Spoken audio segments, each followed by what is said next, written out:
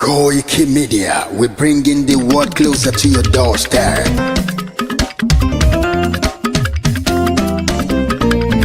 KOIKIMEDIA,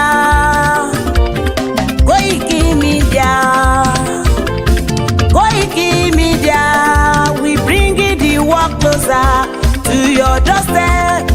KOIKIMEDIA, KOIKIMEDIA, KOIKIMEDIA, we bringing the world closer to your doorstep.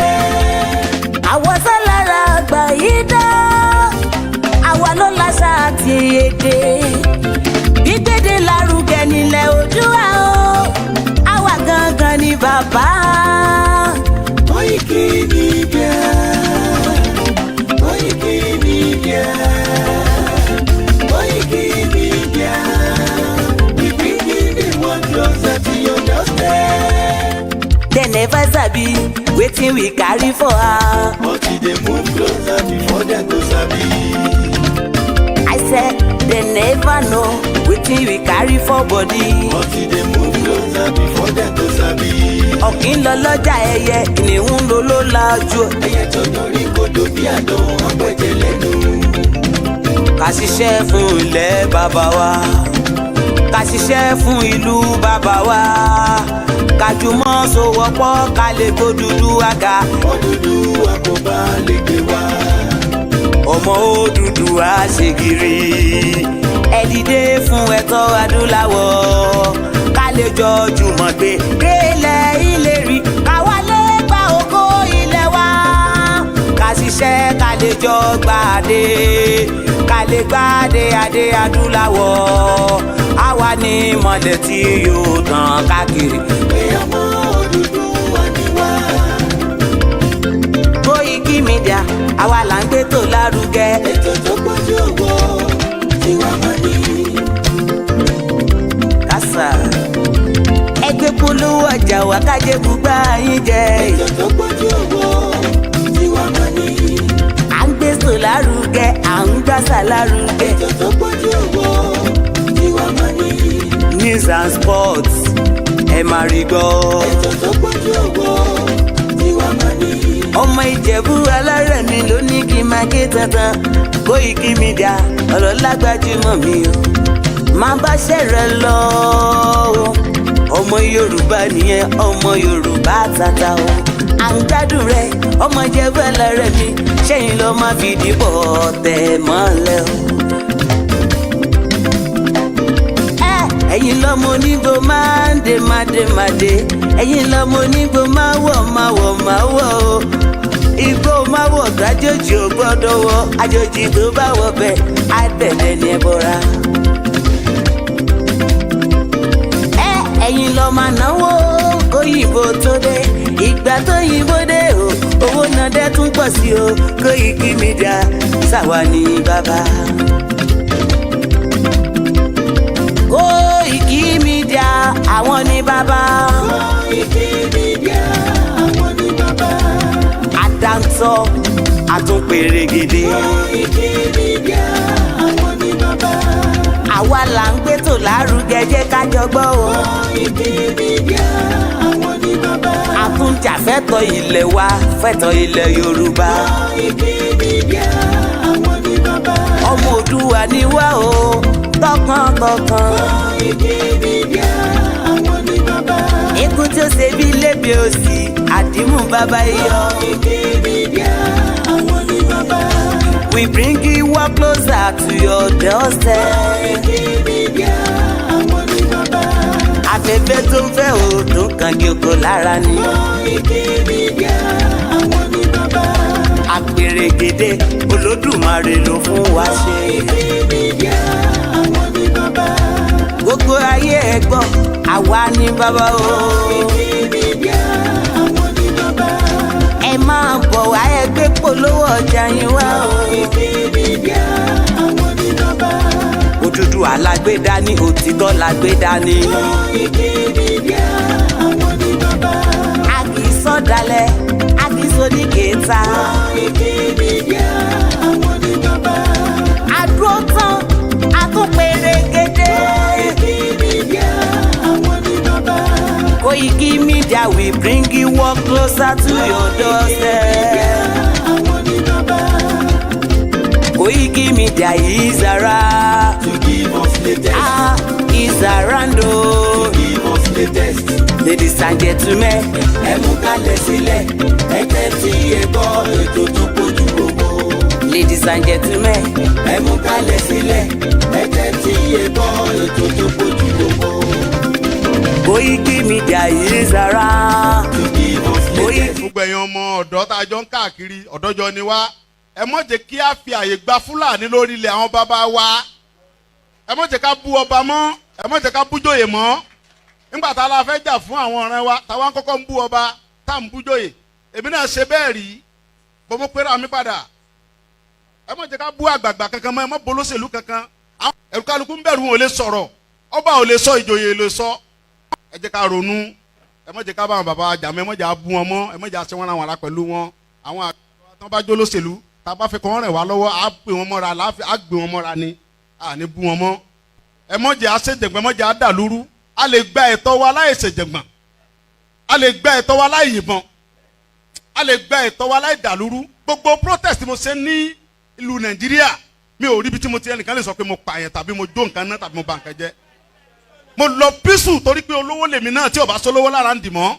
gbogbo nǹkan tọ́lọ́run fún yẹn lọ́lọ́run fún mi mi ṣe tálákà tó dé pé mo dìde fún jà Yorùbá big man ni mi àwọn tó jẹ́ ọ̀rẹ́ mi tó súnmọ́ mi tó ní owó ní kí ni mo wá lọ bẹ̀ pé sọ́wọ́ lè mi mò ń fẹ́ ni kí n sọ yìí tí mo fẹ́ mo ní ìṣòro owó àní ọ̀rọ̀ ìran mi ni mò ń sọ kí n wọ gbowó kí n gbéra kí n pé mò ń lọ ọ̀dọ̀ ọba gbowó mò ń lọ ọ̀dọ̀ oníbodè òfin gbowó kí n kójó wọlé kọ́kàn mi balẹ̀ kí n dá wa mọ́tò kí n mọ́ rìn bọ̀ kí Fúlàní mọ́ da mi dúró títì kí n délé kí bàbá sọ pé kí n gbé tírélà sùn kí n mọ́ gbé lọ àwọn bàbá wo lè lóko mọ́ wọn ò lè lóńdò ẹ jẹ́ ká fọwọ́sowọ́pọ̀ ká ti àwọn bàbá wa lẹ́yìn ká dá security ti wá lẹ̀ ká sọ fún wọn kí wọ́n bá wa fọwọ́ tì í ká lé wọn kó nu oko wa ẹ ṣé mo dúpẹ́ Jésù Olúwa wa. orúkọ mi ni Sunday Adéyẹmọ tí gbogbo yẹn mọ̀ sí Sunday Ìgbòho sàmùkútẹ́ bá jọ ọmọ Ìbàdàn tó bá ń gbé kó wọ́n mọ̀ pé ní bàbá Ìbàdàn wọ́n lè mọ̀ pé ẹlẹ́mìí àpè ní Ìbàdàn so ọ̀pọ̀lọpọ̀ yẹn tó bá ń gbé ìlú òdì kejì tó bá jọ ọmọ bòmí ó kọ ìlú tó ti wá yẹn náà máa fi pè é níbi tó ń gbé èmi náà jẹ́ kan nínú ẹni tó kópa nínú ogun Mọdákẹ́kẹ́ àti Ifẹ̀ so ọ̀pọ̀lọpọ̀ àwọn tó bá gbọ́ sórí ogun yẹn tó ń gbọ́ gbogbo pa tí mo kó mẹ́rin pé ọkùnrin mẹ́rin ogun bàbá yẹn ń gba ogun ó ṣe báyìí ó máa ń jẹ́ kí ẹlòmíràn pé ọkùnrin ni akíkanjú ọkùnrin ni gbogbo wa wàhálà Ládọjà àtàwọn bàbá dídí búmbàdàn náà gbogbo àwọn tí wàhálà yẹn sojú wọn wọ́n fẹ́ impeach Ládọjà wọ́n fẹ́ yẹ Ládọjà ń pò wọ́n fẹ́ gbàjọba lọ wọ́n fẹ́ yẹ Ládọjà jẹ nǹkankan tèmi dẹ̀ dúró tì ń gbà yẹn gbogbo àwọn tó rí pa tí mo kó láti pé kí wọ́n mọ̀ rí Ládọjà yẹn jẹ́ ń gbà yẹn sùtẹ́lómi bá rí mi rí wọn pé ọkùnrin mẹ́ẹ̀ẹ́dọ́gbọ̀n nìyẹn bí wọ́n ṣe bọ́ta ṣe pọ̀ tó Ọlọ́run ṣẹ́gun wọn fún un èròǹgbà mi lórí ìgbésẹ̀ àwọn Fúlàní yẹn ni pé ẹnu Yorùbá gbọ́dọ̀ kò tí wọ́n bá mọ̀ pé wọ́n fẹ́ ká bá Fúlàní jà káwọn bàbá wa gbogbo àwọn ọba wa gbogbo àwọn bàbá wa wọ́n ṣáájú kàn pè wá sí mítì kàn dẹ̀ fún ara pé tó àwọn ọmọ yìí o kí ròyìn dé sì gbé kí gbogbo ayé rí pé tó àwọn ni wọ́n sọ pé tó ká kojú wọn gbogbo ibi tí yàrá ti fẹ́ jẹ Yorùbá ká fèsì ibẹ̀ Ọlọ́run mọ̀mọ̀ mu wa agbára mélòó wà làwọn Fúlàní wà ní wọn ò tó ń tó ń pera wọn wọn fọlọ́gbọ́ra fún yín wọn ò tó ń tó ń pera wọn Ọlọ́run bá lódùmarè ń gbọ́ ṣùgbọ́n tá a bá ní nǹkan tí àwa náà ní lọ́dọ̀ àwọn bàtà jogún náà bàbá ká bẹ̀rẹ̀ sí lò ń sìn ká bọ́ta wọ́n sọ̀rọ̀ lóko míì táwọn bàbá bá mọ̀ pé yà ń jẹ àwọn Yorùbá kàn pe gbogbo wa sí mítìn kàn pe Ọọ̀ni kàn pa Láàfin kàn pa àwọn bàbá Àwùjalẹ̀ gbogbo àwọn ọba yẹn tó bá jókòó kàn á pè wá kàn invite gbogbo wa Ọlọ́run bá lágbára èmi ò tó nǹkan kan àwọn tó tún lágbára jù wá lọ pọ̀ tó pọ̀ jù bẹ́ẹ̀ lọ kàn pe gbogbo wọn jọ so tí èsì tó máa pè wọn jọ tó bá mọ̀ pé lè kan ru wa náà ipá náà sì lè ní pátá lè kó kọ́ pè wá káwájọ jókòó káwo bá ṣe fẹ́ ṣe tí ò ní sí nǹkan kan ẹ̀mí gbọ́n kankan mọ́ ẹlòmíì náà ń gbọ́ gbòó ni kò wúrí mi rí ẹlòmíì á ní ó lè kọ̀máǹdì mọ́ ó lójú àwọn tí mo ṣe lójú wọn rí ẹlòmíì á ló lè ṣe báyìí ẹlòmíì tí bá ṣe kan lójú ẹ̀ yóò sọ mẹ́wàá ṣé nǹkan tí mo sọ yìí ẹlòmíì á sì ní ẹnu ni so àwọn tí wàá mọ́ sọ pé nu nìyẹn èmi mọ́ bẹ́ẹ̀ lọ́n kí nǹkan dẹ̀mí àti wọn pọ̀ wọ́n lè rí pé kì í sọ̀rọ̀ ẹ̀nà ṣùgbọ́n pé kẹ́nìkan wá lóhun dìde ṣe èmi ìwọ ni mi Sunday Igboho mo wá bọ́ ọ̀tá o àbá nígbà tí wọ́n bá fi dọ̀tún la Buhari ó pàṣẹ láti Àbújá sọ́jà tí ó ka mọ́ta nkìdé yóò ju tó gun Boko Haram tó ń jẹ́ ilẹ̀ Haúsá lọ wọn ò ríra wọn bẹ̀ yẹn tá a bá dẹ́rẹ̀ wò nísìn ẹ̀ rí i pé wọ́n yìí máa lọ́wọ́ gbogbo táwọn ń ṣe ilé Haúsá tó ń mú jẹ yẹn táwọn bá bẹ̀rẹ̀ wo mísì wọ́n yìí mú wa lọ torí pé àwọn Yorùbá kan náà ní ọ̀lọ́ bá wọn lọ́hùn tí wọ́n sọ pé àwọn ọmọ bí wọ́n ṣe wọ́n ṣe nu pa ẹ̀ làwọn ọmọ ayákìlá làwọn ọmọ bẹ́ẹ̀ wọ́n yẹn ta la parí ta ìyá yóò la parí ìbíjà yẹn làlá fẹ́ gbé ohun tó fi gbà sùúrù nìyẹn ó gbọgbọ́n kì í ṣe nǹkan tí yẹn kàn kágbádá ọrùn tó kó funpa tó kó lóńdè tó gbé bọ̀kọ́rùn tó lọ́fẹ́ lọ pàdé Fúlàní o bí bẹ́ẹ̀ kọ́ wọ́n sọ di nǹkan mímọ́ yẹn lọ àfi kéèyàn jókòó kó lọ́wọ́ àwọn bàbá yẹn táwọn bàbá yẹn ó ṣèwé kán sáyìn fún wa pé àwa la ṣèwé fún yín pé ìyà gbọ́dọ̀ jẹ Yorùbá gbogbo bíkíbi tí ilẹ̀ Yorùbá dé ẹ lọ ṣàbò lórí ẹ̀pà àwọn ọmọ tẹ bá mọ̀ ń bẹ kẹ́ ṣàbò àwọn ọmọ ń bẹ ńlẹ̀ bàbá mi àwọn ọmọ Yorùbá ń bẹ ńlẹ̀ tí wọn ò ní sá rárá àwọn ọmọ tẹ́wọ̀n òtán jókòó àwọn ọmọ tẹ́wọ̀n òtán jókòó wọ̀nyí wọ́n yìí sọ wọn ìṣẹ́ran rírọ̀ but ọgbọgbọ́n àlèkè pé ẹ mọ lọ sí Ìkirè bí wọ́n ti ń kidnap Yorùbá ẹ mọ lọ Òṣogbo ẹ mọ lọ lọ́rin ẹ mọ lọ sí yóò di nǹkan mímọ́ wa lọ́wọ́ tó bá ti dá wọn lójú pé àwọn làwọn bí wa àwọn sì làwọn bàbá àwọn ni bàbá wa lẹ̀ Yorùbá ń bí wọ́n sì ṣe bàbá burúkú wọ́n dẹ̀ sọ̀dàlẹ̀ bàbá tí fìyà jọmọ káwọn náà bá gbádá rẹ̀ kàn ó tì wá síwájú bàbá lọ bàbá nílọ káwọn bá gbádá rẹ̀ kàn ó ní ká nìṣó níbẹ̀ bàbá lọ bàbá nílọ bá wọn gángan ò ṣe bẹ́ẹ̀ torí ohun táwọn bàbá àkànnà ń bẹ tó ń gbà ń bẹ̀ àwọn oníṣẹ́ jù báyìí lọ bọ̀ táwọn bá jẹ́ bàbá dáadáa tí wọ́n dẹ̀ fẹ́ fi àtúbọ̀tán rélẹ̀ fáwọn ọmọ wọn kò yẹ kí wọ́n gbàbọ̀dẹ̀ fún Yorùbá kò yẹ kí wọ́n pè wá ká bọ́ ta ni káwọn dẹ̀ dúró tì wá pé ó yẹ nìṣó níbẹ̀.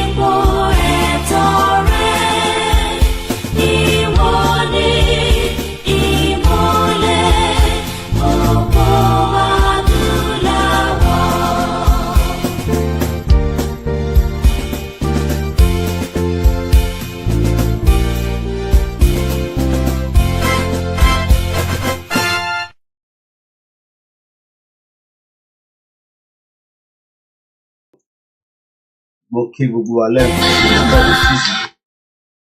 Let's take that down again.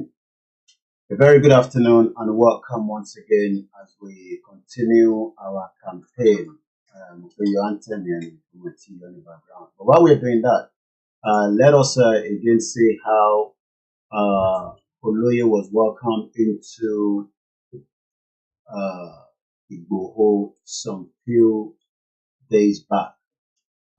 We are still grateful and we are thanking Eledumare tí ó fún wa ní ọjọ́ náà. Àgbọ̀ ibi sí ẹnìkankan, àgbọ̀ láburú sẹ́nìkankan, torí pé ọba Elédùmarè ó ń ṣiṣẹ́ ìyanu ẹ̀.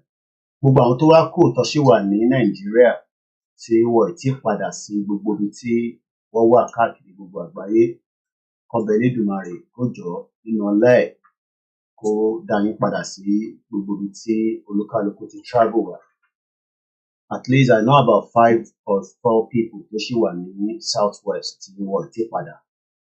Mo wá ń dúpẹ́ fún àwọn kábíyèsí lẹ́ẹ̀kan sí. Ẹ jẹ́ n sáré appreciate àwọn kábíyèsí wa nígbà tí a bá ń dúpẹ́ fún wọn pé lótìítọ́ nígbà tí a bẹ̀rẹ̀ ìrìn àjò yìí bí olóyè ṣe sọ kò yé wa náà ni mọ̀ ọmọdé ò lè mọ ẹ̀kọ́ jẹ kó má ra lọ́wọ́, ẹ má bínú ẹ̀yin àgbàlagbà. Mo dúpẹ́ lọ́wọ́ kábíyèsí ọba Ọládipúpọ̀ Kọ́ládé mbọ̀. Now that's my first day here. Ẹ jẹ́ gbé ojú àwọn kábíyèsí wa wá, ẹ jẹ́ fún wọn ní respect. Mo kí wa pé ẹ káàsán níbi tẹ́ bá ti ń wò wá. Gbogbo nǹkan ló máa ń nídìí. Àwọn obìnrin dẹ̀ ní àtàwọn àgbàlagbà ní tí kò bá nídìí ọ̀gbìn ò kì í jẹ́ kó mọ́lú. Ẹ rí i pé ìta tó wọ̀ lénìí ó nídìí ni torí pé gbogbo ìgbà là ń gbọ́ tí ẹ̀rí dẹ̀ fi ń sọ pé kù ń bọ̀ ní Nàìjíríà. Ǹjẹ́ tí kù bá dé, ǹjẹ́ àwa ọmọ Yorùbá ti múra, ǹjẹ́ à ń gbáradì, àti pé kí ló lè ṣẹlẹ̀ nígbà tí ìjọba mílítírì bá gba ìjọba lọ́wọ́ Bọ́lá Tinubu? Kí ni a máa ṣe? Ṣakọ̀ máa jókòó àbí kí la lè ṣe? Àti pé kí làwọn benefit tó dára pé struggle láti rí. So let's do this. Ẹ jẹ́ kí n sáré kí àwọn ọba látara orúkọ tó wà níwájú. Mo kí ọba Ọládipúpọ̀ Kọ́ládé Olúpòtì of Ìpòtì ní ìlú Èkìtì. Mo kí yín kábíyèsí. Mo kí yín pé ẹ kú àdúrótì wa látara pé ọ̀pọ̀lọpọ̀ èèyàn ní akúkú pè tí wọ́n wá. Ọ̀pọ̀lọpọ̀ èèyàn dẹ̀ ni ó wá. Àwọn èèyàn làwọn ọba aládé ilẹ̀ Yorùbá ò gbọdọ̀ dìde pé àwọn fẹ́ wá yẹ́ ọmọ wọn sí kí a wá rí láburú níbẹ̀. Èèwọ̀ ni, èèwọ̀. Torí pé ìdí tí ẹ ṣe dìde ni pé ẹ gbàgbọ́ pé n tó lóyè gbé dání kò ń ṣe offence. Tó bá jẹ́ offence ni mo rò fáwọn ọba kan máa dìde tó máa tẹ̀lé wa lọ. So ẹ jẹ́ ká dúpẹ́ fáwọn orí adé tí wọ́n tẹ̀lé wa wá látara pé wọ́n ní àwọn ò ní fi ọmọ àwọn sílẹ̀ kí ẹkùn gbé jẹ. Ìyẹn ni mo ti ṣe ń dúpẹ́ lọ́wọ́ àwọn kábíyèsí wa látara bàbá wa Ọládipúpọ̀ Kọ́ládé Olúpòtì of Ìpòtì ní ìlú Èkìtì. Mo kí bàbá wa ọba Joseph Adébáyọ̀ Adéwọlé Ọwá Àjérò of Ìjérò Èkìtì. Mo kí yín ràdá, ẹ ṣé gan ni, ẹ kú àdúrótì ìran ọmọ Yorùbá. Torí pé nígbà tá a rí yín tẹ dé sínú venue yẹn, ó fi wá lọ́kàn balẹ̀ pé ìjọba Nàìjíríà bá tẹ̀ ní ọwọ́kọ́wọ́ tó fẹ́ gbé nírú ọjọ́ yẹn, ó máa difficult fún wọn. Àbí ṣé wá ṣàwọnú venue nígbà táwọn bá wà lórí ìjókòó, wá dẹ̀ nìkan máa gbé olóyè lọ àbí àwọn tó tẹ̀lé olóyè wá. Mo kí bàbá wa ọba Johnson Fọlọ́runṣọ́ Adéríyì Aláyégún of Ayégún Èkìtì. Kúṣẹ́ o, kúṣẹ́ ọmọ Oòduà o, how you doing? Mo kí wa bàbá pé ẹ gbéra láti ìlú Èkìtì. Ọ̀nà yẹn jìn. Tó bá jẹ́ pé ibi tí ilẹ̀ Yorùbá débi tó yẹ kó dé lénìí, ó yẹ kí airplane kó gbé àwọn ọba látèkìtì kó land wọn sí Ìbàdàn, ká wá fi mọ́tò ké ká fi tì wọ́n dé venue. But gbogbo gbàlá máa ń ní àwa la ní the biggest bitumen after Canada bá ti ṣe ń gbọ́. But a rí pé títí ọ̀hún kò sí, airport kò function. Gbogbo àwọn gómìnà parọ́, wọn náà ń ṣe project airport. Tẹ bá lọ sékìtì lénìí, ẹ béèrè pé ṣé airport yẹn function? Ẹ rí pé kò function. Ara arọ́ tó ń pa fọ́mọ Yorùbá látọjọ́ tí aláyé ti dáyé nìyẹn. So káwọn ọba kan wá drive láti Èkìtì wá sí Ìbàdàn, distance yẹn ń ṣe distance kékeré. Ká dúpẹ́ lọ́wọ́ wọn. Kódà bọ́tẹ̀ èdè ní èdè before, ká sì dúpẹ́ lọ́wọ́ wọn náà ni. Mo lọ bẹ́ẹ̀ mo kí bàbá wa ọba Moses Akínwándé Ògúnlànà. Àwọn ni Oníkòyí of Ìkòyí Èkìtì. Ìrìn àjò làwọn náà gbéra látèkìtì láti wá sí ìlú Ìbàdàn láti ara pé ìyá olóyè ni à ń sin. Àwọn wá jókòó sílùú Èkìtì. Wọn ò ní látara pé gbogbo ohun tí olóyè ti ṣe àbí ta ti sọ, torí ta bá wo gbogbo ta ti sọ láti bí ọdún mẹ́ta, ó ṣeé ṣe kó bẹ́ẹ̀ lómi nù, especially àwọn kábíyèsí wa. Àmọ́ àwọn kábíyèsí ò fi ara yẹn fi ṣe. Wọ́n rí i pé ọmọ kéékèèké ni wá, ara ń ta wá látara pé identity wa, which is a threat, òun ni wọ́n ti gbà kúrò lọ́wọ́ wa. Mo wá ń dúpẹ́ lọ́wọ́ ọba Moses Akínwándé Ògúnlànà, Oníkòyí of Ìkòyí Èkìtì, látara pé a pè wọ́n jẹ́ wa. Mo dúpẹ́ lọ́wọ́ yín bàbá. A lọ bẹ́ẹ̀, mo kí ọba ọ̀nà oníbodè. Àwọn ni wọ́n gbà wá sílé. Gbogbo ayẹyẹ tá ṣe pátá, ọba oníbodè ti Abdulrasheed Adétóyọ̀sí Aníkúlápó.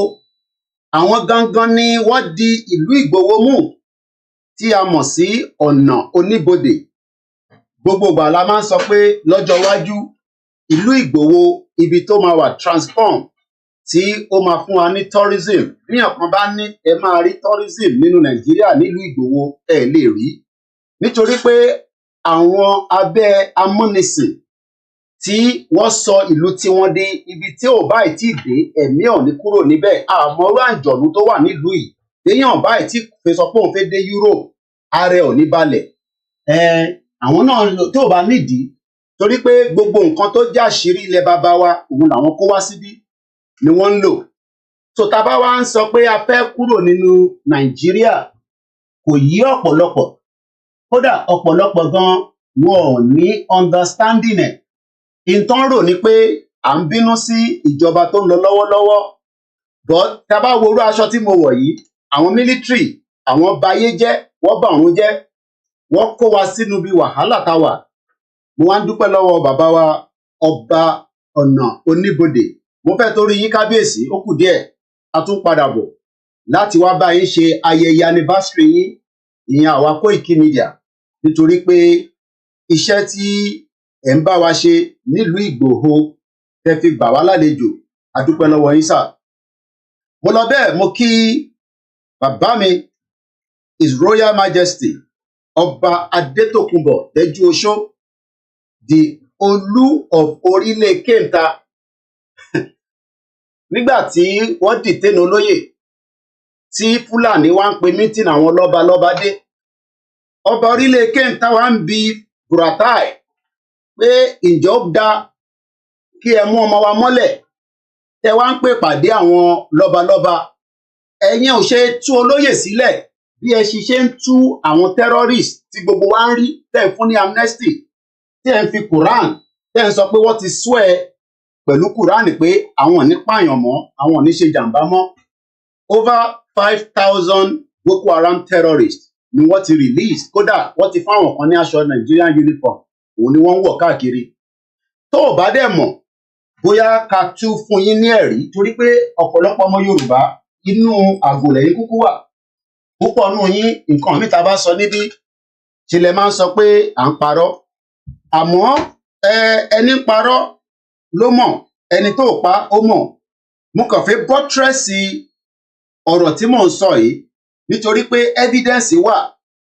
Nígbà tí à ń gbọ́ pé àwọn tí wọ́n ṣe jàǹdùkú, àwọn apààyàn, àwọn pààyàn-pààyàn nílùú Kánò, wọ́n wá káṣọ sí wọn lọ́rùn. Wọ́n ní kó wọnú iṣẹ́ ọlọ́pàá tá a mọ̀ sí constabulary. Ìwọ ọmọ Yorùbá tó bá wá ń gbé ní Kánò, irú àwọn bẹ́ẹ̀ á dẹ́ dúró, wàá nà ẹlẹ́gba nítorí pé aṣọ ṣòkòtò tó wọ̀ kò balẹ̀. Tó bá mú sìgá, ó ṣeé ṣe kán nà ẹ́. Tó bá mu alcohol, àmọ́ owó alcohol tá à ń gbà ní Lagos State as revenue, wọ́n ń ṣe fún wọn ní Kánò. So gbogbo àwọn nǹkan tá à ń rí yìí, àwa ń béèrè pé ǹjẹ́ àjọṣepọ̀ àwa àti tiwọn ǹjẹ́ ó bá ayé mu? Ọ̀pọ̀lọpọ̀ ní ó sì ń bá gbà mu. Tó bá ń gbábà mu, ẹ bá ń kọ sínú comment section. Ẹ já mú fọ́nrán yẹn jáde láti fi bọ́tírẹ́sì bóyá tòótọ́ ni mo ń sọ àbírọ́. Ẹ já àjọgbọ́n tó sọ́ndí. Popularly known as Endeavour in Kano State, are here to embrace the amnesty initiative introduced by the Nigeria Police Force in the state.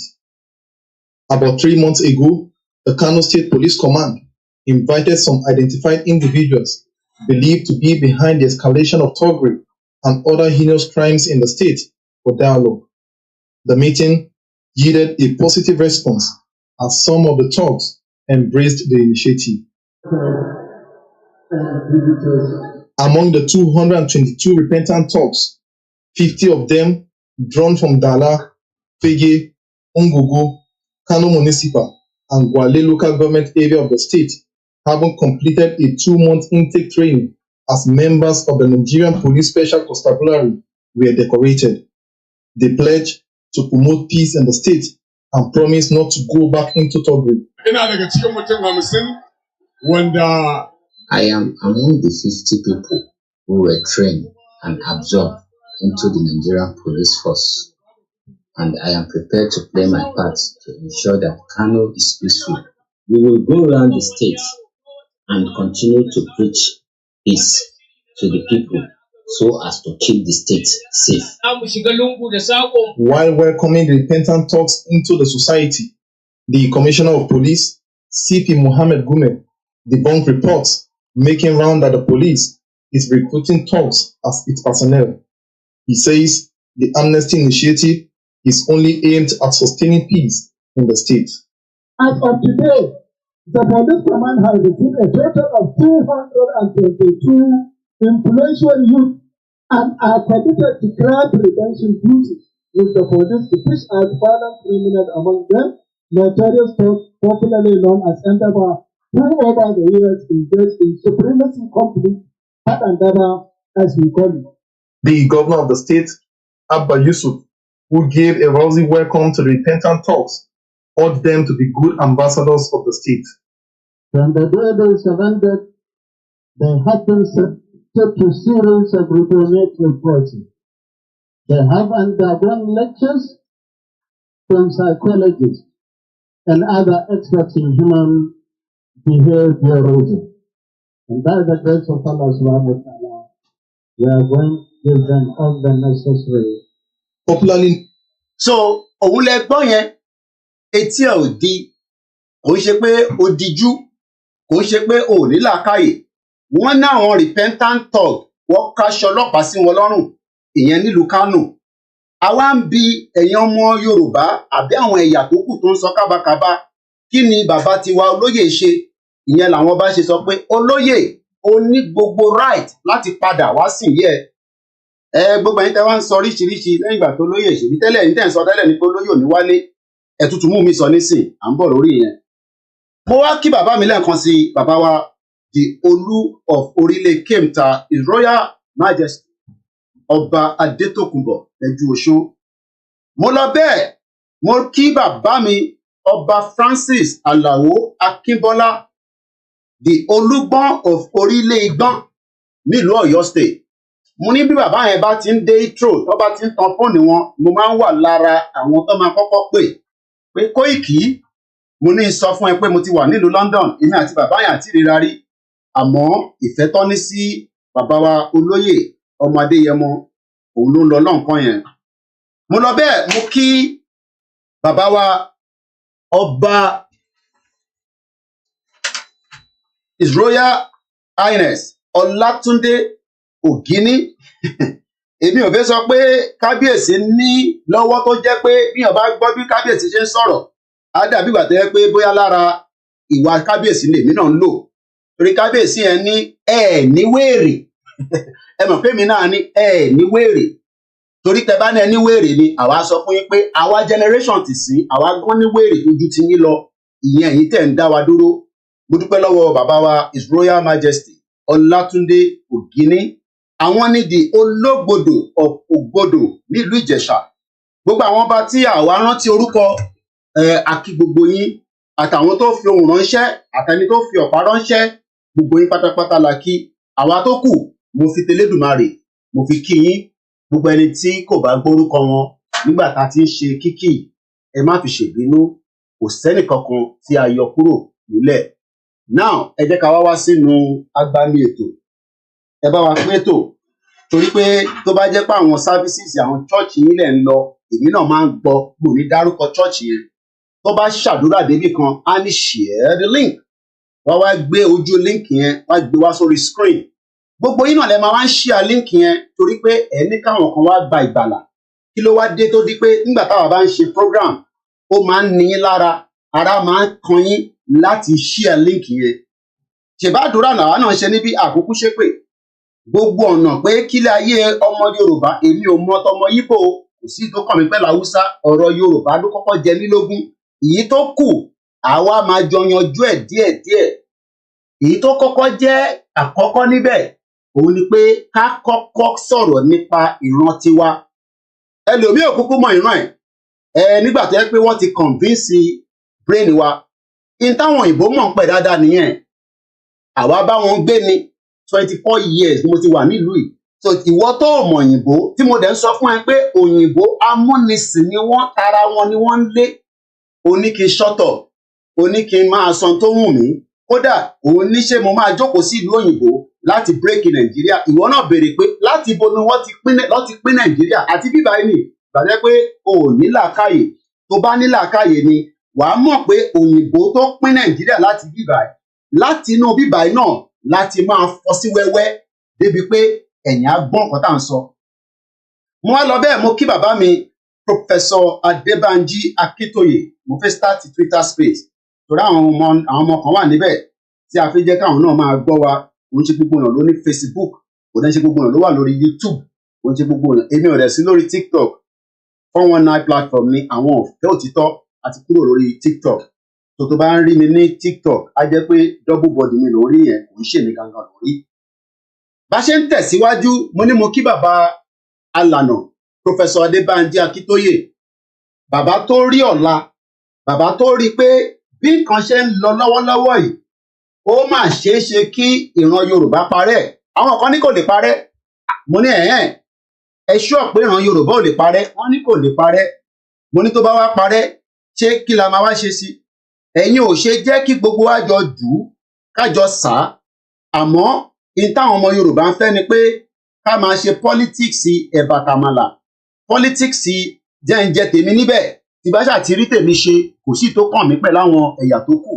Àwa wá ní irú ìyẹn ọ̀dà, politics gbẹ̀gìrì àtẹ̀bà, irú ẹ̀kọ́ là ń sọ pé a fẹ́ governance tó máa ṣiṣẹ́ títí dé the least person that you can think of in the society.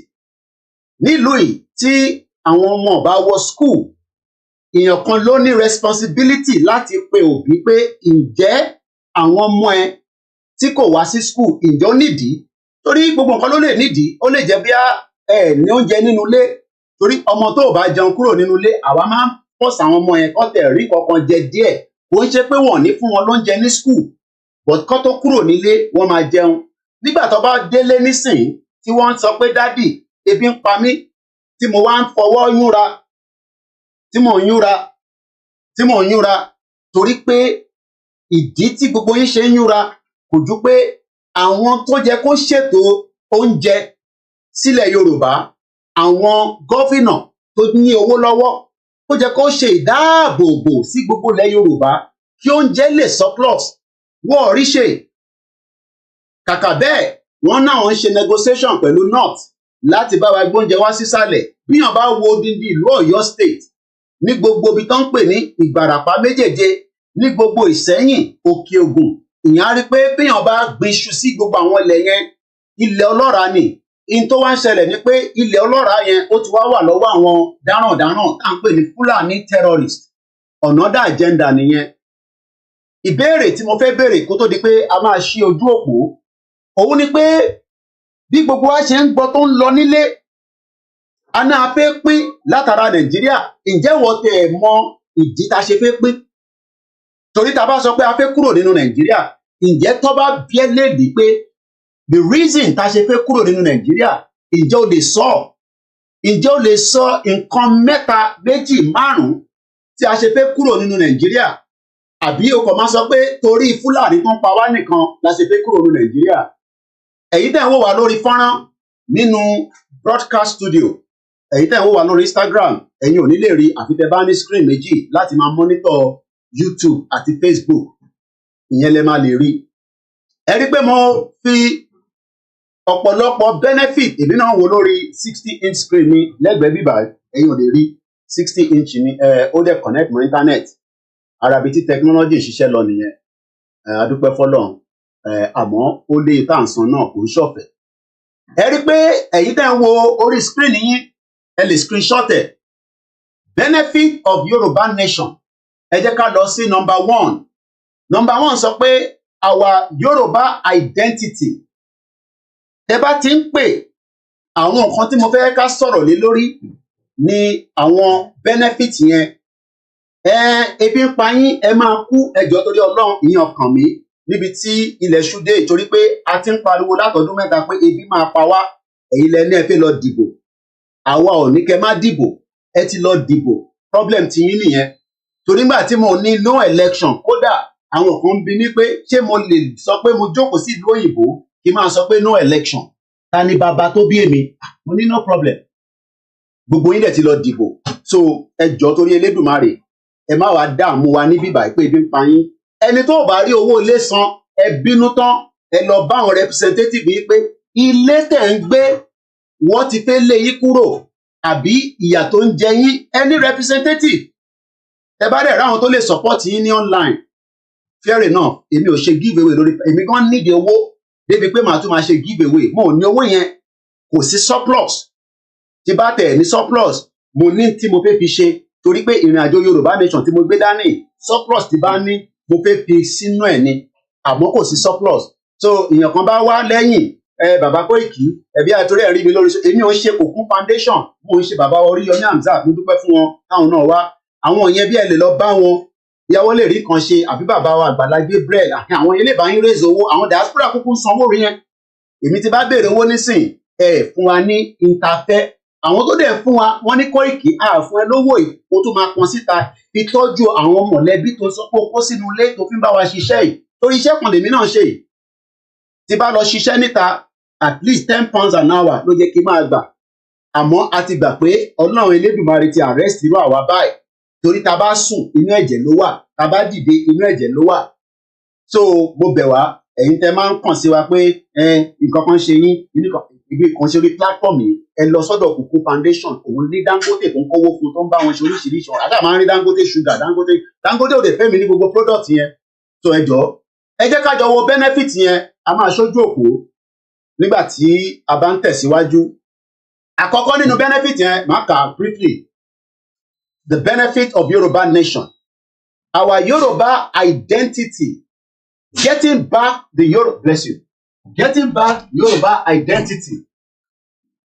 When somebody asks you today, tó bá bi yín pé kí ló dé ta ṣe kúrò ní Nàìjíríà, yìí tẹ́ kọ́kọ́ sọ ni pé a fẹ́ reclaim identity wa. Ṣẹ́rí Fúlàní pa wá yẹn, àmọ́ nìyẹn, we can deal with that. UK ò ní allow kí terrorists wà níbí báyìí, wọ́n máa neutralize wọn ni, wọ́n máa take wọn out. Ní 2006, ó ṣẹlẹ̀ bẹ́ẹ̀, àwọn tí wọ́n dẹ̀ mú, wọ́n yanjú wọn ni. Èèyàn kì í sọ pé òun mú terrorist, ẹ ṣẹ̀ wá mú lọ sí police station, ẹ máa neutralize ẹ̀ lẹ́sẹ̀kẹsẹ̀ ni. Ìyẹn ò sọ pé èèyàn ṣe Elédùmarè, torí pé terrorist yẹn máa padà pa yín tó bá mú dé police station, àwọn kan tún máa gbà sílẹ̀, ẹ bèrè lọ́wọ́ Sultan of Sokoto. Tó bá ń bi wá pé kí ni benefit àti fẹ́ gba Yorùbá nation, ẹ sọ fún wọn pé torí èdè. Màá gbìyànjú láti sọ Yorùbá tó pọ̀ nínú broadcast yìí, torí àwọn ọmọ Yorùbá ni mò ń bá sọ̀rọ̀. Àwọn ẹ̀yà tó kù tó bá ti gbọ́ Yorùbá, ara ń ta ṣe ń sọ pé èdè nìyẹn. Torí àwọn kan máa wá sórí program, speak in English, o ò lè force wa ká speak in English. Tí bá dẹ̀ máa speak in English, èmi mọ̀gbà tí máa, broadcast mo ṣe ní òru èní, ẹ̀yin tẹ́lẹ̀ tí ìwò, kúkú ń pé tó. Tó bá jẹ́ pé fracas ni mò ń ṣe níbí, gbogbo bíbá ẹ máa dàrú nísìn. Tó bá yẹ pé ọ̀rọ̀ ọkọ àtòfò ni mò ń sọ, gbogbo bíbá ẹ máa dàrú. Èmi ò dẹ̀ ń sọ̀rọ̀ àlùfàǹṣá, ọ̀rọ̀ self determination ti máa ṣí ní ọkàn kúrò, ẹ̀mí ẹ̀ máa kúrò lára Nàìjíríà. Tó bá ń gbọ́ Nàìjíríà, wàá máa program pé ṣé ìlú ìgbádùn? Iṣẹ́ tèmi ṣe lọ́wọ́ nìyẹn. Mo kí gbogbo ẹ̀ tẹ́ wà lórí ìjókòó, bí n tí kí gbogbo èèyàn, mo kí ìyá tó bí mi lọ́mọ, ọba Elédùmarè, ó dúpẹ́ àwọn pẹ̀lú yín. Olóyè Ìgbòho, mo kí ẹ. Èdè wa la ṣe ń sọ pé a fẹ́ gba Yorùbá nation, ara benefit nìyẹn. Lọ béèrè lọ́wọ́ gbogbo ìlú tí wọ́n kì í sọ Gẹ̀ẹ́sì, láti Germany, France, títí dé Belgium, títí dé Turkey, Greece, lọ sí àwọn Scandinavian countries, títí dé Italy, títí dé Spain. Wàá rí pé wọ́n kì í sọ English níbẹ̀, kódà àwọn Germany ò tẹ̀ pé kó débẹ̀ kó máa sọ English sí wọn. Kí ló wá dé tàwa ń sọ fún àwọn ọmọ Yorùbá pé English ò kì í ṣe èdè wa, bọ̀ kí ló dé tí ẹ ṣe fẹ́ gbọ́? Ìdí tí ẹ ṣe fẹ́ gbọ́ ni pé ẹ prefer Queen English tí wọ́n fi kó wa lẹ́rú, Queen English tí wọ́n fi jẹ jàǹbá fún wa, Queen English tí wọ́n fi jalè ní gbogbo ibi tó ń pè ní resources wa. Lẹ́ni nísìnyí gbogbo ọmọ Yorùbá tó ń bẹ nílé àwọn kan ò fẹ́ sọ Yorùbá mọ́, wọ́n rí Yorùbá gẹ́gẹ́ bí language tí kò jẹ́ kó sọ. Nígbà kan wọ́n fi tó wa létí, mo kí gbogbo ẹ̀yin ìyá wa tí ẹ wà lórí ìjókòó, gbogbo feedback yìí lẹ́nujọ́ mẹ́ta yìí lórí olóyè gbogbo ẹ̀ náà láti gbọ́. Tẹ́lẹ̀ èyí tá à ń gbọ́ ni pé kó má lọ lé Kóìkì àti ìyẹn ti kúrò ní chapter. Èyí tá à ń gbọ́ nísìnyí ni pé olóyè má ṣe interview, gbogbo ẹ̀ náà ni mo ti gbọ́, gbogbo ẹ̀ náà ni ó ń dórí desk mi. Àmọ́ èyí tá à ń jókòó lé lórí ní ìrọ̀lẹ́ yìí ní aago 4 ó kù ìṣẹ́jú 15 minutes láti jẹ́ kí aago 4 lù, ìyẹn nílùú London níbi tí mo ti ń ṣe transmission yìí. Èmi máa ń fẹ́ fi date and time nítorí pé lọ́jọ́ iwájú after tá a bá dàgbà tá a dògbó, tó èmi máa dàgbà mo máa dògbó, ẹ̀yin náà ṣàmì sí. Béèyàn kan bá ní àwa máa kú nísìn, ẹ̀yin lẹ máa lọ. Kàkà káwa kú, ẹ̀yin lẹ máa lọ, nítorí pé àyàfi tó bá jẹ́ pé nǹkan míì nírú àwa gbé dání. A dẹ̀ dúpẹ́ torí pé àwọn onílẹ̀ ni wọ́n rí pé irú àwa máa dìde làwa náà ṣe kúrò ní Nàìjíríà. Èmi náà lè wá ní Nàìjíríà kí máa tẹ̀lé àwọn tó jẹ́ oríṣiríṣi politician kẹ̀dẹ̀ máa bá mi sọ̀rọ̀ kí n má gbọ́, àmọ́ gbogbo wa kọ́ ló máa rí bẹ́ẹ̀. Tá a bá ń sọ̀rọ̀ language wa, language is the key. Èdè tó bá ti kúrò nínú ìlú kan, ìlú yẹn kò lè dàbí mọ́. And that is the reason tá a ṣe ń sọ pé Yorùbá nation is all about our language. Èdè yẹn gangan tó bá lọ sí any parastatals ní secretariat ní gbogbo government offices especially ní state, ẹ rí i pé yàtọ̀ sí pé wọ́n fi Yorùbá fi tajà, ìyá mo ní gúgúrú bẹ́ẹ̀ yẹn, mo lẹ́pà gàrí gbogbo nǹkan náà máa ń tà, kódà kò sí nǹkan wọ́n ń ta góòlù gbogbo ẹ̀ náà ń tà. Àmọ́ the mode of communication ní secretariat ní aláwùsá tó bá jẹ́ rọ́ ni mo pa, ẹ bá ń fi sínú comment section, ẹ rí i pé English ló fi communicate. Kò ń ṣe pé wọ́n kì í sọ Yorùbá but English ni. So lẹ́ẹ̀kan sí mo kí gbogbo ẹ̀yin tẹ́ wà lórí ìjókòó. Our Yoruba language reviving, orí láti move o. Our Yoruba language, reviving the Yoruba language will help us to restore our culture and heritage. We help us to also, language gongon code in it is a secret code of communication in our everyday life. Tẹ́mi àtàwọn ọmọ mi bá jáde, tí mo bá wọn sọ̀rọ̀, ojú lásán ti bá fún wọn, ó ní message, mo send signal sí wọn. Bọ́sì ti bá tún wá sọ èdè sí wọn torí pé mo ò fẹ́ jẹ́ káwọn ẹ̀yà tó kù tájọ wà nínú bọ́ọ̀sì mo tí mò ń bá àwọn ọmọ yẹn sọ. Màá wá ní jókòó síbẹ̀ yẹn, tó bá jókòó wá rí ti máa ṣe fún ẹ. Àwọn ọmọ yẹn dẹ̀ mọ́ ta máa ṣe fún wọn. Ṣíṣe òṣìṣe pé ká wá ná wọn, àwọn ò kí ń ná àwọn ọmọ nílùú yìí, ẹ̀yin lẹ̀ ń ná àwọn ọmọ bíi wèrè ní Nàìjíríà. Tá bá ní wàá mọ tí máa ṣe fún ẹ. Oríṣiríṣi nǹkan ló lè ṣe fọ́mọ kékeré. O lè gba iPad lọ́wọ́ ẹ̀ tó bá délé. Àwọn tèmi ti dé nísìn, wọ́n ti wà lókè. After tó bá ṣeré díẹ̀, ó ti dago 5, wọ́n gbọ́dọ̀ ṣe mathematics wọn lórí iPad. Wọ́n gbọ́dọ̀ ṣé báwọn ọmọ tẹ̀ náà ṣe ń ṣe nìyẹn? Bá ń kọ sí ní comment section. Ṣé táwọn ọmọ tẹ̀ náà bá délé, ṣé wọ́n ní tablet tó fi ń communicate gbogbo iṣẹ́ tó ṣe ní school tó link padà? So language is very very important. Mo kí àwọn young can ẹ rí i pé à ń stream ní another section wa lórí KOIKIMEDIA. Mo kí àwọn young can wọ́n wà ní ìlú Ògùn State ní Ṣàgámù níbi tí wọ́n ti ń fi ẹ̀mí Ọlọ́run tó fi ń bá wa sọ̀rọ̀ ní òkè lọ́hùn fún àǹfààní ẹ̀yin tí ẹ bá ń wo screen, torí screen tó pọ̀ làwa náà ò ní bíbá, torí mobile studio ni mò ń lò. Àìtí láǹfààní àti gba studio, torí ẹ bá ní ká lọ gba studio àti tẹ bá ti ready pé a máa jọ máa san 1,000 plus owó studio yẹn every month, and that's just a minimum. So for now, ibi tá a bá lò náà lè máa bá wa máa manage.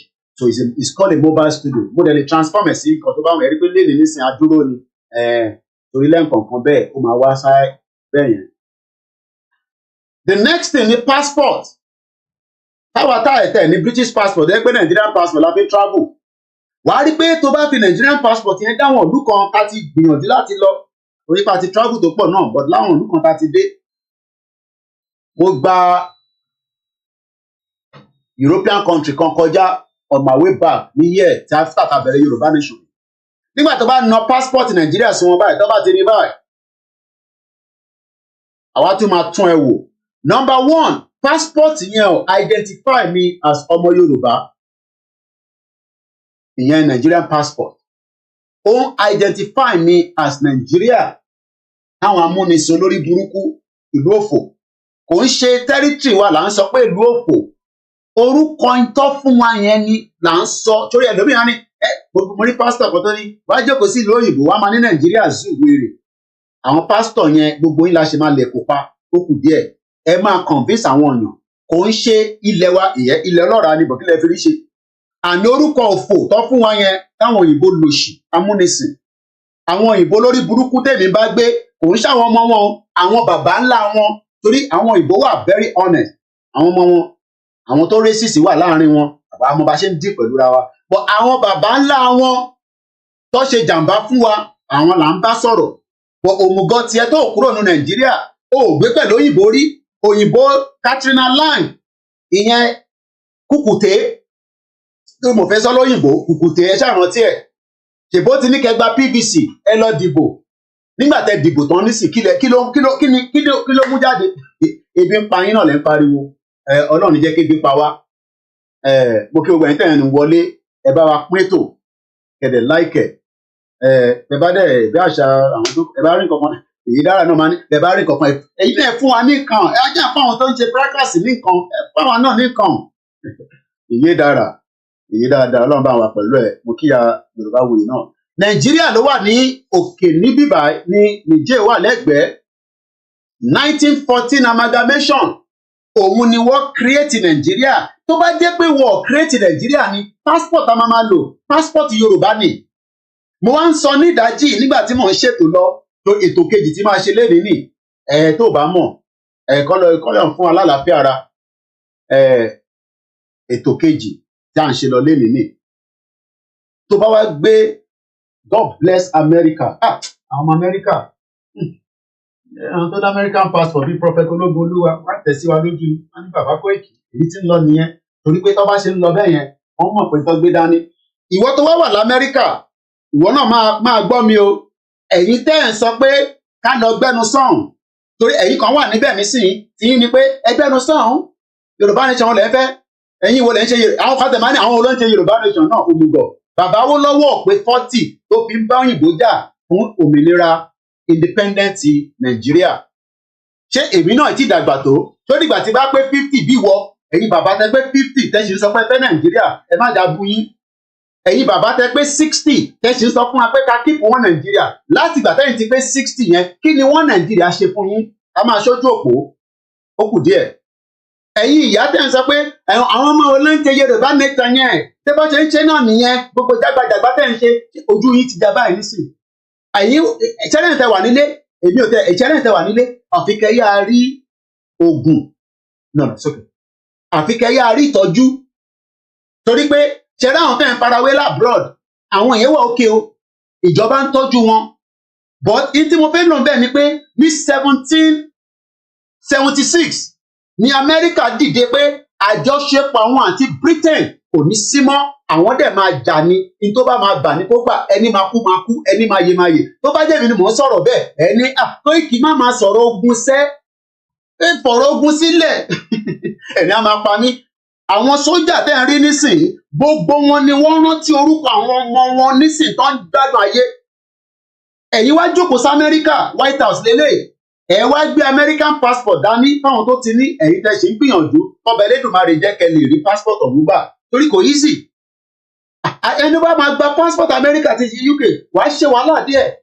Kódà bó jẹ́ genuine marriage ló ṣe, wàá ṣe wàhálà díẹ̀. Àwa nísìnyí tó jẹ́ pé 15 years kọ́bẹ̀ Elédùmarè kó jẹ́ gbogbo ẹ̀yin tó kù, especially ẹ̀yin tẹ́ ṣe ń wọlé dé, tẹ́ farabalẹ̀. Tó bá rò pé ó máa kọ̀ wọlé dé, gbogbo ẹ̀ máa transform in 2 years.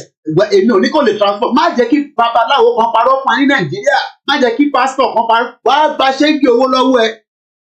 Àwọn mọ̀ nípa yẹn, wọ́n mọ̀ pé gbogbo ala desperate afẹ́gbàwé ìlú kí n tó fi ń gbowó lọ́wọ́ wa nìyẹn.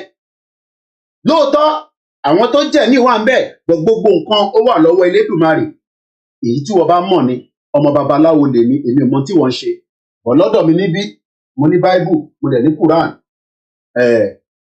So tábẹ́ wọ́n sọ pé a fẹ́ òmìnira, a fẹ́ dá dúró, passport wa yẹn ó wà important tó bá wá gbé American passport dání ọkàn á balẹ̀ torí pé bó ṣe ń travel yẹn kódà bí terrorist bá kidnap ẹ wàláì tàláì súnmọ́bílà ìlàzíláhùwà Amẹ́ríkà máa débẹ̀ béèrè lọ́wọ́ Amẹ́ríkà citizen tọ́jú gbé ní Nàìjíríà béèrè pé kí làwọn special force wọn wá ṣe àwọn ò ní sọ gbogbo ẹ̀pọ̀n ẹ̀ wọ́n neutralize àwọn terrorist yẹn wọ́n dẹ̀ gbé ọmọ wọn wọ́n dẹ̀ gbé padà sáà nínú Nàìjíríà ni ó wà lórí Google má ní kí n bẹ́ẹ̀ lọ́wọ́ ìwọ ní kó lọ́wọ́ fún rẹ ìyẹn lọ bẹ́ẹ̀ currency bàbá ń sọ Nàìjíríà ẹlòmíà ní Ọlọ́run jẹ́ kí Nàìjíríà dá wèrè Ọlọ́run ṣìwò ló ń pè ẹyẹ máa parọ́ mọ́ Ọlọ́run ṣòmùgọ̀ lọ béèrè lọ́wọ́ Prophet Nasiru Lai wọ́n ní ẹ̀jẹ̀ ti wà lára fúláàgì Nàìjíríà lójú ayé níbi tí Elédùmarè ti fi wọn àwọn ẹ̀jẹ̀ wá ń ṣàn gbogbo ẹ̀mí tí ẹ pa tí kò jẹ́ kó tí kú ẹ̀mí tẹ́ ẹ yọ látara pé kò jẹ́ kó lọ ẹ wá rò pé Ọlọ́run gọ̀ currency kò ń ṣe táyé currency olórin o currency owó ni mò ń sọ ìlú òfò èlò lówó léde mọ̀sí èlò ni exchange rate láàárọ̀ yìí èlò lè exchange rate tó bá wá mú £1 dání náà pé mo ní £1 kan ti máa ń tọ́jú sí backup ní ìjọ tó bá di èmi náà lè rówó lò Ọlọ́run já máa rówó lò mo kí gbogbo ẹ̀yin ìyá mi dáadáa àtẹ lo ìlẹ̀kẹ̀ wa lẹ́nu ẹ̀ẹ́dẹ̀ rán mi létí ńlá ìka lo ìlẹ̀kẹ̀ mo kí gbogbo wa lẹ́ẹ̀kan èlò lówó láàárọ̀ yìí ẹ bá ń fi sínú comment section mú bọ̀ èlò ni owó gbogbo ẹni mo ní military bag mi lélẹ̀ má lọ wọlé ilé Nàìjíríà ìlú òfò mi o sójà máa ń ná tiẹ̀ bàjẹ́ Britain ò dẹ̀ ní sọ fún ẹ pé kò jẹ́ kó rí bẹ́ẹ̀ Britain gbọ̀n àwọn gbọ̀n àwọn ní káwa máa wọ military camouflage ní bíbá wọ́n ní kí wọ́n máa wọ military camouflage Nàìjíríà má lọ gbìyànjú láti wọ bí mi ṣe máa ń gbé nǹkan mi káàkiri méjì ni mo ní mo dẹ̀ máa ń change ẹ̀ léraléra £1 èlò ni £1 sí náírà láàárọ̀ ẹ̀ mo kí gbogbo ẹ̀yin tẹ́ ń darapọ̀ mọ́ wa máa kí dáadáa 1006 àṣó ti wálẹ̀ ni èmi ò fẹ́ kó wálẹ̀ èmi fẹ́ problem ni fẹ́ sí Nàìjíríà torí problem yẹn ló máa instigate kí gbogbo wa tètè bẹ̀rẹ̀ pé a fẹ́ nǹkan tá a fẹ́ ẹ lọ jókòó sókè ìkọ̀sìn tó ń ṣe ní bíbá ẹ lọ sókè n tó ń ṣe ní bíbá ẹ lọ tún padà sókè ẹ̀gbọ́n ló ń mẹ́kì kan ẹ lọ jókòó sókè let him finish he's still cooking it 1006 lówó àbí ó dà àwọn kan ní 1849 mo rí pé ẹ tó sẹ́ǹdì kìíní sẹ́wọ̀n àpò 1009 tàbá ní a fẹ́ Yorùbá country a máa ní 1009 1009 lèmi ní 1006 yẹn Mr. Official ìyẹn tó wálẹ̀ díẹ̀ ẹ jẹ́ lọ ṣe ibi tó máa ti jẹ́ 1009 ó kàn jẹ́ pé kẹrí owó yẹn problem tá a ní ni pé kò wá sí iye ta sẹ́ǹdì sílé sẹ́yìn tẹ̀ wá ń lé tó lè tó yín is a problem yẹn gangan nísìn ó ń fà wá ní concern because tẹ bá ní exchange rate high inflation náà high mo rí Kadibi ló ń pè nísìn Cardoso ó ṣà ń gbìyànjú ó ń jù síbí jù sọ̀hún kìíní kan NPR gbogbo ẹ̀ lọ́jà ń sọ but ìlú tó produce anything for 60 years èmi ò mọ bí tẹ́tí fẹ́ rí dọ́là so kọ́bẹ̀ Elédùmarè kó jẹ́ kí Nàìjíríà lè rí dọ́là tó pọ̀ èmi ò mọ bí tẹ́tí máa rí dọ́là so lára benefit ni currency wa then number 5 yẹn ẹ bá mi du number 5 yẹn mú dáadáa bí a dọ́là lẹ́nu wọ́n ní bí a dọ́là lẹ́ ń sọ ó ṣeé ṣe bí a dọ́là because we specify so dọ́là lè jẹ́ 1006 lóòótọ́ pounds ní 1009 cherry number 5 yẹn our resources kí ló ń pè ní resources mo ń bí ọmọ Yorùbá lè ní pé ṣé resources yẹn ṣé fún aráàta ló wà fún ní àbá wa ẹ bá ń fi sínú comment section tá bá ní resources ilẹ̀ Yorùbá àwọn gangan ló yẹ kó gbádùn ẹ̀ àwọn Chinese wọ́n ń gbé ìtàn ń pè ní àwọn timbers àwa ní kò sí chair ní school báwo ni chair ṣe fẹ́ wà ní school nígbà tó yẹ pé timber tó yẹ kó gé kó yọ chair lára ẹ̀ kó yọ wood lára ẹ̀ kó yọ this lára ẹ̀ àti kó gbogbo ẹ̀ lọ sí China at the end of the day resources ta ní ó pọ̀ mo sọ fún yín pé mo ti fi gold bar mo ti fi wọ̀nyí rí lórí fóònù yìí but a ti ṣe a lot of backup ẹ̀ gold bar yẹn mo ní sọ bí tó ti ń jáde nílẹ̀ Yorùbá gbogbo àná la mọ̀ state tó ti ń jáde nígbà Buhari wọ́n náà jáde continuously almost every week ni wọ́n transport ẹ̀ wọ́n fún mi ní títí dé detail I hope you make mine ṣé wọ́n nìkan ló máa jẹ́ ni did you make mine did you make mine yeah. Okay, that's fine. Àbọ̀rọ̀ mọ̀ yẹ́yí nísìn gold bar tó jẹ́ kó jẹ́ àǹfààní fún ọmọ Yorùbá àwọ̀ orí lò àwọn ìyá wa tó wá lọ Dubai àwọn ìyá yẹn àwọn ìyá wa ń gbìyànjú àtẹ èlò lówó plane nísìn lọ sí Dubai èyí tẹ̀ ń travel recently lọ sí Dubai á ti fẹ́ tó iye kan nísìn àwa lọ ra góòlù ní Dubai àwa tún ta àwọn ìyá wa tó ń ṣe òwò oríṣiríṣi ìjọba ìwà bà wọ́n jẹ́ ẹni wá ní gbogbo góòlù táwọn ìyá yẹn rà pátá wọ́n ti ta tán ọlọ́mọ ayẹ kí ìṣẹ́ wọlé tíṣẹ́ bá dé èèyàn máa tà ní wà wá lọ sí trunket box yẹn ó ti tán bẹ́ẹ̀ kí ló náà fẹ́ ná owó school ni mọ́mì góòlù tó dẹ̀ kù the last one mo lọ tà fàlàjà ní lọ́nà Jankara má ṣe o àlájà náà ti tà fún mọ́là ìyá wa ń jẹ wá káàkiri àwọn ìyá wa débi pé ṣígìdì owó ń bẹ lọ́wọ́ wọn àwọn kan ṣì wà tó nírú owó yẹn o àwọn ọmọ Ìgbò tí wàá gbalẹ̀ mọ́ wa lọ́wọ́ adẹ̀mọ̀ pé àwọn yẹn oríṣiríṣi dán ló ń pa ẹ̀rí drọ́ọ̀gì tọ́nà wọlé lánàá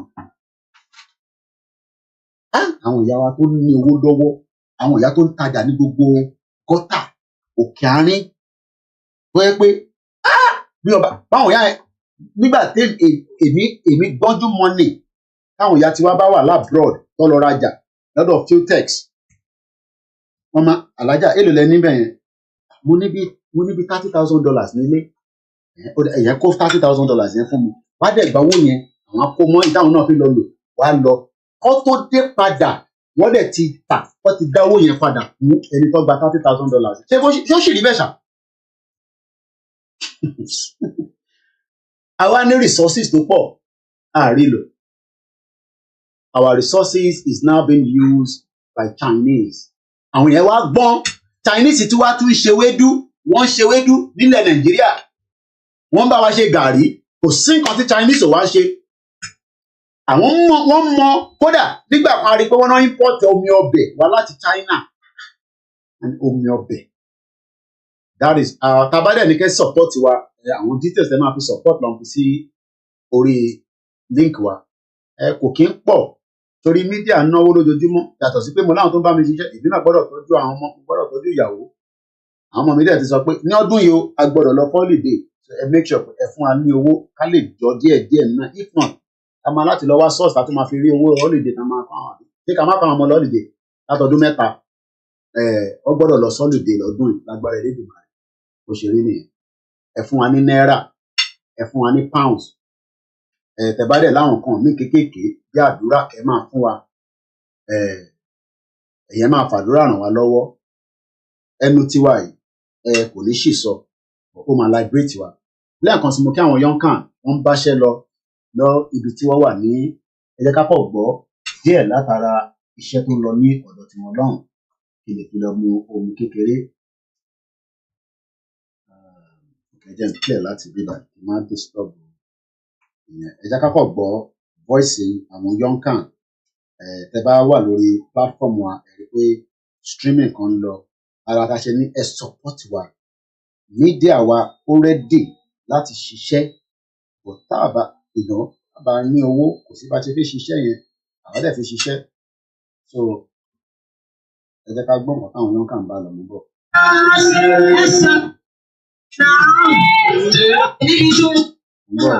Wọ́n jẹ́ kí ọmọ àwọn bá máa tẹ́kùn ètò orílẹ̀-èdè wa. Àmì òòrùn ìwọ ní kan ló bóyá.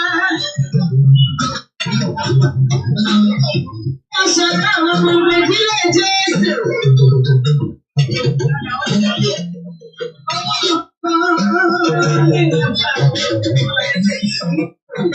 Ìwọ ní kan ló bóyá.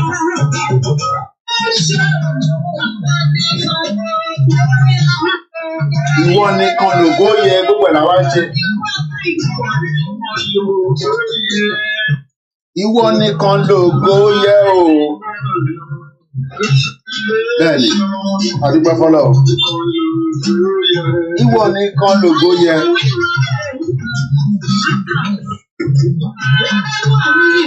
Bẹ́ẹ̀ni. Ọmọ Yorùbá tó bá ń bínú sí ẹ̀sìn kan nílẹ̀ Yorùbá á jẹ́ pé ò ní làákàyè. Bó bá fẹ́ jàjà ẹ̀sìn, you are wasting your time. Tó bá ní làákàyè ni wàá rí pé ìjẹ̀sìn kan ni ó wà lọ́wọ́ wa. Ìjà tó wà lọ́wọ́ wa ni benefit bá ṣe máa kúrò ní Nàìjíríà. Mo kí Evangelist Jídé Ìgè, àwọn ló bá wa ṣe ìtànkà síta ẹ̀. Constitution, a ti sọ̀rọ̀ nípa constitution tó pọ̀. Nigerian constitution is a fraud. Ẹ lọ wo program tí mo ṣe láàárọ̀, ó wà in details. Mo gbé wa padà lọ sí 1953 constitution tó ń pè ní the LYTTLETON constitution. Arákùnrin tó ṣe constitution yẹn òyìnbó ni. Gbogbo ẹni mo ti ṣàlàyé, ẹ lọ wo program yẹn. Ẹ má bínú pé program tiwa a lè máa ṣe 30 minutes. Ẹ̀yin lẹ máa either download fídíò yẹn, ẹ máa wá bẹ ṣe máa gbọ́.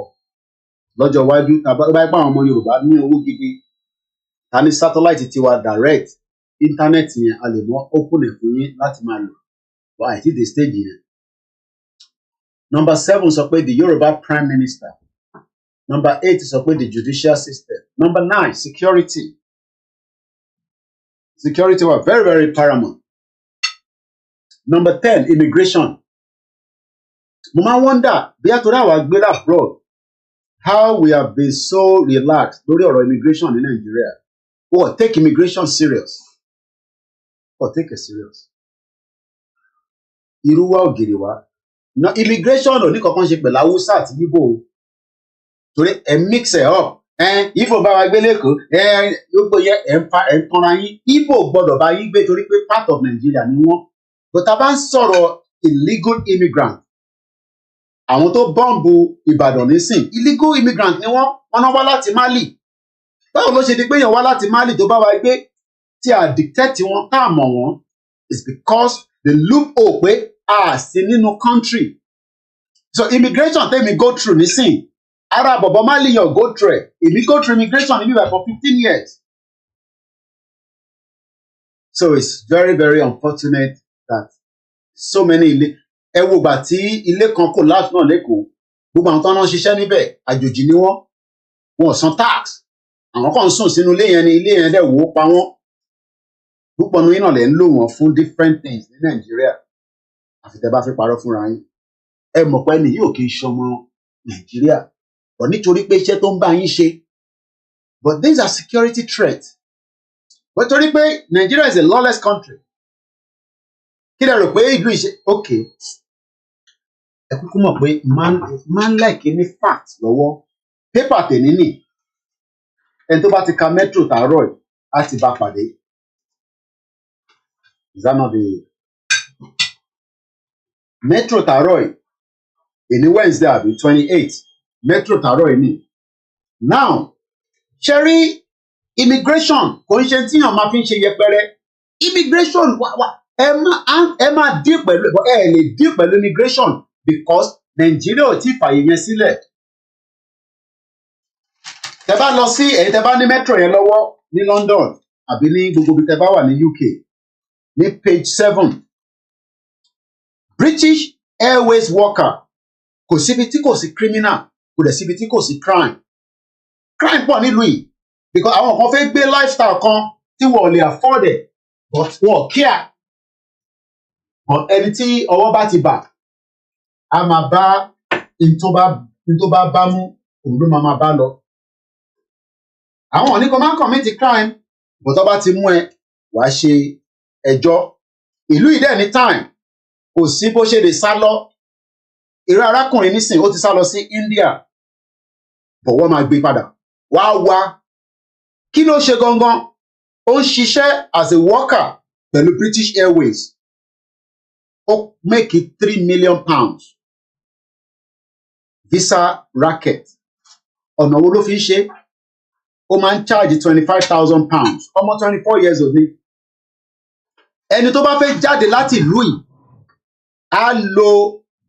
wá lo ọ̀dọ̀ tiẹ̀ kọjá nígbà tó bá ti dé desk ẹ mọ̀ pé ó ti yé wa ẹ mọ̀ pé àwọn tó fẹ́ ṣe kinní yẹn ọ̀dọ̀ tiẹ̀ lẹ́ máa lọ á wá stamp yín ẹ dẹ̀ mọ̀ pé tẹ bá tún fẹ́ lọ wọnú ilé ní other side ìwọ tó bá travel kò ní yé ẹ má wọrí ìjọ tí bá tún fẹ́ travel máa ṣàlàyé fún ẹ mo náà fídíò tí mo ti ṣe tó bá lọ sẹ́yìn tó lọ àwọn fídíò mi nínú airport ṣó mọ̀ pé ẹni tó stamp ẹ ní ìgbà tẹ́ ẹ̀ ń ṣe check-in àwọn náà lọ tún máa lọ gbé ẹ wọlé láti board the plane iṣẹ́ tó wọ́n á ṣe nìyẹn á gba £25,000 lọ́wọ́ wọn tó bá ti wá gbowó yẹn á gbé wọn wọlé àwọn tó ń gbé wọlé yẹn àwọn tí bóyá fún dínkù àbí díkejì wọ́n ti get stock sílùú yìí wọ́n fẹ́ máa rìnrìn àjò míì lọ sílùú míì ibi tí wọ́n ti wá mú wọn ni pé tó bá ti wá dé Canada wọ́n claim asylum Canada wá ń wọ́ndà pé ṣé ó possible ṣá kéèyàn gbéra láti UK tó ní visa ìyẹn ló ṣe sọ pé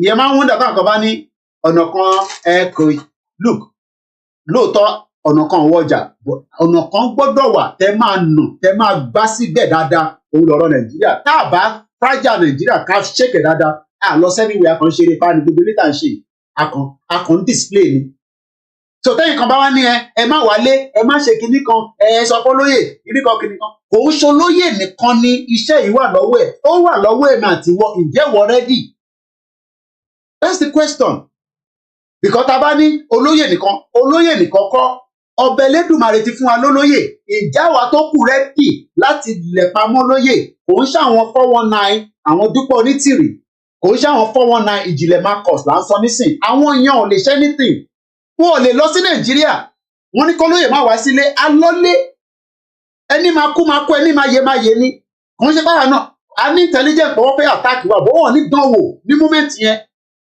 ẹ̀mí máa sùn ní ìyẹn pé èèyàn ẹ̀jẹ̀ máa sùn gidi mo sọ fún pé tí pípápá bá dún fact lẹ́ ń gbọ́ lẹ́nu mi ẹ̀mí máa sùn wá orí á máa rébọ́ torí nígbà àwọn náà wọ́n mọ̀ pé ohun tí mo fi síta yẹn ohun tó ń ṣe ohun mo ní eégún wà nínú ìbàlẹ̀ ẹ rò pé mò ń ṣeré ni ẹ kó dẹgbẹdẹgbẹ lọ sọ èyí tẹ máa ń wá tẹfẹ fún wa ní pressure ẹ kó ike ẹ má wálé èyí kọ́ lẹ máa sọ yẹn tí babaláwo bá sọ babaláwo tiwa náà gbọ́dọ̀ confirm pé tí babaláwo ti bí yẹn sọ ó wà nínú tí Ifá sọ tí Jésù tí yín bá sọ Jésù tèmi náà gbọ́dọ̀ sọ fún mi torí ìyàwó tèmi náà communicate pẹ̀lú Ọlọ́run èyí kọ́ lẹ máa wá sọ fún wa pé Ọlọ́run sọ fún yín Ọlọ́run ló ń bá yín sọ̀rọ̀ tó bá ìyàwó tèmi sọ̀rọ̀ ìyàwó tèmi náà wà nínú ẹ̀mí 2021 mọmọ tí ìyàwó mi sọ fún mi ó máa ṣẹlẹ̀ orí ti gbogbo ẹ̀ la máa sọ mo ní ẹ máa kàwé mi ṣe ẹ má máa sọ fún wa pé ẹ Kóìkì kìnnìkan ẹ jọ tó yọ ẹ fìyẹn sílẹ̀ tó bá máa ṣẹlẹ̀ ó máa ṣẹlẹ̀ bọ̀kẹ́ máa sọ fún wa pé kò ní ṣẹlẹ̀ kò sí nǹkan tó lè ṣẹlẹ̀ kò dẹ̀ sí nǹkan tó ń bọ̀ lókè tílẹ̀ ò bà mo sọ fún yín pé kò tí ì dé stage yẹn ni preambles ni gbogbo ilé ìta ṣe ń ṣe but our violent but à ń sọ fún wọn pé tẹ bá dán wò 2021 kan lélẹ̀ àdán tán délẹ̀ eléyìí ń ṣe 2021 eléyìí 2021 is about 2 years ago tẹ bá dán jágbajàgba wò àwọn náà dẹ̀ mọ̀ a mọ̀ pé wọ́n ń tẹ̀lé wa bọ̀wọ̀ bí wọ́n dá double cross wa lọ́nà so arákùnrin ṣá òun mẹ́kọ̀ọ́ owó òun ti sá lọ sí India so tá a bá wá wo ọ̀rọ̀ immigration ní number 10 yẹn a máa ṣojú òpó ní 4:30 ẹ wá rí i pé irú wa ògìrì wa ló kàn wọ Nàìjíríà a man jailed for at least 36 years for the murder of Emma breaking news email èèyàn máa ń jèlè àwọn èèyàn ní òye pé ẹ máa ṣe jágbajàgba jógbògbògbò Nàìjíríà ò sí lára ìlú tó lè maintain security Nàìjíríà ò sí lára ìlú tó lè maintain currency náà kan ní ó ti di jágbajàgba jógbòjògbò pẹ̀lú gbogbo owó tán ní Nàìjíríà ní tó yẹ ká má lè ní reserve over $1 trillion nígbà tó ní Abacha jí $5 billion ó mọ tó ń pè ní $5 billion tó bá mọ tó ń pè ní $5 billion wọn náà Abacha jí ó jẹ́ kí a máa sunkún lójoojúmọ́ pé $5 billion tó mọ tí $5 billion lè ṣe ní Nàìjíríà nígbà yẹn in terms of industry. Our port ẹlòmíà ní àwọn Lagos èyí tẹ̀ máa ó tẹ̀ níyà kan ó búṣẹ́ gè sí wa lára nígbà tó ní tìrì àwọn ìyá yẹn èmi ò respond sí ìyá yẹn kọjá mọ bí àwọn ọkùnrin ara ti wá lè gbọ́ oríṣiríṣi ìyá yẹn búṣe ọdún yẹn sì wà lọ ó búṣe gè sí mi lára lórí ọ̀rọ̀ onítìrì àwa lọmọ Èkó ó sọ gbogbo ìjàgbàjàgbà nínú ẹ̀ pọ́ọ̀tì yín Àpápá port kò sí lọ́wọ́ Nigerian government ẹ lọ béèrè lọ́rọ̀ tó wà tó mọ̀ pẹ́ ẹ bá mọ iye tí Àpápá ń gbé wọlé Àpápá port kò sí lọ́wọ́ Nigerian government kẹrò pé Tinubu ló ń control Àpápá port inú wa tẹ̀ máa ń dùn Tinubu ti fún wa ní CG tó jẹ́ ọmọ Yorùbá lápapá port they are puppet for the West àwọn mafia ló ní Àpápá port yìí tó wà lọ́wọ́ yìí àwọn mafia gidi àdè lè jèrè ẹ̀ àfi tá a bá kúrò ní Nàìjíríà so kí ni ìyẹn mo já so kí láǹfààní Àpápá port tó ìta àjèrè ẹ̀ so why not we do what we need to do a ní láti fi gbẹnu sọ̀rọ̀ do what we have to do o jèrè airport ẹ o jèrè seaport ẹ so kí ló wá ń pariwo ìnílọ́mọ Nàìjíríà I just pity many Nigerians that doesn't know what is happening àwọn globalists olórí burúkú ni wọ́n ojoojúmọ́ lẹ́kẹ́ máa ṣépè fún IMF àti World Bank ṣèbá àwọn Nigerian Labour Congress gan wọ́n sọ pé IMF International Monetary Fraud owó mi èmi ní problem ẹ tó bá mọ táwọn globalists ń ṣe fún gbogbo wa àtàwọn táwa nílùú yìí especially Africa ọ̀nà wo nìyẹn tún ṣe lè ṣàlàyé fún àwọn tó wà nílé náà ẹ mọ̀ kí tí gbogbo wa bá dìde together kó o lè pa gbogbo wa tán ẹ̀tọ́ wa là ń béèrè fún àìtí kọ̀mítì any crime ẹ̀tọ́ wa là ń béèrè fún ìtí mò ń ṣe òun ni Tinubu náà ṣe the same thing after MK Abiola ìyàtọ̀ kan ni pé in tóun béèrè fún nígbà yẹn ó yàtọ̀ sí táwa ń béèrè fún nísìn but ẹ wá ń rí àwa as antagonist ẹ rí àwa as problem èmi lè rí as problem am I the problem èmi kọ́ ni problem yìí ẹ̀yin náà mọ ibi tí problem yìí wà náà ẹ kàn live in denial everybody knows where the problem is the problem is Nigeria a country that doesn't function 24/7 àwọn àdúgbò kan tí wọ́n ti ń dago mẹ́fà ó gbọ́dọ̀ ti wà nínú ilé if not you are at risk so our seaport à lè manage gbogbo Muritala Muhammed yẹn àkọ́kọ́ yọ̀ yẹn dànù á gbé àwọn olùkọ́ tó yẹ kó wà níbẹ̀ bóyá owó lọ́wọ́ ní nǹkan tá a bá fẹ́ gbé sí education medical kò sẹ́ni tó lè sick ìyẹn là ṣe ń fi àìsàn yọyàn ìbọn irú àwọn Babangida yẹn kàn máa ń fún wọn lépè ní bọ̀ kò jẹ́ kí èèyàn máa fi àìsàn amọ̀kó lóṣì kò dẹ̀ ní dìde orí wíjà yẹn ló máa jókòó sí títí tó yẹ lọ́jọ́ máa fi dé èmi ò dẹ̀ tí gbàdúrà kó kú nísìn bọ̀ á máa rùn á máa ṣe gbogbo ẹ̀ níbẹ̀ medical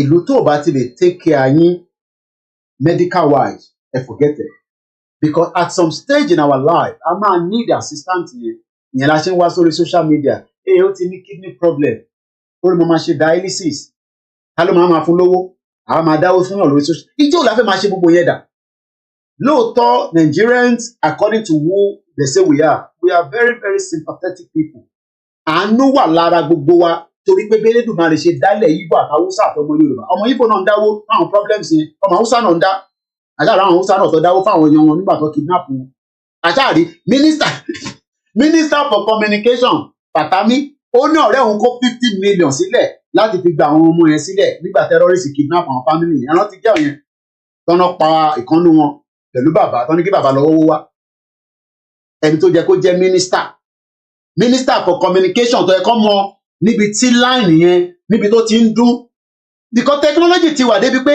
déèyàn bá pè ẹ́ nísìn wọ́n gbọ́dọ̀ lè trace line yẹn to the last point níbi tó wà. We are all in danger. Táwọn tó wà ní abroad bá wà ignorant àwọn yẹn ń gbádùn ẹni tó wà ṣẹlẹ̀ tẹ wà ń lé gangan ní problem tẹ gbọ́dọ̀ tètè gbọ́n kan tán ṣẹlẹ̀ tó wà labroad ó jápa ó níwèé kò níwèé tó bá ṣàtìlẹ̀ wọnú bíbà you are still likely to live a better life o kò lè má ṣe as much ni education wọn ráwọn èèyàn wọn máa lè ẹ̀yin cultist wọn ṣara yín mo rí fídíò kan lórí X ṣara wọn àwa ayé wọn tẹ̀ ti gbé yẹn dé Dubai wọn ti gbé yẹn náà dé káàkiri àwọn ẹyẹ àwọn kan tẹ̀ ní pé ọmọ kọ́ọ̀tì ni mí ìdá fún bàbá ẹ̀ ṣé wọ́n sọ pé mi ṣe yunifásitì Nàìjíríà bomb bastard gbogbo wọn ti gbọ́ bẹ́ẹ̀ táwọn kan sọ pé bọ̀bọ́ ì máa wà nínú court olùṣiṣẹ́ torí bí ṣe ń sọ̀rọ̀ bóyá bá lógún mo gbọ́dọ̀ lẹ́nu tí máa fi sọ̀rọ̀ ó rò pé gbogbo ló máa jọ gbogbo everybody ni àwọn kan gbọ́dọ̀ ní àyà èmi mo sọ fún yín pé backpack kan ni backpack yẹn wà lábẹ́ staircase mi ní tí mo gbé travel náà nìyẹn backpack péré kan ni mo ní ìdí èyí tẹ́ fi ń bára yín jà yẹn àwọ̀ ò ní ká lọ jà nísìn àmọ́ ká dúró ká gbìyànjú pé nígbà tásìkò bá tó ká tẹ̀lé lóyè lẹ́yìn ká tẹ̀lé bàbá Akíntóyè kí gbogbo wa jọ tẹ̀léra wa lẹ́yìn ìyẹn ló máa fi mọ̀ pa serious ẹlòmíì ní sí olóyè máa lọ níwájú irọ́ ni o òun ti tàbí sẹ́yìn kò ń ṣerú àwa kólóyè bá ń lọ níwájú èmi gbọ́dọ̀ wà lẹ́gbẹ̀ẹ́ side by side ó wá mi níjọ́ yẹn máa wá mi bomb bastard mo kí ẹ easy ẹ máa fara wá àwọn tó wà lábroad àwọn tó wà lábroad tó ń gbádùn ayé wọn ẹlòmíì ò ní rẹ́dì láti wálé ẹlòmíì ò dẹ̀ níwèé ẹni tó dẹ̀ níwèé gan ní wá ó lọ káàkiri àgbáyé dẹ̀ máa take picture so just move forward because we open phone line torí àná máa ṣí phone line lánàá àráyè ṣe so mo ní time lẹ́nu so kọ́lọ̀ kó wà pẹ̀lú wa. Restoration of Chief Awolowo Western Region Industrial Project. Kí ni o tẹ̀tẹ̀ mú kí n fi ṣàpèjúwe o tó kọ̀ jẹ́ nǹkan tó yẹ pé nǹkan kékeré ta lè sáré máa produce kò ní fún wa ní too much problem tẹ́ pàwọ́ la ní resources yẹn tó tẹ̀ jẹ́ pé ká má perfect ẹ̀ kákọ̀ tẹ̀ sáré ó yá èèyàn mẹ́ta ó yá ẹ̀ bá wa máa sáré ṣe kínní I need the 50 ní bíbá I need the 50 long I need the 20 long I need the 30 long.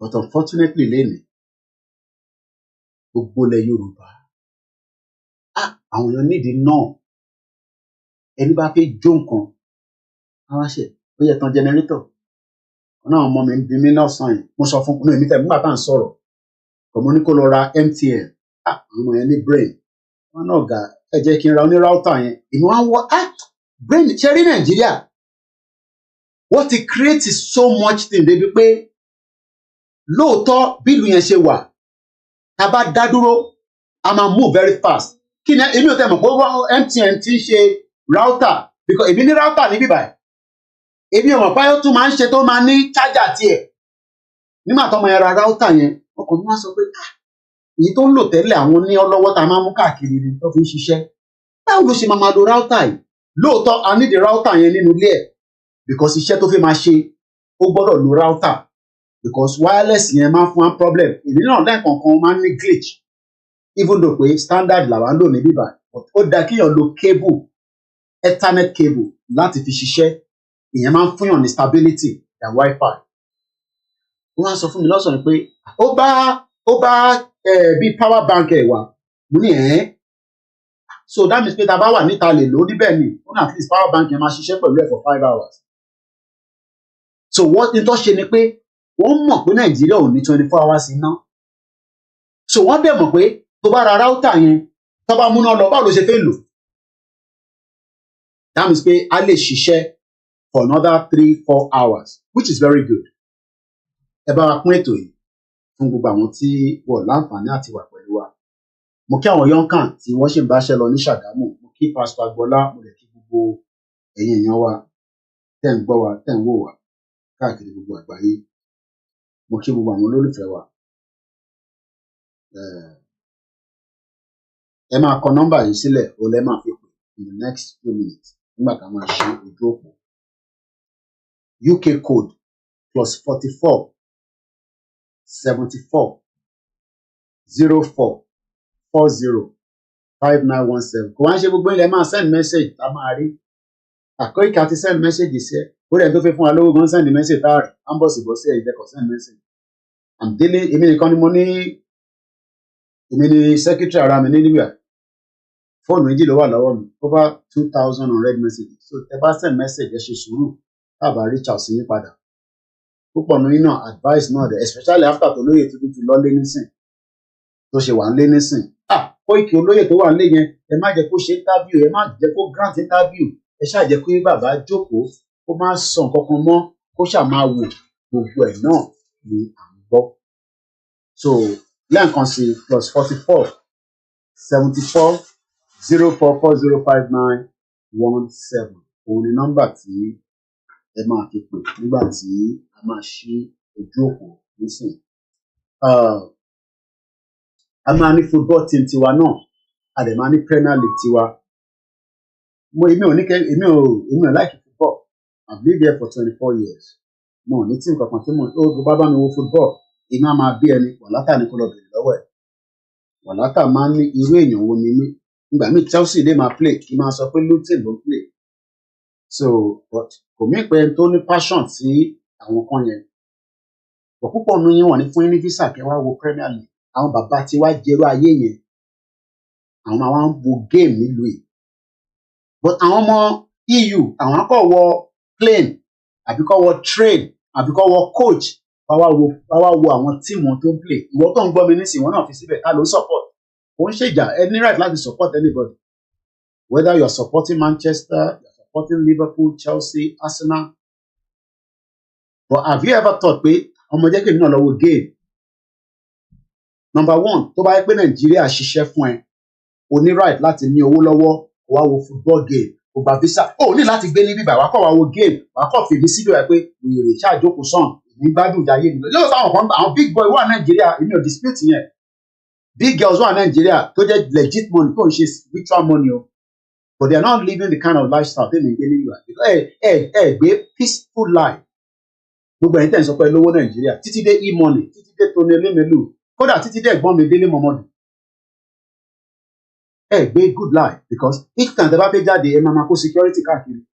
Èmi ò ní security kankan nísìn because yàtọ̀ sí pé ọba Elédùmarè fi ìṣọ́ ẹ̀ṣọ́ wa security wà nínú system. They are not perfect but they are doing very well. Mo ní láti ní millions of pounds. Nígbà tí kọjá àyà ara mi, I have said it so many times. 3 years I refuse to drive. Kò jẹ́ pé mo ní drive. Mo bá fẹ́ drive máa láti lọ fi iṣẹ́ fún iṣẹ́ tí mò ń ṣe. Mo ní jókòó ti eléyìí nìkan torí mo máa san insurance yẹn. Tó mo ní gbé mọ́tò síta ọlọ́pàá dá mi dúró pẹ̀lú family mi kó ní park. Mr. Koiki, you should know better. How long you say ọlọ́pàá gan lè máa rí mi lórí program. Ó ní ṣègbó máa ń sọ̀rọ̀ lórí social media. Ó yẹ kí wọ́n ní làákàyè pé kò jẹ́ kó drive without insurance. But mo ní public transport and lo Uber. So the lifestyle tá à ń gbé ní bíbá lóòótọ́ a adapt pẹ̀lú ẹ̀ ni but kò ń ṣe tí spirit wa fẹ́ gangan ní choice ni. Mo kí àwa Comfort Ológunjà mo kí gbogbo ẹ̀yin tí ẹ darapọ̀ mọ́ wa. So let's open the phone line and I might sit down a little bit but let's open the phone line so that kí ẹ lè pè. Lábàárẹ̀ rẹ̀ tó fẹ́ pè á jẹ́ pé a máa bá program yẹn lọ 1 hour 25 minutes. Nọ́mbà yẹn lẹ́ẹ̀kan sí ọkẹ́ jẹ́ yọ kámẹ́rà kan kúrò kámẹ́rà tó pé méjì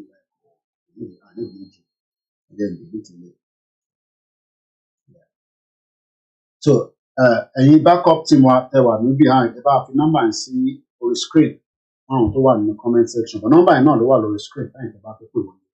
Mo kí gbogbo ẹ̀yin tí ẹ darapọ̀ mọ́ wa.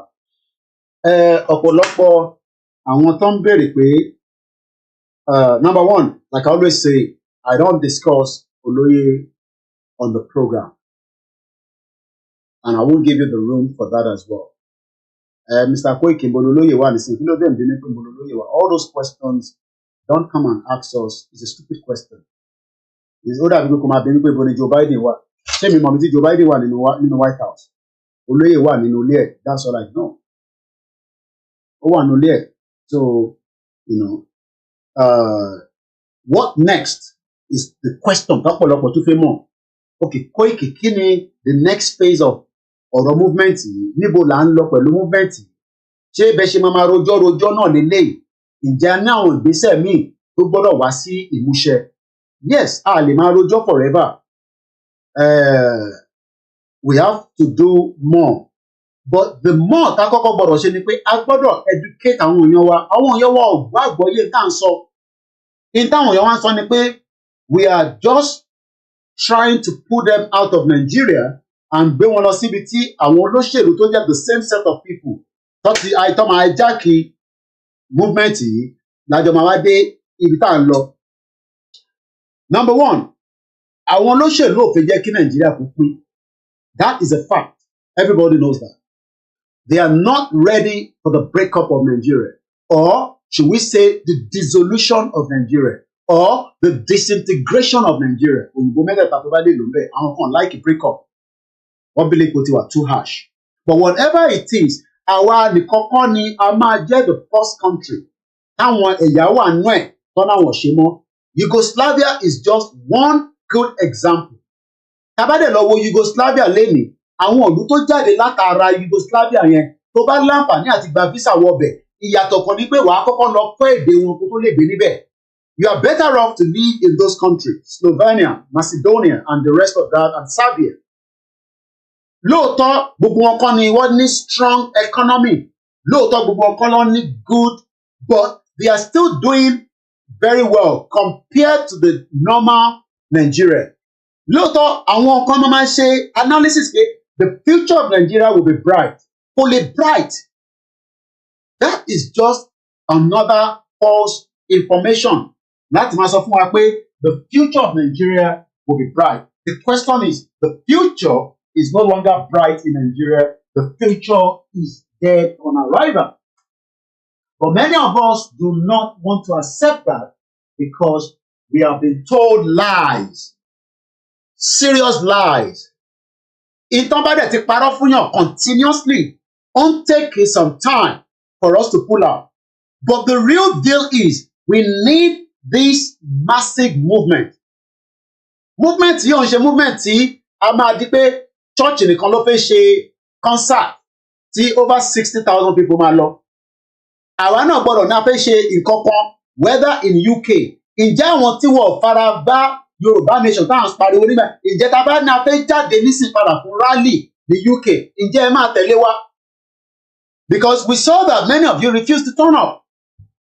Ẹlòmíràn náà wọ́n ní ṣiṣẹ́ lọ́wọ́. We give all kind of excuses. But emergency bá wá nísìn, ẹ máa try láti lọ sílé láti lọ sort the problem. Either èèyàn kú ni àbí kankan. The question is, are we ready? Ǹjẹ́ àwa tá wà labroad nísìn? Ǹjẹ́ ta bá ní a fẹ́ jáde padà nísìn? Are you going to come with us? Ṣé máa tẹ̀lé wa? Àbí ẹ máa fi dá wa pé ẹ̀yin ẹ máa ṣe? Àwa wà lẹ́yìn yín. That is number one. Number two. Gbogbo àwọn tó ń lament lẹ́nìí nísìn, gbogbo ẹ̀yin náà ń lament ní Nàìjíríà. Election bá tún dé nísìn, gbogbo ẹ̀yin náà lọ tún máa pè padà. Lè máa tún gbé PVC yìí síta. Ẹ máa gbàgbé àwa mọ̀ yẹn. Because ẹ̀mí yín ṣì wà látara pé Tinubu wà níbẹ̀. Kọ́lọ́n fún Tinubu lálàáfíà. He needs a lot of strength to be able to fight in tó wà lọ́wọ́ ẹ̀. But àwọn ọ̀gbọ́dọ̀ wa torí ìyẹn ká dúró. Our right to self-determination must be respected. But nobody is going to give you that right. Right it all fún yín gan under a fraudulent constitution. So báwo ló ṣe máa wá fún wa ní right yẹn? So expectation àwọn kan ni pé nígbà tí wọ́n fẹ́ ṣe election, ká kó bọn jáde, ká bẹ̀rẹ̀ sí yìnbọn fáwọn èèyàn, ká destroy everywhere. No. We knew that ẹ máa lọ vote torí pé Tinubu ló fẹ́ ṣe election. Àwa mọ̀ yẹn. Èmi mọ̀ yẹn pé fẹ́ lọ vote. Ìyẹn lẹ ṣe ń lament pé Koiki ta ni wọ́n tó máa jókòó sí abroad. Ẹlòmíta ní tàbá vote ṣé Peter Obi ò ní wọlé. Àti Peter Obi àtàtìkù. Ibo Ṣòwòrẹ gan bá débẹ̀ kò lè ṣe anything. Campus bọ́ sí ẹ̀ ní vote fún Ṣòwòrẹ. Vote fún Ṣòwòrẹ now because believe pé Ṣòwòrẹ lè ṣe. Many of you don't trust Ṣòwòrẹ. And at least Ṣòwòrẹ nìkan ló sán lórí tó lè ṣe irú nǹkan tẹ́fẹ́. So, ṣe rí pé NLC ti cancel strike. Tinubu ti gbówó fún wọn. Jagaban òun máa ń náwó gidi ni. Náwó lòun. Ó ti fowó dí wọn lẹ́nu. Àjàrò ti sọ pé kò sí strike kankan mọ́, kò sí protest kankan mọ́. Ṣé ẹ lè máa dúró dè? Are you going to be waiting for that? Or should we all now pull out? This is the reason why some of us are now saying maybe, just maybe we should start thinking otherwise. But many of you don't want us to think otherwise. Many of you should prefer the country will change. The country will be better. And that is giving us problem. Láti sọ fún yín pé Nigeria ò lè better, kò ń ṣe èpè. Gbogbo nǹkan tó jẹ́ ẹ̀ka tó di Nigeria mú lénìí, foundation yẹn faulty ni. It's a faulty foundation. We've played video from even Jonathan. Jonathan ní àwọn Britain ló ní agenda pé ká keep one Nigeria. Èmi kọ́ ni mo sọ. I mean, believe Goodluck Ebele Jonathan, a former president, ṣe fi pé kò ní a lot of intelligence lọ́wọ́. Bátẹ̀ sọ pé ọ̀mùtí ni, ó ní PhD bá ṣe gbọ́, ó kàwé. Bàbá wa Wọlé Ṣóyínká mọ̀ tá à ń sọ. Bàbá wa Fálànà mọ̀. Robert Clark mọ̀. Gbogbo àwọn bàbá yẹn títí dé Afẹ́ Babalọ́lá tó donate £10,000 fún King's College. Wọ́n mọ̀ pé Nigeria foundation faulty, but they are not going to give room. So let's go straight and go and take my first caller. Hello, caller. A very good afternoon and welcome to the live conversation. Thank you. I just want to say thank you for everything and thank you for fighting for your nation. Thank you, mother. Thank you. And one thing I want to ask. Yes. Before there is a Yoruba kings then, eh? Yes. Before they get Yoruba kings then. Definitely, yes. Before, but it's now Emir. Before this is yeah, before the Jamba. Okay, they change it to Emir. Now it's Emir there. They don't. We still have some Yoruba king, but there are not many of them. Okay. Yeah. Okay, only that I want to know because I was telling that somebody from Yoruba nation. And my husband is not around. I was telling somebody from Yoruba nation, Yoruba man, until he come from Nori, and he telling me that Nori is no man's land. Then Nori was there, Emir people from maybe it's Fulani, I don't know. Then Nori was free land, and then Fulani come, they make themselves. I argue with him. I say, I get to my chef, one of my brothers. Yeah. Most of them say that because they know that Ilori belongs. Generally, Kwara belongs to Yoruba people, but because of the history that have gone through there, they've cut it out to be part of the Northerners, but they are not. It's a full Yoruba territory, and it will remain like that until thy kingdom comes. No matter what they say, Kwara is part of Yoruba land, and Ilori is included in Kwara. Yeah. Even part of Kogi State is part of Yoruba land. So what they do is, you know what this 419, especially the military, that's why I put on the military outfit like this. They've divided the space that belongs to each one of us. They've carved it out. They've given it out. So, but what we are saying is, even people that say that, what about Edo? I said, look, according to the map that is presented to the United Nations after the fraudulent independence, Edo is not included as part of Yoruba people. But we know that they are part of us. But the question even is, when we go back to how Yugoslavia break away, even if Edo wants to remain an independent country, they have the right to. But the first thing first is, let us first work out with the first set of the Yoruba land that has the mapping according to the map given to the United Nations. Then later on, we can do, referendum for those that wants to come back, and they can decide to be independent. So, but again, we know that Edo are Yoruba people. That's good though. Yeah. Then now I'm happy because I was arguing with the person saying, well, with the history I know, even from my father, those days. The first time that this Fulani come from nowhere and come and kill the kids in Nori. And yeah, you're right. And that is still the agenda. And if we don't do anything now, it will still happen. So we need to stop them. People like Saraki is not from Yoruba. Saraki's father is from Mali. It's from Mali, but they've decided to take their part, like their dynasty. They are from Mali. Saraki, Olusola Saraki, the former Senate president, is from Mali. Is the mother that is Oyo, the mother for the father is from Oyo. So many of them like that. So if we go back to the history, a lot has been distorted. And that is exactly what the Britain wanted. Distorted the history so that we start fighting each other. Even if we don't like each other, like I always say, the Germans don't like British people, but they still go there. They have relationship. Italians don't like Spanish, but they still have relationship. We can still hate each other, but let us be independent. But that is what people don't understand. So they're thinking that, especially those that are saying that, oh, we want an election. Election cannot resolve the problem. We should go back on the round table and resolve it. It is too late for that now. Just too late. Yeah. Thank you so much. Thank you. Thank You're you, welcome, my brother. Greet your wife and the children. I will. Thank you. Modupelo, the first caller, is one of our caller. You could tell that she's not just a caller, she's also a family, and we appreciate her for joining the broadcast. You can also, have your voice when you are ready. So as we continue, the question everybody is asking, okay, all these, when we get there, what will be the future of the Yoruba people? We know that the future will be bright. We've given you that benefit. That benefit is just 1 out of a million. The British citizen still complain, even though they have everything. They're complaining. Cost of living, they're not getting good. The doctors were on strike last week. There's still a lot that they are not comfortable with. Britain but our nísìnyí tá à ń sọ pé ká kúrò.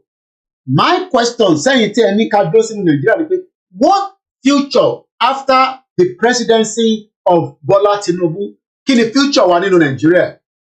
Because definitely we have another president that is not going to be somebody that look like us. Because right now we are seeing Tinubu as somebody that look like us, even though he might not have our interest all the way deep down. I know that he doesn't have our interest. But just for argument's sake, Tinubu still represent somebody like me because Omo Yorubani. But he's representing also the caliphate known as Nigeria today. So what happened after the 8 years tenure? That is if he has 8 years, just as Buhari, the sadist. Because Buhari is a sadist, dead or alive. But we don't know whether Buhari died or is alive. The Kanu say Buhari died. I don't have evidence. I just use the word dead or alive. Where is Osibajo today? He has moved on after the 8 years tenure. What future do we have? Or what future do we hold? Should we remain as Nigerians? Some even say that this thing and fight ye, oh my God, 30 years from now. Who's telling you that? With the way there's tension in Nigeria, even without Yoruba nation, there's so much tension in Nigeria. Bossy, there's multiple problems. That needs to stop whoever is still operating Nigeria on behalf of the, those that own Nigeria. Because you don't own Nigeria as a citizen. And I just hope that one day, many of you will wake up quickly from the dream. Because your dream is that Nigeria will become that snap that everybody will have opportunity.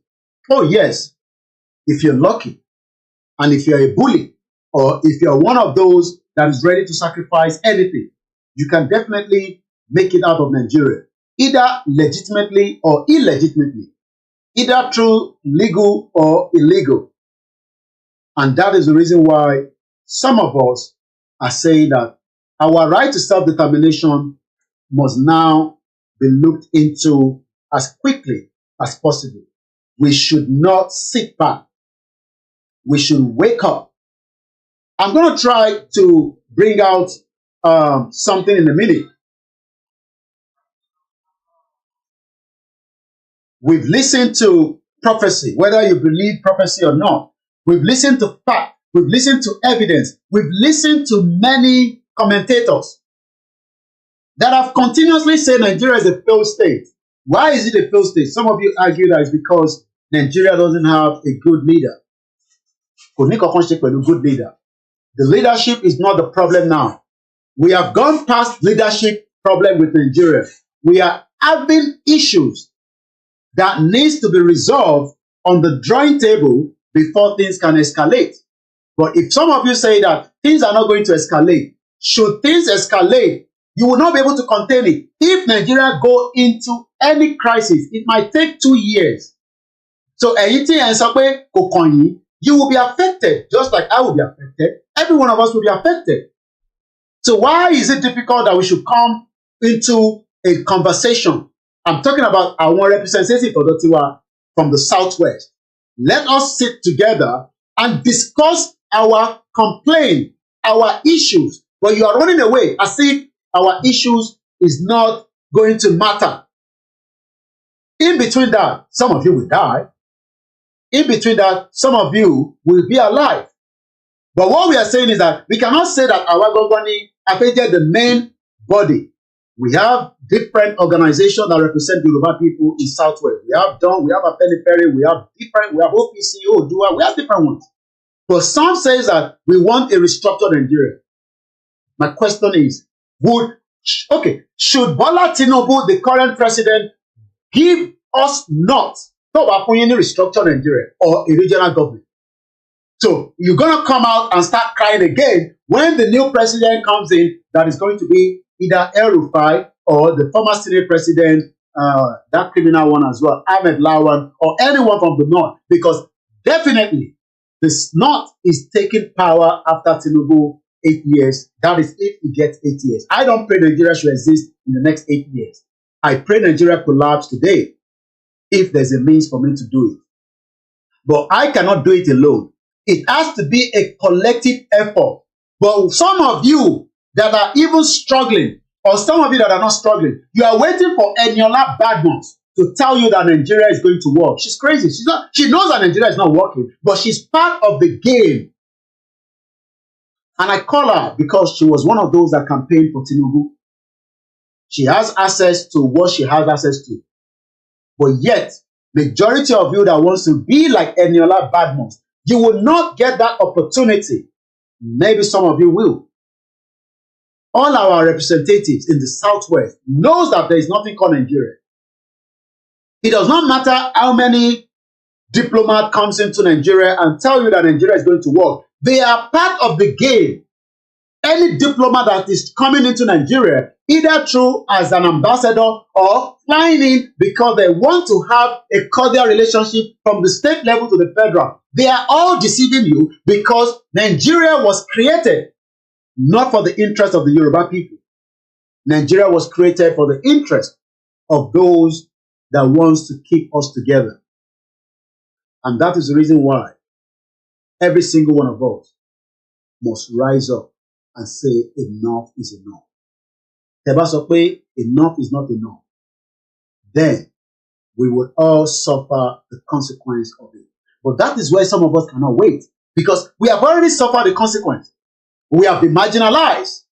Southwest, we get cut-off mark, and the north, we get lower, and they will enter Unilag, and you, the indigenous of Lagos, cannot get to Lagos State University or any other Southwest university, and you will now be sent to the north. The marginalization has been there, and it is not likely to be ending soon should we remain as one block Nigeria. And why should we be one Nigeria? When many countries around the world today are striving in their own collective effort to build their own independent country. We are told to go and build Nigeria. Oh, because the video is telling you Nigeria is working. The video is a global A-star list. Don't expect the video to tell you you should go and break up Nigeria. But I know deep inside the video, he knows that Omo Yoruba lohun, he will prefer for us to have an independent country. But he can't come out right now because he has so many links to do with Nigeria. Because Ijodoba Losobe, he would have, I mean, for him to say that, the video is not like Fela Nicola Kukuti. Even Amo Fela don't say, what are they saying? These are not true, Africanism as even their son are doing today. Fela told us long time ago, many of what we are discussing today, but Amo Fela can take advantage in Tipa. So don't expect the video, don't expect Tiwa Savage, don't expect Burna Boy, don't expect, any single one of them to come out and tell you that the dissolution of Nigeria is the way forward.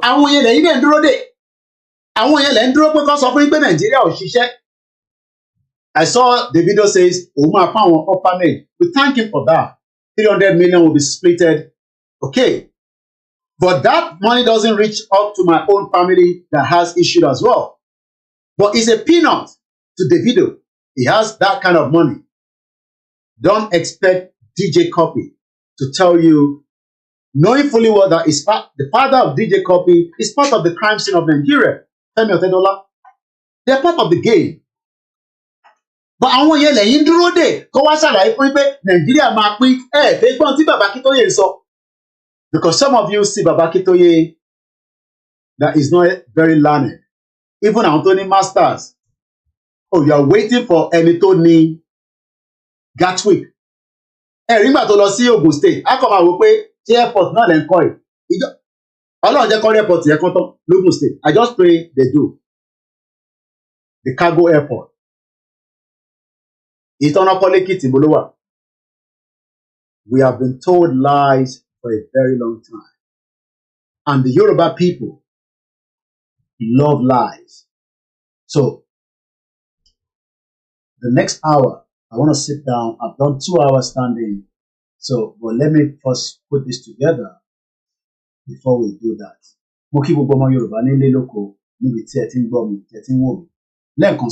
The benefit of Yoruba nation. Let's listen. Impediment to Yoruba development is the impediment to Odua development. Without Nigeria, we won't be where we are. 1962, we were far ahead of South Korea and North Korea. We were far ahead of China even. We had television before France. We had radio before South Africa. Now look at where we are today. I think it's a shame that even any Yoruba man can be talking about restructuring at this point in time. What are we restructuring? This country that is already shot to pieces? I don't think that's what we want. But they are always talking about giving Nigeria a chance. The patience of Yoruba with Nigeria has come to an end. Impediment to Yoruba development is the impediment to Odua development. Without Nigeria, we won't be where we are. 1962, we were far ahead of South Korea and North Korea. We were far ahead of China even. We had television before France. We had radio before South Africa. Now look at where we are today. I think it's a shame that even any Yoruba man can be talking about restructuring at this point in time. What are we restructuring? This country that is already shot to pieces? I don't think that's what we want. But they are always talking about giving Nigeria a chance. The patience of Yoruba with Nigeria has come to an end. Impediment to Yoruba development is the impediment to Odua development. Without Nigeria, we won't be where we are. 1962, we were far ahead of South Korea and North Korea. We were far ahead of China even. We had television before France. We had radio before South Africa. Now look at where we are today. I think it's a shame that even any Yoruba man can be talking about restructuring at this point in time. What are we restructuring? This country that is already shot to pieces? Whatever my generation might have done wrong, and I will be the first to admit that my generation has done a lot wrong. It's for your generation to do it better. And don't just sit down and complain. Don't just sit down and complain. Sitting down and complain is like the anger of the cripple. You're on the same time, you will be on the same line, on the same level, but you have to be proactive. And you have to make sure you get enough of what I call critical mass of people like-minded people who will be ready to say, yes, we can bring about a change. And you can bring about a change if you get the critical mass of people that are ready to slug it out. I always say when people say, hey, well, when will this old hag go out of the way politically? They won't go out of the way. You have to make them go out of the way. They won't voluntarily go out of the way. You have to make it uncomfortable for them. I'm not talking of violence, but bringing pressure to bear to make it uncomfortable for them. They will go out of the way. Other countries were refused at first, but we have to remember, and this is a really important point, that self-determination is an... And we're back again into the program. It's 2 hours into the conversation. My name is OLAYOMI KOIKI as I continue to educate our Yoruba people on the reason why our existence with Nigeria is no longer viable. Self-determination is an inalienable right, and I'll be telling us a little bit more about that self-determination. But let's play that particular clip back again that indicate that we are not just the only one that is asking for the right to self-determination. Many people are asking for that same right.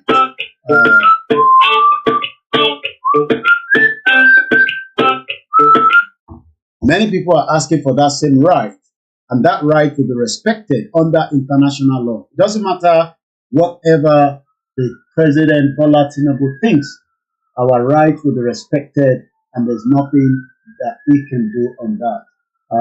The program from Shagamu has just ended, so I can bring back those that are listening on the MixLR because they've been on the Shagamu program. MixLR. I wanted to start it from another laptop, but you're back with me now. The program from Shagamu has ended, and I'd like to appreciate every single one of you that joined that prayer. Moriembe, Comrade Plan B, we're still live here on the KOIKIMEDIA where we're going into the other part of the program. If you're new to this platform, please share the program, invite your friends, and let them know that the Yoruba people have had enough with the contraction called Nigeria. If you have never seen me before, well, it's good to see me. I am OLAYOMI KOIKI, and also the spokesman for Oloyegowo, also one of the campaigners that asked the right of the Yoruba people. So this time around, I'll be telling us a little bit more. I think I should bring you on the screen, but I'll say in a minute.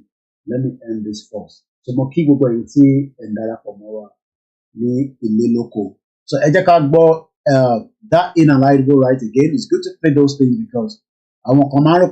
Okay, let me first ask maybe he's still serious by telling us only Almighty Allah can give Tinubu the opportunity to fix Nigeria. Let's listen to him. The weight of Nigeria is not the weight that any normal, ordinary human being can carry, except with the help of Almighty Allah.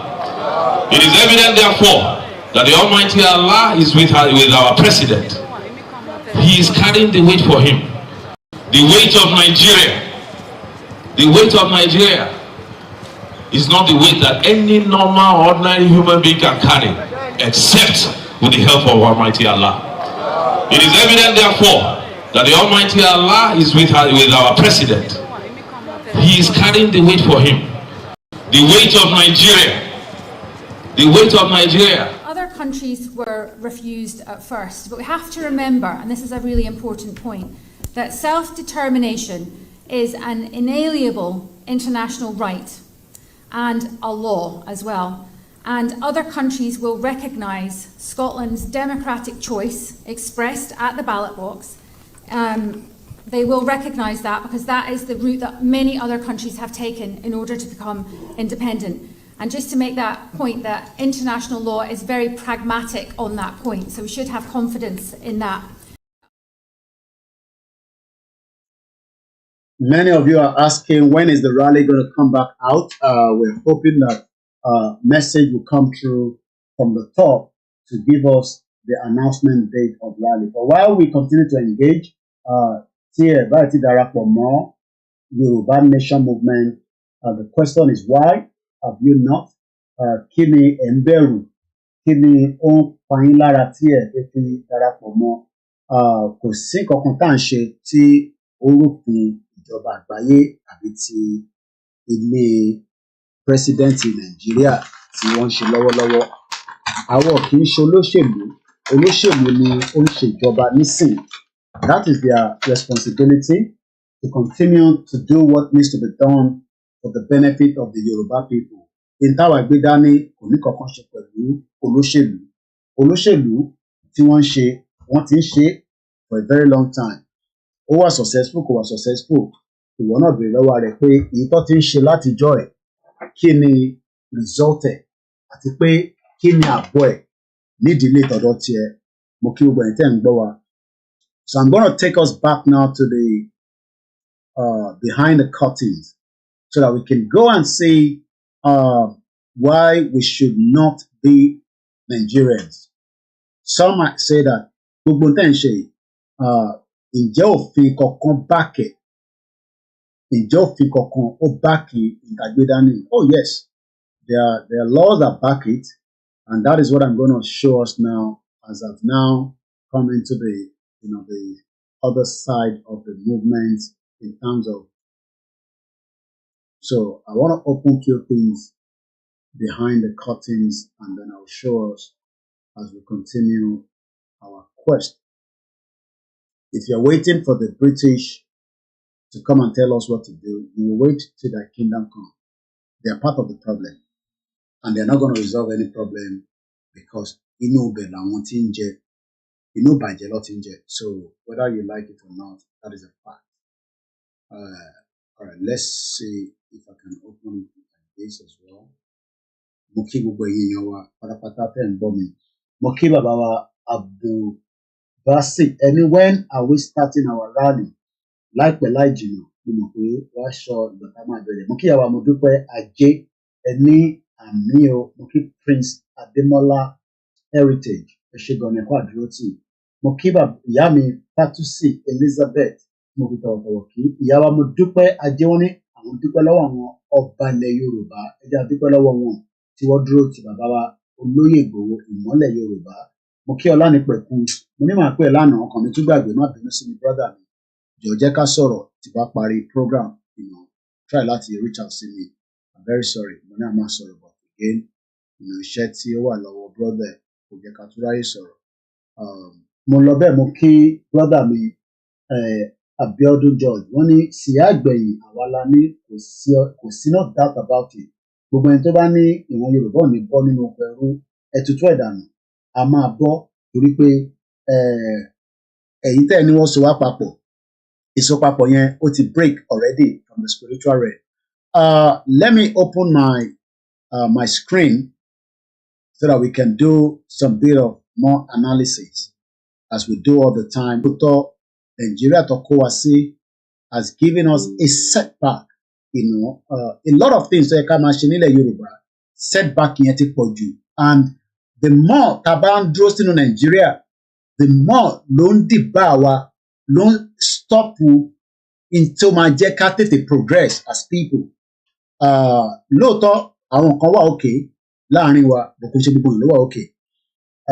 Maybe I should bring us ṣé ó prefer kẹ́kọ̀ọ́ máa rójú ìmọ̀ àgbẹ̀ rí screen èyí tẹ́ wà lórí Instagram, because nǹkan mo máa ka nǹkan tí mò ń kà yẹn ni, so it doesn't matter whether you're on the screen or you're with me right now.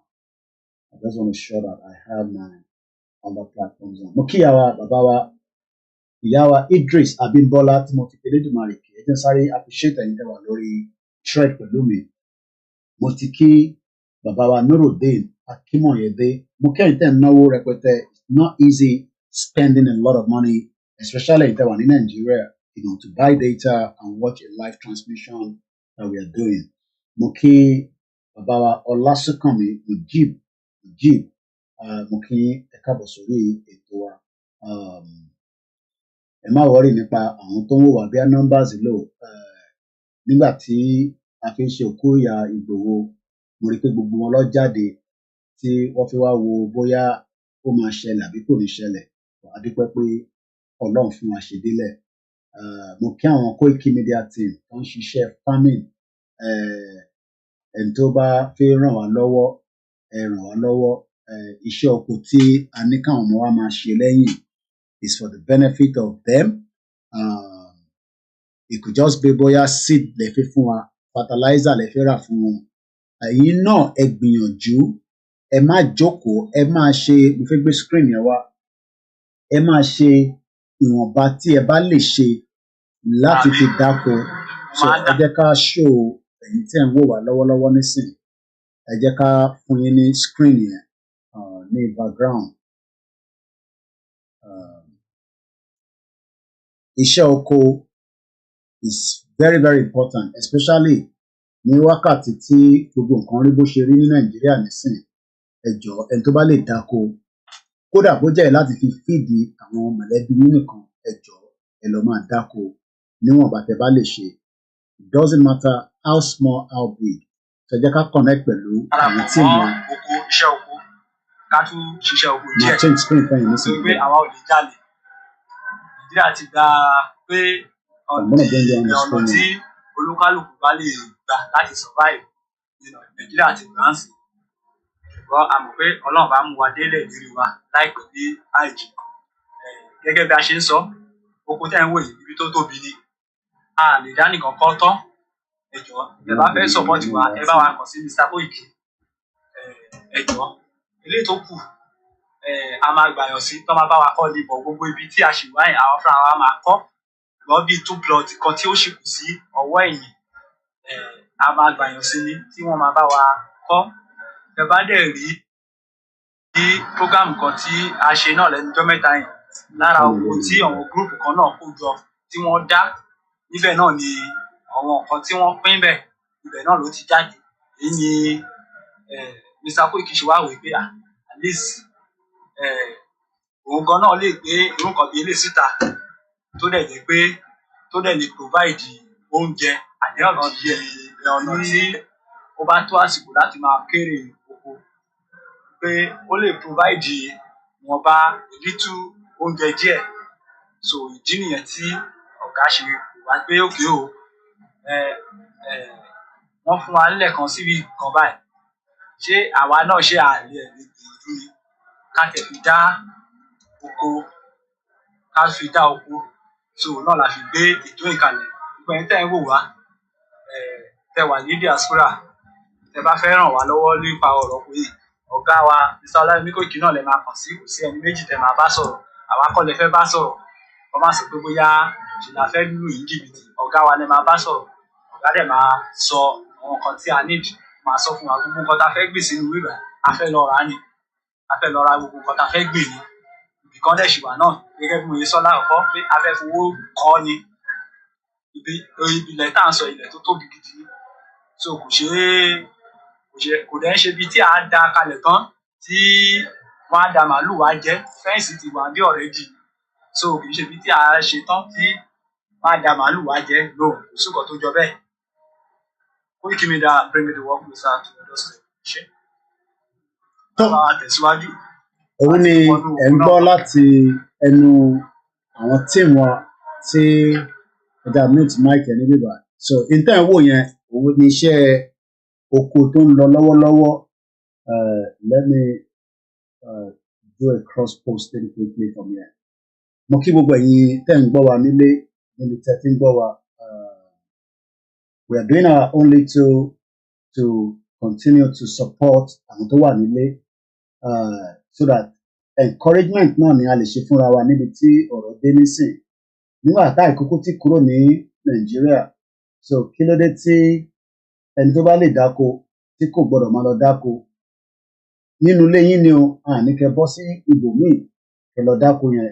At least kò bá jẹ́ nínú ilé yín, ẹ dá oko yẹn níwọ̀nba tẹ́ bá lè dá láti fi support family yín láti fi jẹun.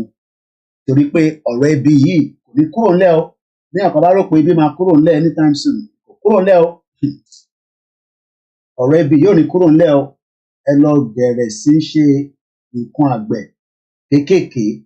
Àwọn ọmọ wa tẹ́ ń rí tó ń ṣe wàhálà tẹ́ ń rí encouragement ta lè fún wọn náà ni pé tá a bá ní ká máa fún wọn lówó lójoojúmọ́, owó yẹn ò ní tó. Cross posting to it. owó yàn ní tó ìyẹn la ṣe ní eléyìí tẹ́ tún lè ṣe yìí ẹ fi support family yín láti fi bọ́ra yín so that tá a bá tẹ̀ ní afẹ́ fún yín ní owó kéékèèké á ní iṣẹ́ tó kọ̀ máa ṣe so èyí ìwọ tó ń wò mí náà ìwọ náà gbìyànjú ẹ gbìyànjú ìgbìyànjú náà ní gbogbo nǹkan láyé mo kí àwa Grace Olúṣòótọ́ so bó ṣe jẹ́ nìyẹn a sì ní phone line wa tó wà open so a máa wo screen yẹn lẹ́gbẹ̀ẹ́ lọ bọ̀ káwa máa báṣẹ tiwa lọ níbí báyìí bí a ṣe ń tẹ̀ síwájú. United Nations Declaration on the Rights of Indigenous People. Àwọn wo ló ń pè ní indigenous people? Àwa èèyàn Elédùmarè náà ni wọ́n ń pè ní indigenous people. Indigenous people ni wá kì í ṣe Nàìjíríà. Everybody knows that. But ẹni tó bá ń dúró pé Nàìjíríà máa dá ọmọ Nàìjíríà ní Kóìkì fi mí sílẹ̀ tó bá wẹ̀ ní kó máa sọ. I'm not here to argue with you because ní ọba argue pẹ̀lú yín Ọlọ́run jẹ́ kí olú ẹ̀ má ní hypertension torí nígbà tí mo sọ pé kì í ṣe ọmọ Nàìjíríà ẹlẹ́dàá ní ọmọ Nàìjíríà ni wá kò lè prove ẹ̀ báwo ló ṣe jẹ́ ọmọ Nàìjíríà ó kàn gbọ́ látara pé wọ́n bí sí Nàìjíríà yes territory tí wọ́n create ni àwọn tó create ẹ̀ mọ́ tó create ẹ̀ fún wọ́n create ẹ̀ fẹ́mi àti ẹ̀ wọ́n create ẹ̀ fúnra wọn ni so àwa la máa wá sọ pé àṣemọ́ abádẹ̀ náà àṣemọ́ kò kúkú ṣe ìjà àkúkú báyàn kankan jà lé lórí but the question is ọmọ Yorùbá mélòó lórí lè sọ pé òun ò ń ṣọmọ Nàìjíríà ọmọ Yorùbá lòun bàbá Akíntóyè ti sọ fún wa títí pé kì í ṣe Nàìjíríà Yorùbá ni wá wọ́n ti ṣàlàyé fún wa but àwa tí àwa ń bá wọn gbé ètò yẹn síwájú láti máa tẹ̀síwájú ẹ má bínú because àwọn phones tá à ń lò yẹn wá ti máa jò ní battery so mo ní láti fi wọ́n sí charging if not àwọn tó ń wò wá lórí Instagram kó má lọ disconnect and that would be unfair on them so ẹ fún mi ní few minutes tí mo fi ń ṣe gbogbo tí mo ṣe ní background lẹ́ẹ̀kan sí ẹni tó bá fẹ́ pè ẹni tó bá ní ìbéèrè àsìkò tí afẹ́jẹ́kẹ́ pè wá láti béèrè àwọn ìbéèrè yín àti nǹkan tó bá rú yín lójú lórí ìrìn àjò yìí kò ń ṣe lórí olóyè o ìfẹ́ kí èèyàn kan pè mí máa béèrè ọ̀rọ̀ tí kò nẹ́sẹ̀ ẹnu ìmọ̀ ànídá yín lóhùn but lórí ọ̀rọ̀ ìrìn àjò tá a gbé dání ní tí ó bá rú yín lójú ẹ má bínú ẹ̀ tẹ́ ń wò wá máa láti disconnect camera yẹn again mo ní láti plug sínú àwọn phones yẹn so ẹ má bínú sí wa if otherwise lè enjoy program yìí wọn a lè ṣe ní bí maximum bí an hour so a ní láti change some things there so ọmọ wa tó ń ṣiṣẹ́ lọ yẹn a dúpẹ́ fún wọn that is just one out of so many of them tí a fún ní encouragement training tàbá lè fáwọn míì nínú wọn à fún wọn because àwọn èèyàn náà ló ní teach me how to catch a fish ẹ yé máa fún wa lówó ọ̀gá wa ní gbogbo ìgbà ẹ jẹ́ káwa náà lè ṣiṣẹ́ kì í ṣe ọ̀lẹ ìyẹn la ṣe decide eléyìí kódà nígbà tá a rí àyè kékeré tí wọ́n lè máa fi ṣe nǹkan ṣe nǹkan táwa lè ṣe ni pé ká encourage you and that is exactly what we are doing so that's it now ẹ̀yìn ti dúró bẹ́ẹ̀ yẹn so ẹ̀yìn ti dúró bẹ́ẹ̀ yẹn so bó ṣe jẹ́ nìyẹn so in case tí ẹ̀yin náà bá láwọn family yín nílé ẹ encourage wọn kò sí èèyàn kankan tó máa kówó kan fẹ́ anybody in the long run tó bá yá ẹ̀yin àwọn táyà fún lówó náà ó máa sú yín so ẹ má yẹ kí nǹkan ṣe iṣẹ́ ńlá ni because manual labour níṣẹ́ oko ní Nàìjíríà kò ń ṣe mechanized àwọn tó ní owó tó lé fọ̀n tó lé kan náà tó fi ṣe mechanized àárín tí Fúlàní fi wọ́n dá lára ìyẹn bàbá wa Dr. Aborode àtàwọn tó kù bẹ́ẹ̀ bẹ́ẹ̀ lọ so but at least èyí tó bá ní nínú ilé ẹ kò ṣáà ní kó màálù wá sínú ọgbà ẹ kó wá jẹ so kò possible so mo kí gbogbo èyí tẹ̀ ń gbọ́ wa ẹ jọ̀ọ́ ẹ encourage àwọn tí yín náà nílé kó lè make a difference we are all trying our best and our best Ọlọ́run á jẹ́ kí a rí àṣeyọrí ṣe nínú ẹ̀ so mo ṣe ń dúpẹ́ lọ́wọ́ gbogbo ẹ̀yin tí ẹ ń fi gbogbo tí ọba Elédùmarè fún yín ní ìmọ̀ láti fi guide àwa náà. Oríṣiríṣi èèyàn ló ń wo ètò, oríṣiríṣi èèyàn ló ń gbọ́ wa, and listening from different perspectives. Now, we have just about roughly another 20 minutes. Program here, mo fẹ́ kó ju 2.5 hours. So I'm going to quickly move with the next section. Mo kí àwa ní gbogbo àjà alájà okun mo rí kọ́mẹ́ǹtì ẹ̀kọ́lẹ̀ mà. Ẹ má bínú, wọ́n ní àsọ fún yín pé olóyè ń bọ̀. Kò sẹ́ni kankan tá a sọ fún pé olóyè ń bọ̀. Àmọ́ a mọ̀ pé òkú ta fi ṣe mo rò pé máa ti gbọ́ ni. So mo kí bàbá Bámidélé, mo kí ìyàwó brother wa Kenny, and the rest of you that are listening or watching us. Ẹja sáré lọ gbé kọ́là ẹ̀ka tó máa tẹ̀síwájú.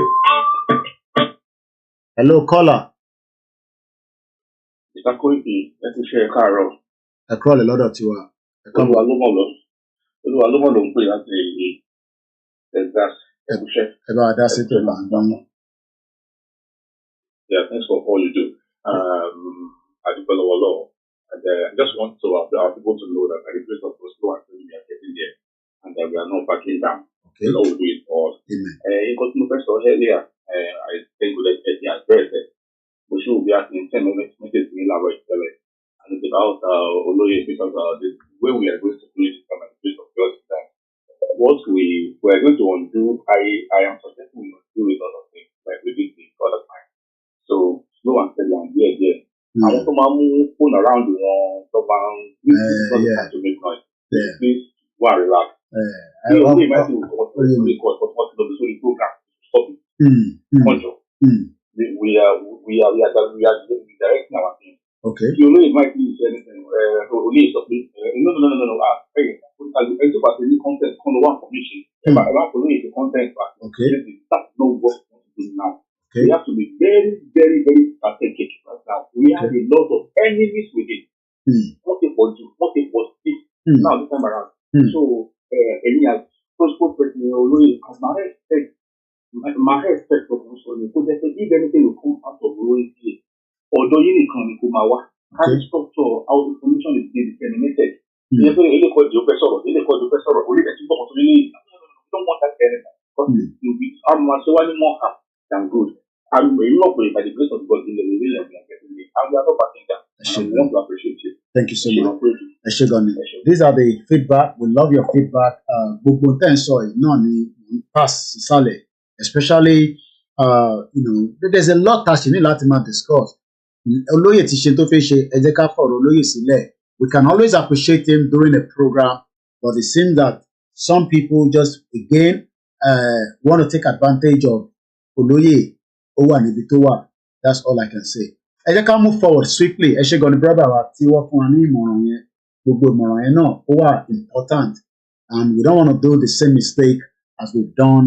And that's why even as Olóyè was preparing, we did as much as possible not to leak that information out, even though later on everybody knew Olóyè was in Nigeria. Let's come back to the program as we are running out of time. United Nations Declaration on the Right of Indigenous People. Tá bá sọ pé indigenous people, ǹjẹ́ a ní understanding tó ń pè ní indigenous people àti pé àwọn wo ló ń pè ní indigenous people? United Nations Declaration on the Right. Ẹ̀tọ́ náà ń pè ní right ní èdè Yorùbá, ẹ̀tọ́ ọmọ ènìyàn. Ẹ̀tọ́ ọmọ ènìyàn ni bàbá Akíntóyè gbé dání. Ẹ̀tọ́ ọmọ ènìyàn ni bàbá Awólọ́wọ̀ gbé dání kó tó di pé wọ́n gba independent fún wa níbi tó ń pè ní Nàìjíríà pẹ̀lú àwọn tó kù. Now, ẹ rí pé resolution kan jáde tí ọ̀pọ̀lọpọ̀ ọmọ tó ń pè ní resolution. Ìjókòó bá wáyé ní United Nations, it comes into a resolution. Inú resolution yẹn ni oríṣiríṣi nǹkan la máa ń lò gẹ́gẹ́ bí ẹ̀tọ́. Ní 2007, láìpẹ́ yìí náà ni, ìyẹn ní 2007, September 13, resolution kan jáde tí wọ́n ń pè ní resolution with reference to the main committee. Ìyẹn ni mo ṣe ń sọ fẹ́yìn tí ẹ ní ẹ ti gba country. àwọn evidence báyìí ló gbọ́dọ̀ jáde, kò ń ṣe pé kíyàn kan máa ní bójúbójú olóró ń bọ̀, ṣó ti rí ṣó ti rí. Ẹ lè máa fi ọ̀rọ̀ Yorùbá nation sọ di àkàrà àti ẹ̀kọ pé a ti gba country, a ti declare nínú ẹ̀mí mímọ́. Gbogbo yẹn it doesn't work with the new world tá à ń gbé yìí. Kódà kò tẹ̀ ń ṣe ilé ayé tó wà digitalized. How are you? Just coming. Okay, pẹ̀lẹ́. Gbogbo ẹ̀tọ́ wa tí à ń béèrè yìí ó wà lábẹ́ òfin àgbáyé, ó wà lábẹ́ òfin tí United Nations gbé jáde àti European Union àti African Union. Did you just sound it yesterday? Àbọ̀rọ̀ ọ̀rọ̀ mi ò yé yín ẹ̀yin tí ẹ̀ ń gbọ́ wa. But in tó ń ṣẹlẹ̀ ni pé ọ̀pọ̀lọpọ̀ èèyàn sọ pé Koiki ẹ lè sọ pé ẹ fẹ́ gba country tí ẹ bá bá àwọn kan sọ̀rọ̀. Yes, lótìtọ́ lódodo a gbọ́dọ̀ bá àwọn èèyàn sọ̀rọ̀. Lótìtọ́ lódodo kò sí bẹ́ẹ̀ ṣe náà fẹ́ gba country tí kò ní sí negotiation níbẹ̀. Ẹni tó bá ní òun fẹ́ gba country fún wa tí kò ní sí negotiation, ẹ sá fúnra àwọn èèyàn bẹ́ẹ̀. Ọgbọ́n àti òye tá fẹ́ fi ṣe kò ń ṣe èèyàn kan ló máa ṣe ìgbọ́ wa. But in tó ṣẹlẹ̀ ni pé ọ̀pọ̀lọpọ̀ èèyàn sọ pé Koiki ẹ lè sọ pé ẹ fẹ́ gba country. Àbọ̀rọ̀ mọ̀ yẹ yín Yorùbá níyì mú kí ẹ káàbọ̀ sà, Mr. Adétúnjí Adédèjì mú kí àwọn media tó bá wà lábẹ́ ètò. So when we talk about pé country a fẹ́ gba country, a country itself must have a setup. But ká tó dé country, kí ni òfin àgbáyé sọ? Ǹjẹ́ a lẹ́tọ̀ọ́ gẹ́gẹ́ bí ọmọ ènìyàn? Ẹ̀tọ́ yẹn ni à ń sọ̀rọ̀ lé lórí. Lábẹ́ screen tẹ́ ẹ̀ ń wò yẹn àwọn ebè tó kọ ní iṣẹ́ tó ń lọ látara pé lótìtọ́ lódodo àgbẹ̀ lọ́ba. Bí wọn náà bá ní family ẹ nílé, yàtọ̀ sí pé ẹ̀ ń fún wọn lówó, tó bá ní space ẹ encourage wọn, ẹ ràdá kọ́ra kọ́ ebè méjì mẹ́ta, kọ́ gbin àgbàdo, kọ́ gbin iṣu, kọ́ gbin ẹ̀gẹ́. At least màálù ní wọnú bíbà láti wá jẹ èyí tó bá tẹ̀ jẹ́ láàrin ọgbà yín. Mo rántí grandpa mi kọ́lọ̀ fún ọ̀run kẹwọn, inú ọgbà wọn oríṣiríṣi nǹkan, gbogbo kínní a gbọ́dọ̀ padà sínú ẹ̀. So let's come back again. United Nations Declaration on the Right of Indigenous People. Right yìí ni bàbá Akíntóyè gbé jáde tí a fi lọ sí ibi tó ń pè ní UNPO. Àwa ìran Yorùbá ni a lọ register. Ọ̀pọ̀lọpọ̀ tẹ̀ ní kí ni ìwúlò UNPO. The UNPO is just one organization out of many organizations around the world tí a lè lo àǹfààní pé a lo our báwo mo ṣe gbé ọ̀rọ̀ yẹn kalẹ̀, a lean lára wọn. Because tó bá jẹ́ pé bá ṣe jáde ìjọba Nàìjíríà ready láti take wa out. Ẹ má ẹ̀ka tẹ̀ máa lo àwọn èdè bẹ́ẹ̀ yẹn, bàbá wa Smooth Samson, ṣé Allah ló máa sọ̀kalẹ̀? Èmi ò like àwọn ọ̀rọ̀ bẹ́ẹ̀ yẹn, bá dàbí ìgbà tó yẹ pé èèyàn ń sọ̀rọ̀ sí ẹ̀sìn ìsìláàmù. Àwọn kan ní ṣé Jésù ló máa wá ṣe gbogbo àwọn ọ̀rọ̀ bẹ́ẹ̀ yẹn.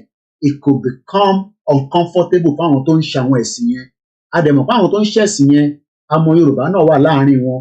Táwọn bá tẹ̀ wá agree pẹ̀lẹ́sìn yẹn, ẹ jẹ́ ká máa wà very very, a lè lo any other phrase wọ́n pé ṣé Jésù ló máa wá ṣe Nàìjíríà, bọ́ bá gbé Jésù wá kò lè ṣe.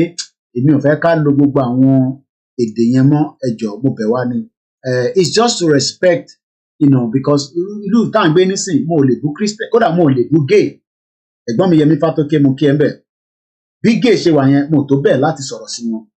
And I've lived there and I'm still living here. O tó bẹ̀ ni wàá sọ̀rọ̀ sí gay. Kí ló máa ní o jẹ yó? So ẹ jọ̀ọ́ mo bẹ̀ wá, àwọn ọ̀rọ̀ yẹn ẹ jẹ́ ká máa rephrase from using it. So UNPO yẹn nígbà tá a lọ register àwọn nǹkan tẹ̀ ní kò ní value, kò ní any meaning. Now mo fẹ́ wò nǹkan kan. Mo ń bọ̀ kápẹ́ tó lọ sí Scotland referendum.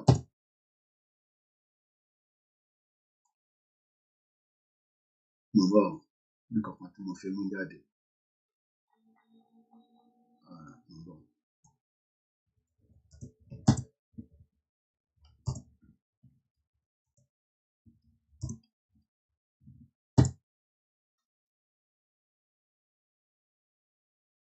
àwọn Scotland, àwọn Scottish people, àwọn náà sọ pé àwọn fẹ́ lọ.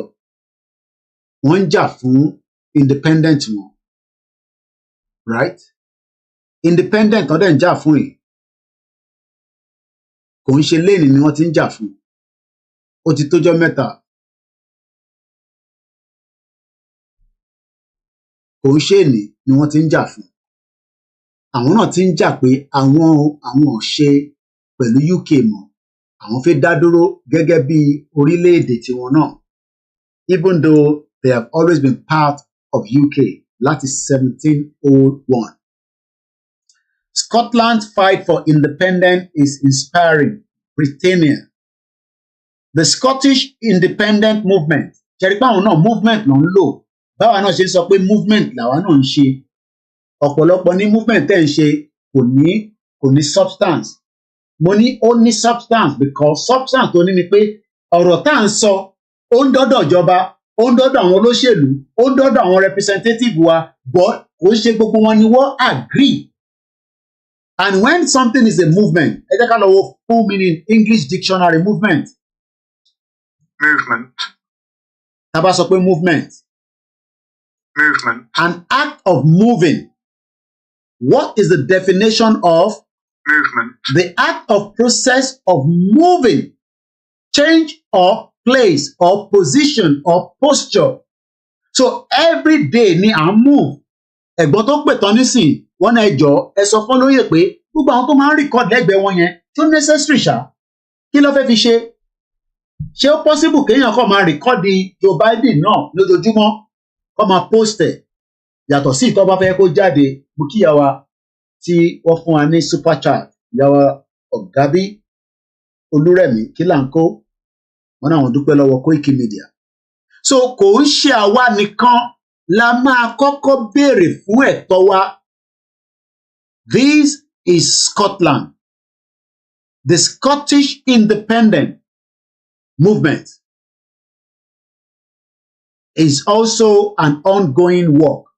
Bí ṣe ń bá yín sọ̀rọ̀ báyìí, Scotland ò tí gba ìlú wọn, but they are working tirelessly to gain their country away from Nigeria, from UK. Lóòótọ́ wọ́n fún wọn ní referendum ní 2014, but wọ́n lose out látara pé àwọn kan náà wọ́n tí ready, àwọn sì fẹ́ wà pẹ̀lú Bukíyàwó Ọmọlára Ìyábọ̀ Ajala.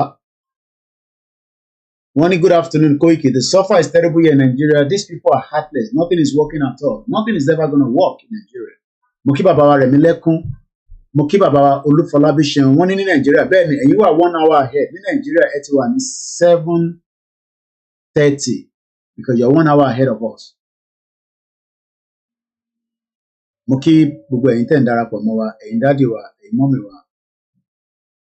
Mo kí ìyàwó Mary Olúkọlú, Mr. Ọlá Adéyínká, mo kí. So when people say that ṣé Yorùbá gbọ́dọ̀ kúrò ní Nàìjíríà, ẹ béèrè pé ìwọ tó fẹ́ lọ gbé ní Scotland, Apostle Oyèkọ́lá, mo kí yín. Ìyàwó Alájírè Coca, ẹ káàbọ̀ sórí ètò. The Scottish independent movement has been alone on the world stage. Today, 44 members comprises the Unrepresented Nations and Peoples Organization, an international body for stateless groups from Catalonia to Somalia. Inú ẹ̀ náà mà ní Nàìjíríà, ní Yorùbá people náà máa register. But àwọn kan sọ pé nígbà yẹn pé kí láǹfààní máa register pẹ̀lú UNPO nígbà tó kì í ṣe United Nations. Justice for the Masses, Media TV. Mo kí ẹ kúrọ̀lẹ́ káàbọ̀ sórí ètò wa. Mo kí gbogbo ẹ̀yin tẹ́ wà nílùú Ìsàlẹ̀ Èkó. Mo kí Frank Dudu. So mo bẹ̀ wá, mo rọ̀ wá, ẹ̀tọ́ wa ni à ń jà fún. Ẹ̀tọ́ yìí ò fa ogun. Separation is not a war, but it can lead to a war if care is not taken. Ìyàwó Adéjọkẹ́ Ọmọláyọ̀, ẹ kúrọ̀lẹ́ káàbọ̀ sórí ètò. Apostle Oyèkọ́lá, mo fi tẹlẹ́dùmarè kí yín. Oh, okay, aago 6 ló lù ní Nàìjíríà. Àwa wà ní 5:30, yes, not 7:30, yes. Mo mix the time here up. aago mẹ́fà àbọ̀ bẹ́ẹ̀ ni 1 hour ahead. So let's come back again. Ẹ̀tọ́ Yorùbá ni mò ń sọ̀rọ̀ ẹ̀, mo sọ̀rọ̀ nǹkan míì. Ẹ̀tọ́ yẹn ó wà ní under a resolution. So ẹ sọ fún Dúpẹ́ pé kó fún yín níbi tí resolution wọ́n ti accept Yorùbá as a country. Mo kí Sodiq, gbogbo ẹ̀yin ti Ṣàgámù, àkónáwó ọjọ́, àkórìn, gbogbo ẹ̀yin mídíà wa tí ẹ lọ. Ẹ bá wa pín tò.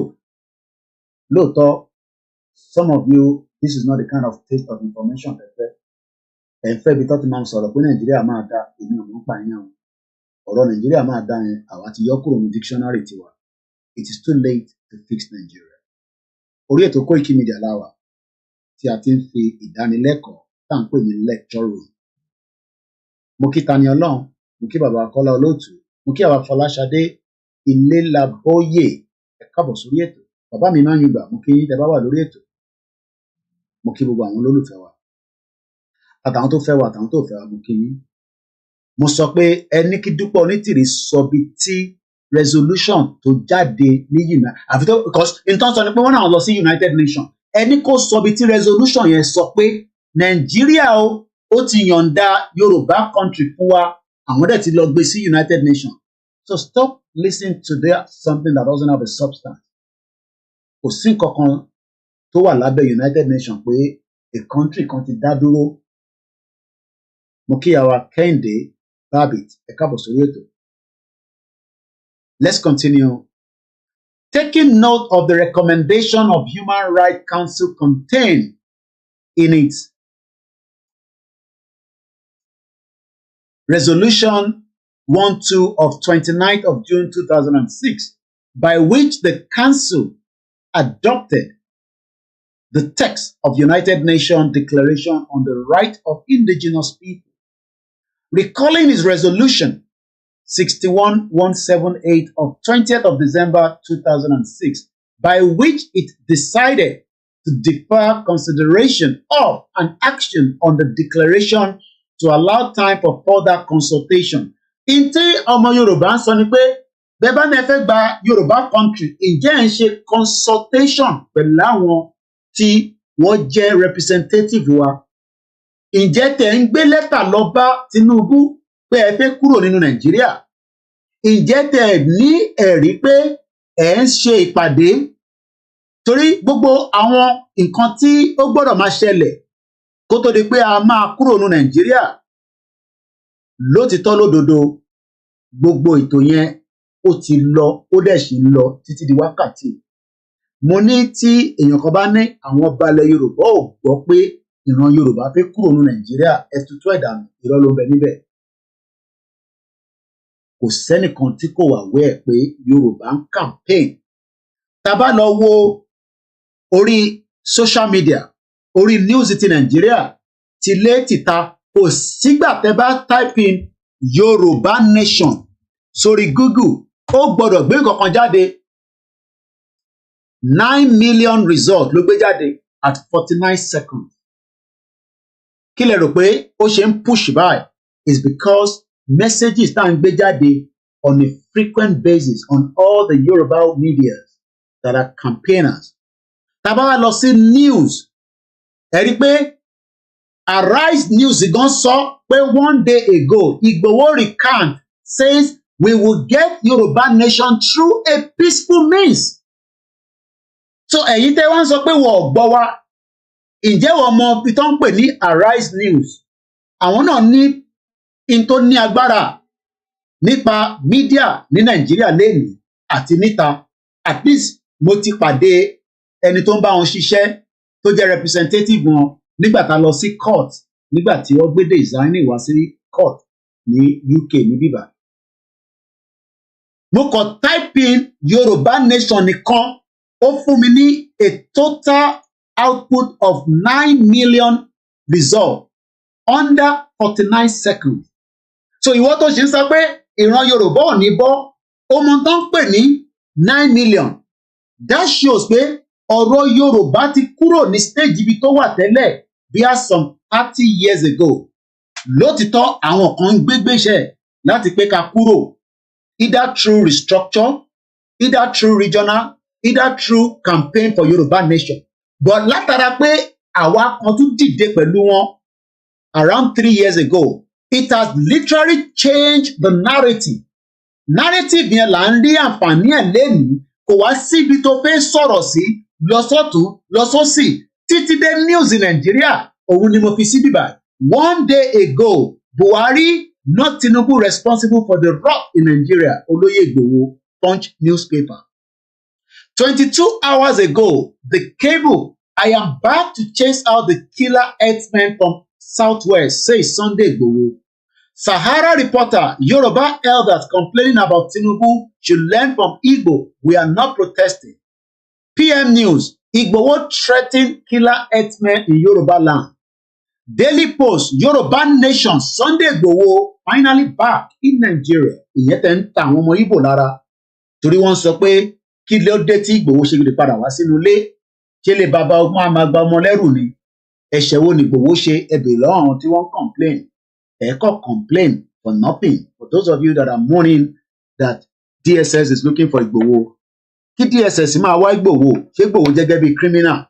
The criminal is the former Bukky Alaja ní ìlú Àjà. Wọ́n ní please don't talk about Nigeria again. Let's talk about our Yoruba nation.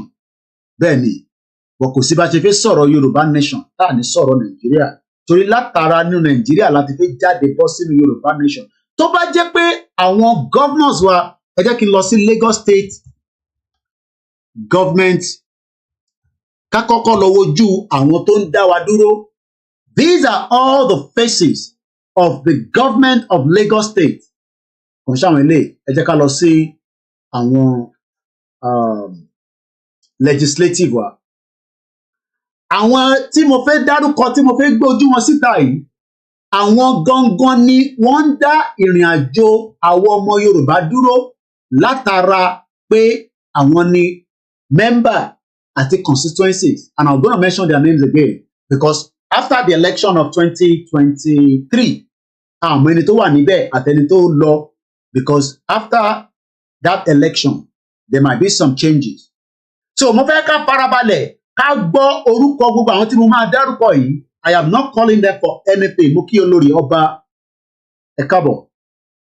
Mo kí àṣà àti ìṣẹ̀lẹ̀ Yorùbá ẹ káàbọ̀ sórí ètò ti Koiki Media, níbi tí a ti ń dáni lẹ́kọ̀ọ́ tó pọ̀, níbi tí mo máa ṣàlàyé tó bá wá yé yín ẹ fi sí comment section pé Koiki òun ní a fẹ́ gba Yorùbá country. Ilé yóò yé mi, màá ṣàlàyé níwọ̀nba tó bá yé mi. Ẹ má yẹ kí wọ́n kọ́ wa lómi ọbẹ̀ jẹ mọ́ pé nítorí pé a wà lábẹ́ Nàìjíríà, a dẹ̀ ń rán ní state wa, ìyẹn nìkan ti tó. No! A need láti wà lábẹ́ Nàìjíríà ká tó rán ní state wa. Àwọn wo gan ló ń represent wa ní Lagos State House of Assembly? Mudashiru Ajayi, òun ni speaker. Ó ti wà níbẹ̀ ó tójọ́ mẹ́ta. Ǹjẹ́ ó fẹ́ kí Yorùbá dá dúró? Ẹ ránṣẹ́ sí èyí tẹ́ wà nílùú Agége. Torí ibẹ̀ ni constituency ẹ̀. Ẹ bá ń béèrè lọ́wọ́ Mudashiru Ajayi, bàbá tó ní ọpọ́n rí, pé ǹjẹ́ ó fẹ́ kíran Yorùbá dá dúró gẹ́gẹ́ bí orílẹ̀-èdè àbí ó kàn prefer pé òun jẹ́ speaker tó wà lábẹ́ Nàìjíríà ní Lagos State tó dẹ̀ ń jayé tiẹ̀ tó dẹ̀ ń ṣèwọ̀nba tó lè ṣe ní òfin. Bọ̀ kò wá sí ní tó lè ṣe tó lè fi dá ọmọ Ìgbò dúró láti gbé láàrin wa. Àfi tá a bá gba country tiwa la máa control immigration wa, la máa lè rí àwọn àǹfààní tí mo fi hàn wá lẹ́ẹ̀kan. Kí làwọn àǹfààní náà? The benefit of Yoruba nation. Òun lélẹ̀. Gbogbo benefit yìí ẹ lè rí tán délẹ̀ tá a bá sì ń bẹ nínú Nàìjíríà. Àfi ká kúrò nínú Nàìjíríà la máa lè rí àwọn àǹfààní tí mo fi hàn wá yìí. A ti sọ̀rọ̀ nípa àwọn benefit yẹn ní the beginning of the program. Mo kí gbogbo ẹ̀yin tẹ́ ń darapọ̀. Ọ̀rọ̀ Yorùbá nation là ń sọ níbí. Tó o bá jẹ́rú nǹkan tẹ́ fẹ́ gbọ́, ẹ ní right láti ìdá jókòó kẹ tẹ́tí sí àbí kẹ walk lọ sí another platform. Ọlọ́run dẹ̀ ṣe social media oríṣiríṣi nǹkan ni wọ́n ń sọ. Kódà àwọn kì í sọ̀rọ̀ àlùfàǹṣá níbí. A lè bu ara wa yàn míì ọ̀rọ̀ àlùfàǹṣá à ń sọ níbí. Ọ̀rọ̀ ìran ọmọ Yorùbá ló jẹ wá lógún. the future torí gbogbo àwọn tá à ń rí mo bẹ̀ Elédùmarè kó fún gbogbo wọn lẹ́mìí gígùn ǹjẹ́ táwọn bá parí tán ṣe ìtàn ta ló tún máa bọ́ síbẹ̀ ọmọ Yorùbá náà ni àmọ́ à ń ṣì wà nínú Nàìjíríà wọ́n ti ń ṣe Nàìjíríà kí láǹfààní Nàìjíríà ẹ fi sínú comment section mo kí ìyàwó Yẹmí Ògúnlẹ́yẹ ìyàwó Àtinúkẹ́ Ọládélé fádà ìró mo kí ẹ káàbọ̀ sórí ètò bàbá wa Dennis èyí tẹ̀ ń wọlé lọ́tún lọ́sì ẹ bá wa pín ètò náà. The Deputy Speaker Mojísọ́lá Lasbat ẹ bá béèrè lọ́wọ́ Mojísọ́lá Lasbat ojú ẹ̀ là ń wò yìí pé ǹjẹ́ ó fẹ́ kí ìran Yorùbá bọ́ nínú oko ẹrú ẹjẹ́ a máa gbójú wọn jáde lẹ́ẹ̀kọ̀ọ̀kan kẹlẹ̀ mọ́ ẹlòmíì ò dá wọn mọ̀ bí ṣe ń dárúkọ yìí arákùnrin tẹ̀ ń rí òun ni wọ́n ń pè ní Múdàṣírù Àjàyí Ọbaṣá ẹ bá ń ránṣẹ́ sí pé ǹjẹ́ ó fẹ́ jẹ́ kí ìran Yorùbá dá dúró gẹ́gẹ́ bí orílẹ̀-èdè àti pé tí kò bá fẹ́ kí ni ìdí gan ṣé torí oúnjẹ lára Nàìjíríà tẹ bá wá ń sọ pé ebi ń pa yín lẹ́kọ̀ọ́ ẹ ránṣẹ́ sí Múdàṣírù tẹ bá sọ pé ẹ lómi ẹ ránṣẹ́ sí Múdàṣírù tẹ bá sọ pé yà ń jẹ yín ẹ ránṣẹ́ sí Múdàṣírù ó lè ránṣẹ́ sí Sanwó-Olú lókò lọ́hùn àti deputy ẹ̀ òun ni deputy speaker òun ni speaker rather ó ti wà níbẹ̀ nísìn ó tójọ́ mẹ́ta ẹ jẹ́ ká wo background ẹ̀ díẹ̀ ó ti wà nínú pé à ń ṣèjọba Nàìjíríà lábẹ́ Lagos State ní ìlú Agége ó ti ń bẹ nínú bẹ̀ láti 2015 títí di wákàtí kò dẹ̀ likely kó fẹ́ lọ bó ṣe wà yẹn mo kí yàwá Sarah Oyèlọ́wọ̀ àwọn tí a gbọ́dọ̀ máa tètè fojú wọn nísìnyí ẹ screenshot ẹ béèrè lọ́wọ́ Múdàṣírù pé kí ni àníyàn tiẹ̀ pẹ̀lú ilẹ̀ Yorùbá kò ń ṣe kó dàgbà púpọ̀ náà àmọ́ ẹni tó bá jùyàn lọ á máa jùyàn lọ náà ni ọmọ 1972 òun náà kàwé ní UK ó náà ń ṣe leadership training ní Cambridge University ní UK ó ṣe law ní 2007 ó ṣe bachelor ní Lagos State 2006 àmọ́ lọ́wọ́lọ́wọ́ yìí òun ló ń ṣe speaker fún Lagos State kí ni àníyàn tiẹ̀ pẹ̀lú ìran Yorùbá pé ó fẹ́ dá lọ ìbọn ọmọ Yorùbá ni. These are the people holding us back kò ń ṣe Ìgbòho ló ń dá wa dúró kò ń ṣe Bàbá Akíntóyè ló ń dá wa dúró Múdàṣírù wà lára àwọn tó ń dá wa dúró nítorí pé kò sọ pé kó gbé bíìlì jáde ní Lagos State pé a fẹ́ ṣe Nàìjíríà mọ́ they are not ready gbogbo wọn fẹ́ dá dúró. No, let me rephrase it this way. Nígbà tí gbogbo wọn mọ̀ pé Tinubu láwọn fẹ́ fi jẹ́ kó jẹ president now Tinubu ti jẹ president tán ṣé tí Tinubu bá ṣe president tán ǹjẹ́ Múdàṣírù máa likely kó di president in Nigeria after Tinubu ẹ fi sínú comment section. These are the real questions we should be asking. But these are the people that are running away from the question. Wọn ò fẹ́ jẹ́ ká béèrè lọ́wọ́ wọn kí ni ìdí tí Múdàṣírù ṣe ń sá tábà ní kó wá bá wa sọ̀rọ̀ nísìn ó lè náà òun ráyè ó lè náà òun busy. Ìyẹn mo ṣe ń sọ pé tẹ bá ní ẹ̀fẹ́ peace wàhálà lẹ́ ń wá nìyẹn ẹ já padà sẹ́yìn ká tó lọ wo the next one. Arábìnrin tí ẹ̀ ń rí ojú ẹ̀ yìí ẹ̀rí bó ṣe ń dán mọ́mọ́ àwọn á máa gbádùn tí wọ́n bá wá bá wa Mr. Koiki à ń jẹ mí nínú má wàá bá mi lọ́ọ́ bá Mojísọ́lá Lasbat mẹ́ràndá òun náà ti wà nínú government Àpápá 1 gbogbo Àpápá rùn gbẹlẹgbẹlẹ ní kò sí títì tó dé Àpápá mọ́ àfi bóyá tẹ bá ti change ẹ bá ń fi sínú comment section. Àwọn ará bíi ní ká máa béèrè pé ìyá wa Mojísọ́lá Lasbat kí ni àníyàn yín pẹ̀lú ilẹ̀ Yorùbá ṣe fẹ́ jẹ́ kó dá dúró ni àbẹ̀ṣìfẹ́ wà nínú Nàìjíríà kẹ́yìn kan máa gbádùn. Níwọ̀ ṣiṣẹ́ o tó bá ń ṣiṣẹ́ èmi ò mọ̀ ń pa yẹn àmọ́ kí ni àníyàn wọn pẹ̀lú ìran ilẹ̀ Yorùbá òun náà ti wà nínú ìjọba ó tójọ́ mẹ́ta láti 2015 kò dàgbà púpọ̀ náà at least mo jù lọ lọ́jọ́ orí 1980 ló ná bí òun August 16 mo dàgbà jùlọ ẹ bèrè lọ́wọ́ ẹ̀ ìyẹn lọ bẹ́ẹ̀ ẹja tó lọ sí the next person.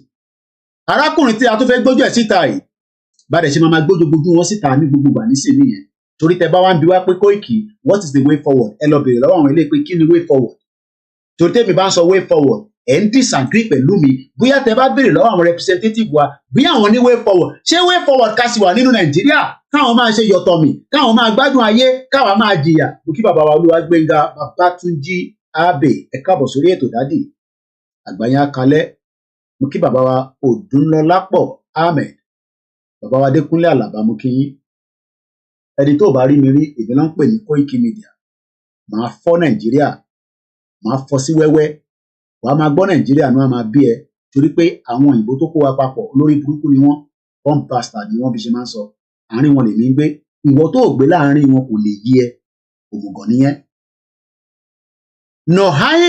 Noheem Babatunde Adams ẹ bèrè lọ́wọ́ ẹ̀ òun náà ti wà nínú ìjọba Etí Ọ̀sà láti 2015 àwọn tó ń jẹ mùlá lélẹ̀ òrè bó ṣe ń fresh bẹ́ẹ̀ tó ń gbé ní London àwọn eléyìí ò lè gbé lé lóyìnbó inú air condition ló ń sùn ló ń jí àbẹ́ẹ̀rí èyí wá ń bí èmi nísìnyí pé Koiki ìgbà ọlá máa gba Yorùbá nation ìjẹ́ ń bí àwọn ilé pé ṣọ́ fẹ́ Yorùbá nation ṣọ́ fẹ́ Yorùbá nation tó bá fẹ́ Yorùbá nation kí ni ìdí táwọn ò ṣe fẹ́ Yorùbá nation ṣé kò kí ń ṣọmọ Yorùbá ni ṣọmọ Tápà ni ṣọmọ Fúlàní ni ṣèbílẹ̀ Yorùbá ló ti ń ṣe gọ́fmẹ̀ntì láti 2015 ìyẹn Noheem Babatunde Adams wọ́n bí ní 1980 mo dàgbà jù lọ ó di méjì ìjẹ́ríran ẹja tẹ̀síwájú àwọn tó ṣe darapọ̀ mọ́ wa self-determination platform lélẹ̀ arákùnrin tẹ́ ń rí ojú ẹ̀yìn òun ló ń pè ní Adédàmọ́lá Richard Kasimu òun náà ti wà láti 2015 ló ti wà nínú gọ́fmẹ̀ntì máa ṣe gbẹ̀gìrì àtàmàlà ọmọ 1983 òun náà March 29 lọ bí kódà place of birth eléyìí London lọ bí sí kó tó di kó padà sí Èkó láti lọ darapọ̀ mọ́ wọn nothing wrong in that but ẹ béèrè lọ́wọ́ Adédàmọ́lá Richard Kasimu pé kí ni àníyàn tiẹ̀ ṣé ó sì fẹ́ ká wà nù Nàìjíríà ni àbí ó fẹ́ kí ìran Yorùbá kó dá dúró mo kíyàwó Oyè Òjó bàbá wa Babátúndé Olúwaṣeyì ẹ káàbọ̀ sórí ètò Àkànní Ìdòwú mo kí Ọláwálé Ọlá Òye mo kí Anna Fátẹ́mi lẹ́yìn ẹ káàbọ̀ sórí ètò. These are questions that we need to ask ìyẹn la ṣe ń sọ pé negotiation sitting around the round table wọ́n ṣe pé kẹwàá máa sọ fún wa pé Koiki shut up kò sí kankan tó máa ṣẹlẹ̀ kábíyèsí Elédùmarè mẹ́wàá máa ṣẹlẹ̀ o ara máa ní gbogbo wa ní o Ọlọ́run jẹ́ kára ní wá but let us sit together now and discuss torí èní kọ́ torí ọ̀la ni àní Nàìjíríà gbè wá gbogbo yín nísìlẹ̀ fún Tinubu ní support àwọn party member wọn lélẹ̀ core party member APC ní gbogbo àwọn ilé torí gbogbo representative tó wà níbẹ̀ I'm sure pé APC ló pọ̀ jù bí atabárí ẹyọ kan ló máa ṣe non-APC tó bọ́ ṣe ń ṣe nìyẹn wọn fẹ́ jẹ́ kẹ́lòmíì darapọ̀ mọ́ wọn nínú state kódà ní Ọ̀yọ́ state náà PDP nítorí pé PDP ló ní state yẹn wọ́n máa rí gẹ̀pa ni ẹ jẹ́ ká túbọ̀ bàbá wa Fatai Mojeed Ìbẹ̀jú Lekki one kí ni nǹkan tẹ́ fẹ́ láti 2015 lẹ́yìn náà ti wà níbẹ̀ ọmọ 1973 lẹ́yìn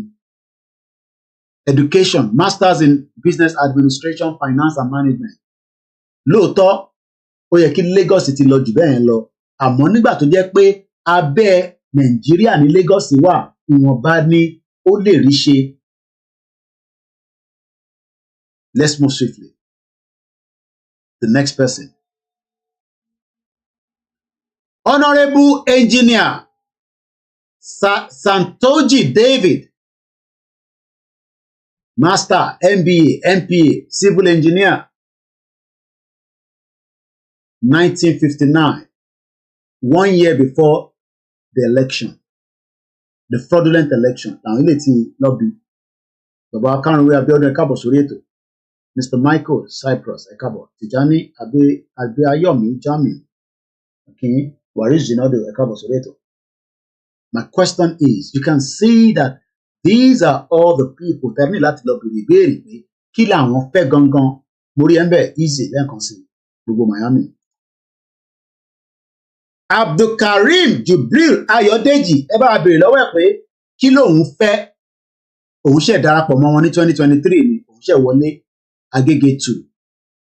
Ṣé ó fẹ́ Yorùbá nation àbí Nàìjíríà yẹn ló fẹ́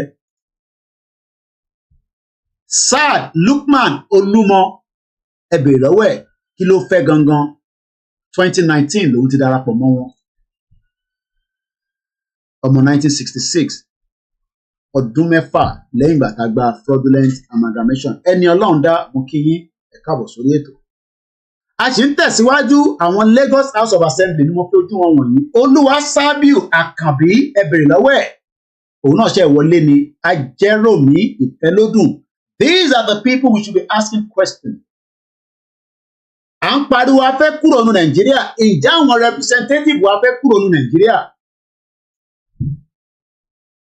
The next person.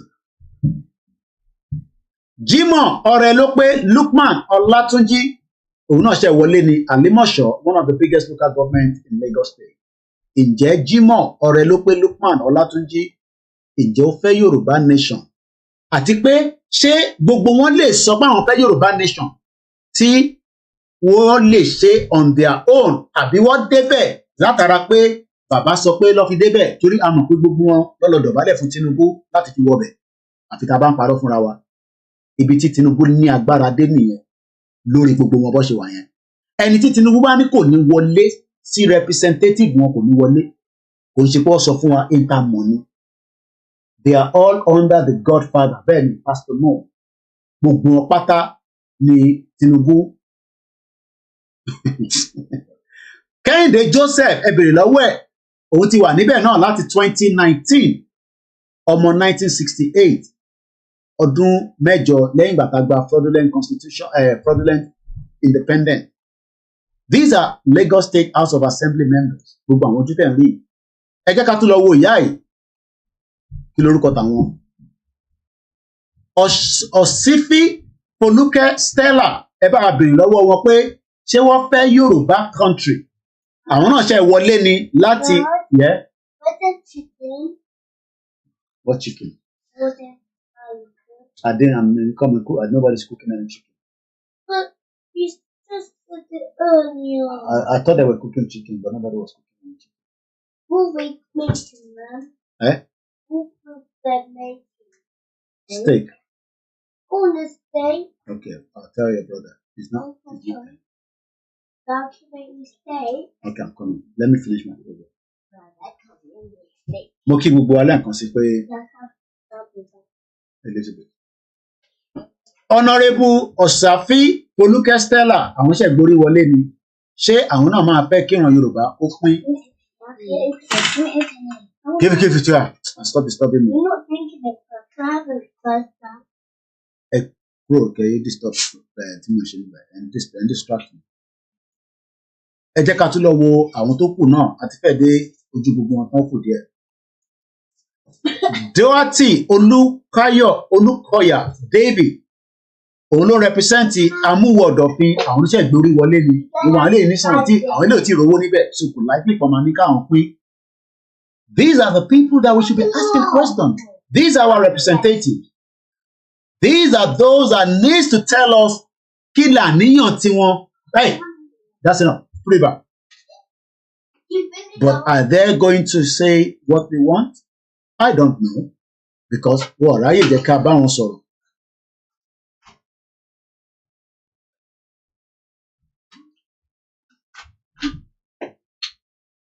Sangodara Rotimi àwọn ti wà ń bẹ̀ láti 2015 àwọn ti Sùúrùlérè nìyẹn. Ǹjẹ́ gbogbo àwọn tí mò ń dárúkọ ẹ̀ ǹjẹ́ wọ́n fẹ́ jẹ́ kẹ́ lọ mo kí Pastor Paul mo kí gbogbo wa pé ẹ káàbọ̀ sórí ètò. So tẹ bá ń bi mí pé Kóìkì nígbà wo ni Yorùbá nation máa dé ǹjẹ́ ẹ̀ ń bí àwọn eléyìí náà àbáwá nìkan lẹ̀ ń béèrè ìbámu Yorùbá ni wọ́n àbílẹ̀ Yorùbá kọ́ ló ti ń govern. Let's go to the next name. Lawal Àyìnà Musibau ẹni tẹ́bí bá ń pa tíyà bá ń jẹ yín ẹ kàn sí gbogbo àwọn tí mò ń dárúkọ ẹ lọ sí constituency wọn especially ìtẹ wà lábẹ́ wọn níbẹ̀ kẹ́ béèrè ẹ̀tọ́ yín lọ́wọ́ wọn. Gbogbo wọn lè sọ pé ìjọba Nàìjíríà kò sanwó sí Lagos State. Ǹjẹ́ Lawal Àyìnà Musibau òun náà ṣe ìgborí wọlé ní Àpápá 2. Mo sọ pé gbogbo àwọn ilé nísìn bó ṣe jẹ́ Àpápá 2 rẹ̀ kò ní right lábẹ́ omi Nàìjíríà bó ṣe wà ẹ tó wọ súùtù Ọmọgbọ́láhàn Ọba mo kí ẹ Èkó tílẹ̀ àṣẹmẹ́yẹ bọ̀ lápò ni a lè máa fáwọn èèyàn lówó ní owó yẹn ò sí àwa náà ní expensive ní UK. Mo kíyàwó Rose Osunde ẹ káàbọ̀ mọ́. Ọlákìtàn mo kí ẹ káàbọ̀ ìyàwó. Ẹ̀yin tẹ́ ń gbọ́ mi, I have nothing against all our representatives here, but I'm asking kí ni àníyàn tiwọn lórí ọ̀rọ̀ pé kí Yorùbá kó dá dúró. Bonu Solomon Sanu Badagry 1 àwọn ṣe gborí wọlé ni. Àwọn ṣe wọlé ní 2023 last year, the 10th Legislative Assembly. These are the people we should ask questions. Èyí tẹ́ bá mọ̀ wọ́n, ẹ bá wa máa béèrè lọ́wọ́ wọn pé kí làníyàn tiwọn, at least Tinubu ti dé bẹ̀ nísìn. Ṣé tí Tinubu bá wá ṣe ọdún mẹ́jọ tán làwọn ṣe fẹ́ gbóhùn sókè ni àbí wọ́n lè gbóhùn sókè nísìn, àti pé ṣé wọ́n ń pa wọ́n lẹ́nu mọ́ kó má gbóhùn sókè, ṣé wọ́n wà lábẹ́ Tinubu ni. Ẹni tó bá dẹ̀ sí ń sọ pé ká lọ restructure Nàìjíríà, bóyá ká gbọ́n tí bàbá wa sọ lẹ́ẹ̀kan sí ká tó máa tẹ̀síwájú. Orúkọ mi ni Ọláyọmí Kóìkì tí gbogbo yín mọ̀ sí Koiki Media. Àwa là ń bring the world closer to your doorstep. Yorùbá àsìkò tó kárelé, àmọ́ àwọn kan ní àwọn sì ń ṣèjọba lọ́wọ́ Kóìkì, má fi tiẹ̀ yọ wá lẹ́nu, má dà wá láàmú. À ń ṣèjọba lọ́wọ́lọ́wọ́ báyìí, ẹni tó wo àwọn tó ṣẹ̀ wọlé nísìnyí, wọ́n ń ṣèjọba lọ́wọ́lọ́wọ́. So I don't think these are ready to allow a dissolution of Nigeria. Bó ṣe wà ní Lagos State náà ló wà ní gbogbo ẹ̀ka tá à ń pè ní ilẹ̀ Yorùbá. Kí làníyàn tiwọn? Kí ni views tiwọn lórí ọ̀rọ̀ pé Yorùbá? Wọ́n ṣáà lè náwọn gbọ́ pé Sunday Igboho àti Bàbá Akíntóyè àtàwa tó kù à ń béèrè fún ẹ̀tọ́ wa. Wọ́n gbọ́nà, ǹjẹ́ wọ́n tẹ̀lé pè wá pé ẹ jẹ́ ká jọ jókòó round table ká rán representative. Ìwọ tó bá sì ń sọ pé Nàìjíríà máa ṣiṣẹ́, bóyá ká rán wọn létí pé etí Jonathan sọ nígbà kan lélẹ̀. Thinking about how we've been having this conversation about the unity of Nigeria. And I reflect back at some of the prominent statements made by some of our founding leaders. And I feel that probably this will help us to have a conversation on the Nigerian unity. I just brought four, not to bore you. First, and I quote, not my statement, Nigeria is not a nation. It's a mere geographical expression. There are no Nigerians in the same sense as there are English, Welsh, or French. The word Nigerian is merely a distinctive appellation to distinguish those who live within the boundaries of Nigeria from those who do not. This is accredited to Chief Obafemi Awolowo, the former Prime Minister of the Western region. The second one, and I quote, it is true that we politicians always delight in talking loosely about the unity of Nigeria. 60 years ago, there was no country called Nigeria. What is now Nigeria consisted of several large and small communities, all of which were different in their outlooks and beliefs. The advent of the British and that of Western education has not materially altered the situation, and the many and varied communities have not knit themselves into a composite unit. This is accredited to Sir Amadou Bello, former Premier of Northern Region. The third, and I quote, since 1914, the British government has been trying to make Nigeria into one country.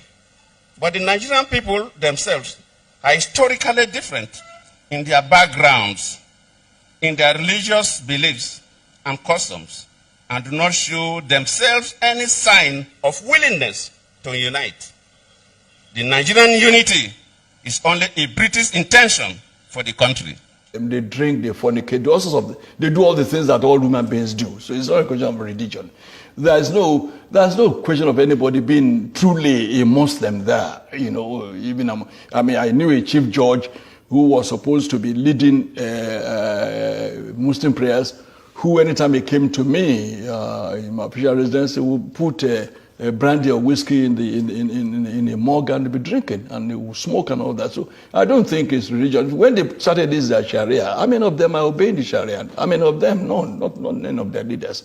So it's not religion per se, but they use religion to deceive people and say, Hausas were not Muslims at all. So they say, well, let's give you a superior religion, we'll give you Islam. But that didn't apply to the South because we've had Muslims in Yoruba land even before 14th century. So truly what we are fighting against, or what is going on, is clash of culture. And civilizations. And civilizations. That's right. Not really the Fulani versus the Igbo or the Fulani versus the Yoruba. No. It's clash of civilizations. Yes, clash of civilizations and clash of cultures. Yes, you're right. That means we have not really integrated as a people. Never. We have never been. So the word the Nigerian people is a fallacy. Is that what you're saying? Yes.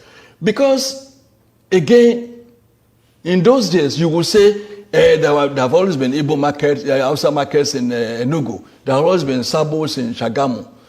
But those Sabos were occupied by Hausas. Hausas are peaceful people. We traded in Kola North. We did even the few Fulanis that came with them at that time, when you had a Sabo in Shagamu or in Ibadan here, they would still look for one Fulani man and make him their Seriki. How did the Hausa accept they were subdued. They were subdued. Despite their large number. Yes, they were subdued. Of course, they killed, they ruined, they extirpated their 7 kingdoms. They killed their 7 rulers and took over under the guise of religion. Another thing they used, they used the word corruption. Oh, your people are corrupt. We are saints. Your people are corrupt. They've always used the word corruption to deceive people. But the jihad is over. How come the Hausa man is yet to claim that Hausaness again? It's just now that the efforts we are making in the South have begun to yield fruits. You will be surprised to hear that now in Hausa land, we now have Hausa Christians. Never had that before. Never. You now have Middle Belt Forum that are saying we are not Northerners, we are Middle Belters. We are not Northerners. Don't call us Northerners. Now when you see a Jukum man or you see a Lantan man and you say you are Hausa or you are Fulani, he will be angry. He may even draw his dagger. Don't call me Fulani. I'm not Fulani. I'm not Hausa. What we did not know until recently is that when you call a Fulani man Hausa, he will be angry. He will say Banzani. Because he knows that I'm superior to Hausa. How can you say I'm Hausa? But before now, before Buhari came to establish his suzerainty over Nigeria, we all lumped all of them together. We're Northerners. And like I wrote some 4 years ago, there's no North. There's no North that we used to know. The North is dead. There's nothing called North anymore. So there's a Fulani now standing on his own. It's standing on its own. There's no more North. If they try any war today, oh God of mercy.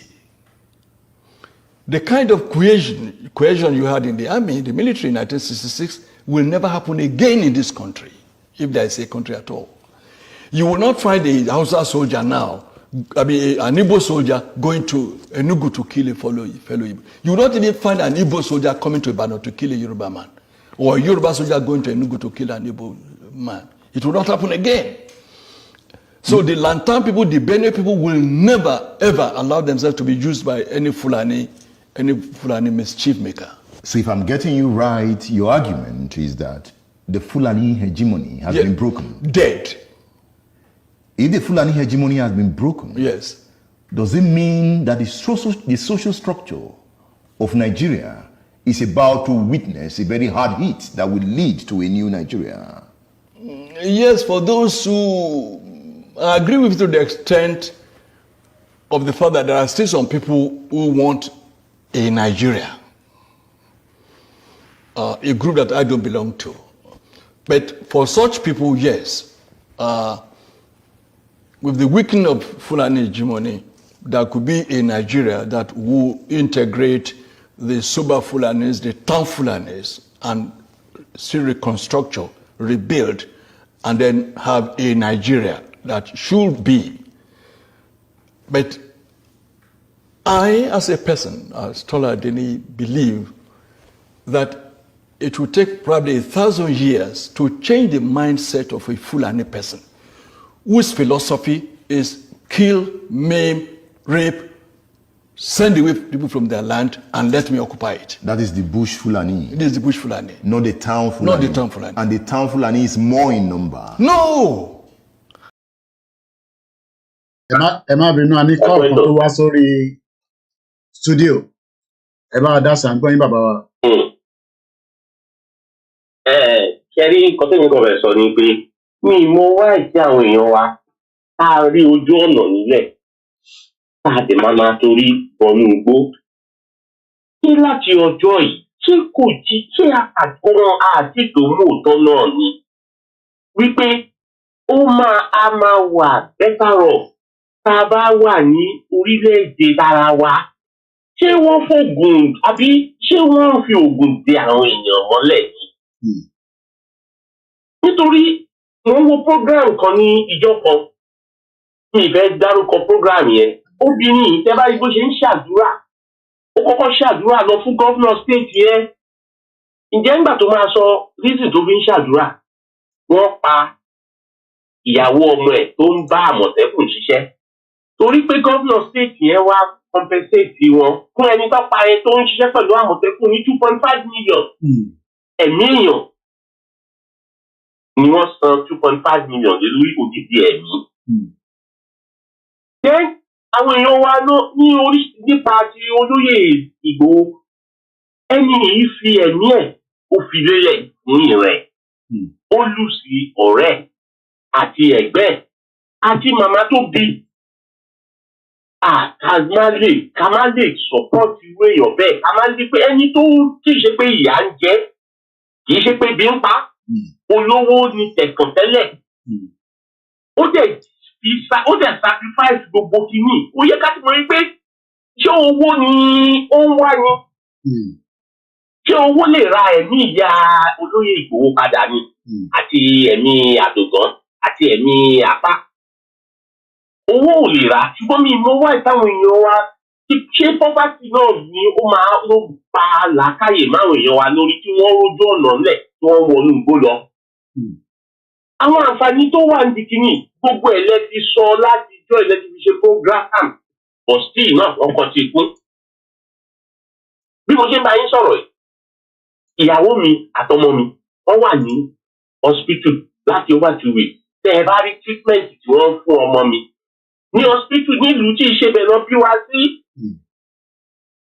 ìtọ́jú tó ń fún ọmọ mi láti over 2 weeks nígbà tó ń tọ́jú ọmọ president ni the best doctor ló wá ṣe surgery fún ọmọ mi apart from nínú ward ó ti ní láti lọ fún ìyàwó mi ní accommodation ní ìta tó jẹ́ pé tí tó bá jẹ́ pé gbogbo wa fẹ́ wá sùn sí accommodation yẹn ibẹ̀ gbà wá bẹ́ẹ̀dì wà lẹ́gbẹ̀ẹ́ wọ́ọ̀dù ní ẹ̀gbẹ́ bẹ́ẹ̀dì ọmọ mi níbẹ̀ tó lè sùn ṣùgbọ́n òyìnbó tún wo wípé ó lè ní confidence ó lè wẹ̀ ó lè tọ́jú ara ẹ̀ pé àwa òbí bàbá àtàwọn ẹgbẹ́ wọ́n lè wà wọ́n fún ní accommodation níta just about few minutes walk to the hospital gbogbo àwọn kíní la ní àwa náà máa jẹ àǹfààní ẹ̀ tá a bá lè lọ sí tá a bá lè gba ilẹ̀ wa ká dá dúró ṣé wọ́n di kan mọ́ àwọn èèyàn wa létí ni? Tí bá ṣe pé ẹ̀yin tẹ́ mo ti wò pé bóyá kí n sọ ojú ò gbà ẹ wo Ìgbòho olóyè Ìgbòho ń sìn. Síbẹ̀ náà despite gbogbo nǹkan tó ṣẹlẹ̀ téèyàn lù sí ìyẹ́ ojú wọn ò gbà náà. Ẹ ṣe o ẹ jábà bí ọlọ́run á lè wọ àwọn èèyàn wa gẹ́gẹ́ bí ìkọ́ táwọn èèyàn sọ pé ọgbọ́n sábàlìkì ẹ̀ lè dá lọ́mọ máa fi play àwọn irú ti fídíò àwọn kìnìún àti ti máyégún lọ́mọ máa play fáwọn èèyàn ní every ìgbèríko lọ́mọ máa gbọ́ because owó dáfọ́ ti so àwọn pípé ìkà ni wọ́n á so ṣe débi wípé data jẹ́ very expensive òun tó bá ń ṣe pé o ní sálárì tó lójú ẹ̀ o ò lè dédé ra data ẹni dédé ń pa ló máa ra data. Sálárì ẹ̀gbọ́n tẹ̀ tó ń wá ẹ̀. Bẹ́ẹ̀ni So àwọn èèyàn sọ pé tábà lè rí ní ìṣe pé àwọn èèyàn fi tẹ́gbà àwọn èèyàn máa gbọ́ program yìí àti program máyégún àtàwọn others náà ní other country láti pẹ́pẹ́ wọn máa play fáwọn èèyàn ní Nàìjíríà tó máa gbọ́ tí ò ní jẹ́ pé at no cost tó máa jẹ́ free kìíní because bí ìgbà tẹ́ pé gbogbo ọ̀rọ̀ tá à ń sọ bí àwọn ọ̀tí ẹ̀ gbọ́ ni bọ́n mo tẹ̀ mọ́ pé àti gbọ́ náà ó difficult fà nínú àkùnrin ẹgbàá gbà tí mo lọ sí Nàìjíríà tí n bá fẹ́ gbọ́ program yìí àti ti máyégún mo máa ní láti ra dátà tó pọ̀ gan-an ìgbọ̀nsẹ̀ tó pọ̀ torí pé èèyàn wá láti ìlú òyìnbó ni. Ṣùgbọ́n àwọn tó wà ń bẹ̀ tí wọ́n lè afford oúnjẹ táwọn náà ti fẹ́ gbọ́ program yìí. Ẹ kú iṣẹ́ o ní dákẹ́ náà ni o àbí ẹ̀yin náà wò kọ́tẹ́ sọ́njẹ́ mo rí píkẹ́ yẹn àti gọ́vnọ̀ Akérédolú lóòótọ́ ẹ bá fẹ́ gba nǹkan lọ́wọ́ máa yẹ ibi ilẹ̀ máa gbà náà. 2017 is picture. Téèyàn bá ẹni tó bá lè ní téèyàn bá ti ní connection wọ́n ní Yorùbá àwọn Yorùbá ní téèyàn bá ti téèyàn bá rẹ̀ ní bálà ọ̀nà ọ̀la òfin yá ẹni tó bá lè ní connection lẹ́gbẹ̀ẹ́ gọ́vnọ̀ kí ló dúkù. 2017 ó ti tán ṣùgbọ́n ẹni. Ọlọ́run tí mo rí táwa fẹ́ rìn sí. Ẹgbẹ́ má dàbẹ́ táwa kọ̀ntínú náà ni Ọlọ́run á kún yín lágbára ẹ kú iṣẹ́ ẹ jẹ́ ká máa gbọ́ program lọ. Thank you so much. Mo kí brother mi tó pè mo kí gbogbo ẹ̀yin tí ẹ wà lórí ìkànnì a ṣì ń bá ètò yẹn lọ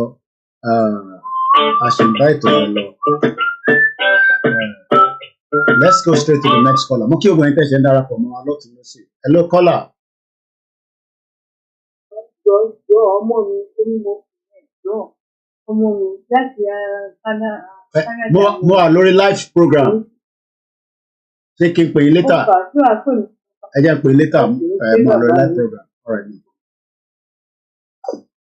Mo kí ẹ̀yin tẹ̀sẹ̀ ń darapọ̀ mọ́ wa. Mo kí ìyàwó Ṣọlá Àbẹ̀jẹ́ Anímàṣàn ìlú àti àwọn Anímàṣàn ọmọ ìjọ lọ sí Abẹ́òkúta Grammar School. Mo kí bàbá wa Ọlátúndé Bọ́látitó Icon Sọlá Michael mo kí yín. Ìyàwó Madenat olórí mo fi Elédùmarè kí yín. Bàbá wa Lárẹ̀wájú Ọládipúpọ̀ mo kí yín. Mo kí Ọ̀gbárá brọ́dà mi mo kí ẹ̀yin tí ẹ ti wà lórí ìkànnì. Ẹ já lọ sọ́dọ̀ Bishop Adesina analyst lórí Koiki Media. Hello, Koiki. Ẹ káàbọ̀ sórí ètò Bishop. Ẹ kú iṣẹ́. Àjọṣe náà ni. Yeah. So mo kàn ní kí mo listen sí explanation àyẹn tó pè láàtọ̀ mo ní buttress is big. Kì í ṣe wípé àwọn èèyàn tó wà nílé wọn ò gbọ́ àbí wọn ò mọ nǹkan tí wọ́n fẹ́, including those people in government and our politicians. We all want Yoruba nation. Now, ó ṣẹ̀ṣẹ̀ ń clear ní nísìnyí and Chief Sunday Igboho is, I would say, is making headway successfully now. In terms of political gaining political acceptance and all that. So now things is making more clearer and headway than before. Now, nǹkan tí Yorùbá ń bẹ̀rù tẹ́lẹ̀ is ogun. Yorùbá ò fẹ́ jagun. Yorùbá ò láìkì ogun. And people àwọn tó dẹ̀ wà ní the politics Nigeria ní Yorùbá wọ́n ti wo structure Nigeria wọ́n ti wò ó sàá wọ́n ti wò ó sàn wọ́n ti wò ó pé tábà ní ká jà á ní wùrùwùrù a máa fail. Yorùbá yàtọ̀ sí Igbo then àwọn Igbo ó ti pẹ́ tó ti ń rìn lórí tiwọn. So Yorùbá wò ó wípé a máa tò lẹ́sẹẹsẹ ni and Yorùbá listen to elders. Tó bá jẹ́ ọ̀dọ́ tàbálágbára ní ilẹ̀ Yorùbá tó bá gbọ́ràn sí àgbà lẹ́nu ọlọ́mọdé àṣìṣe on your own ni. So now the thing is making headway and becoming more supportive for Chief now because please ìbẹ̀rù wọn tó bá wà ní 50% ó ti wà níbi 20% now ó ti lọ́lẹ̀. So they now have people in power in Nigeria that they can instruct what to do to reduce the power away from the hand of Fulani. Kó bọ́ sọ́dọ̀ tiwa náà so they can be more confident. Pé tí wàhálà bá tẹ̀ tẹ́lẹ̀ àwọn náà ní àwọn ọmọ àti nǹkan tó lè lò. Alright? Not compared to Igbo tó jẹ́ pé àwọn wà self-reliant. So that is one nǹkan tó ń ba àwọn Yorùbá lẹ́rù kì í ṣe wípé wọn ò fẹ́ lọ. Now we now have few people tó jẹ́ ọmọ àlè wọn pọ̀ tó gbogbo àwa ta ni a fẹ́ lọ àti àwa ta ni ká rọra ṣe sùúrù a máa lọ. So these are classifications. Now àwọn few ọmọ àlè yẹn now see the headway that Chief is making now in conjunction with our to the political kini on ground sílẹ̀ ọwọ́n àjàpọ̀rọ̀. So those are the things you should know. Wípé gbogbo àwọn noise makers wọ́n jàpọ̀rọ̀ ni wọ́n tó nǹkankan and kò síbi tí àti lè fẹ́ rẹ̀ kù ní ẹ̀yà gbogbo èèyàn lágbàáyé àwọn ọ̀dàlẹ̀ máa wà àwọn ẹ̀yà ọ̀dàlẹ̀ máa wà nítorí pé àwọn fi ìran Yorùbá jẹun ni. So they never believe that the status quo will change. And seeing that the status quo is changing, lójú tí wọ́n ìkòkò ọbẹ̀ wọn máa fọ́ ó fọ́ nìyí then they seeing the ìlara máa wá come out wípé talẹ́ni igan tani Igboho igan tani kinní kan. So all that is normal. Ó ṣẹlẹ̀ ní àwọn ìlú òyìnbó náà bẹ́ẹ̀. So but we are the one that we know what we want and now we are making headway. We should increase our tenacity and strengthen our strategies and plans and move and with prayer move forge ahead without looking back and also guide against traitors. Àwọn traitors wọ̀nyẹn we guide against them. So those are the little things so that I would like to put to clearance. Irú bàbá wa tó gbé yẹn tó ń sọ he is in diaspora, yeah. And hearing all those stupid things from some stupid people, don't ever think that is the way all Yoruba people are. No. So you can about people no man do woro. So you can see them. They go on the social media. How many Yoruba people is supporting of them? Then irú ẹni tí ó dúpẹ́ lọ́wọ́ gómìnà tó rówó gbà kó. A lè fẹ́ ìyẹn kù because the masses has been subjugated with poverty. Poverty yẹn ó dẹ̀ ṣe ń bá ọ̀pọ̀lọpọ̀ jà. Tí a bá gba orílẹ̀-èdè wa, we are working on a very strong reorientation ministry of orientation. Gidi gan. In fact, including àwọn tó máa rule gan, we still be going under orientation, training, and information, the way to rule, and as citizen, the way to be a good citizen, and the educational structure. The Ministry of Orientation will be very strong, including research, coupled with research. So all these things will be there. So people, you should know that the deeper you sink, that tells the higher altitude you will go when you are drawn out. So Yoruba nation have a brighter future. So don't look at the rubbish that is entrenched now, or look at the refining mechanism to bring our people out. So we should stop complaining, but always, whatever is the problem, we should always look for solutions to do. So that is my my intake. Every time the same problem complaint to Baba call a lot of us like that, including you to Koiki.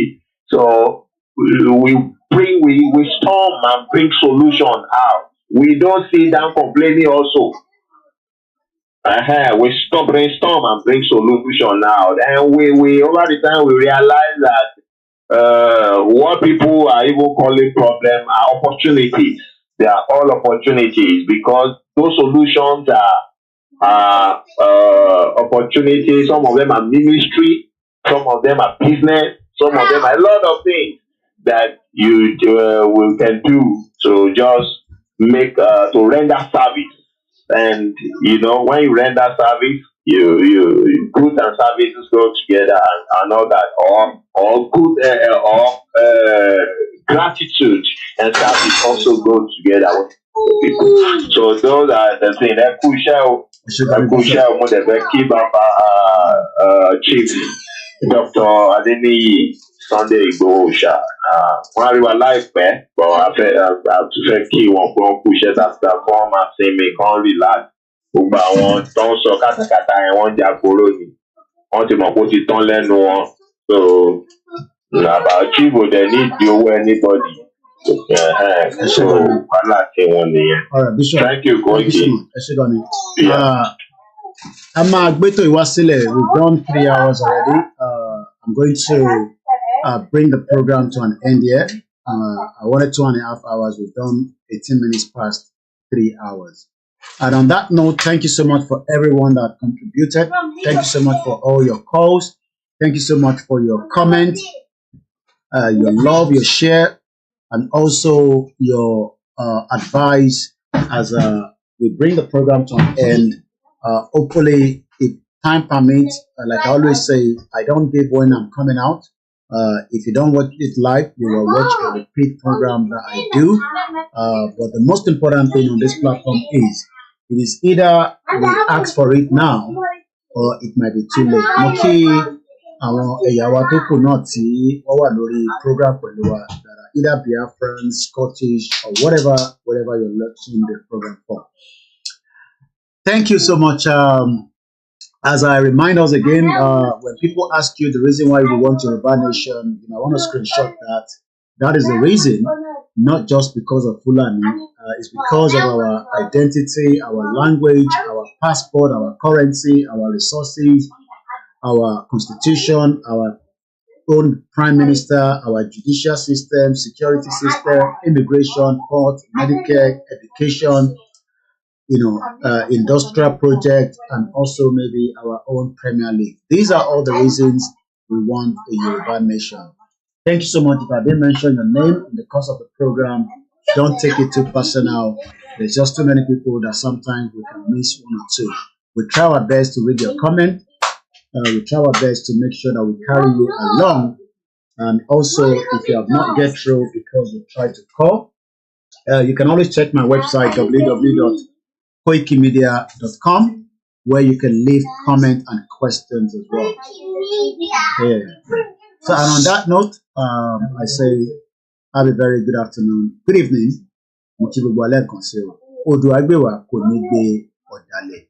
Gbogbo ẹ̀yin tí ẹ ń béèrè pé ọ̀nà wo lẹ́yìn náà máa fi darapọ̀ mọ́ Yorùbá Nation. Reach out to all the medias, either the home-based media, the world media, and I believe Comrade George Akinwala máa wà lórí Yorùbá World Media in the next 5 minutes. So I'll be watching that. You can also join and watch that as well. Bye for now.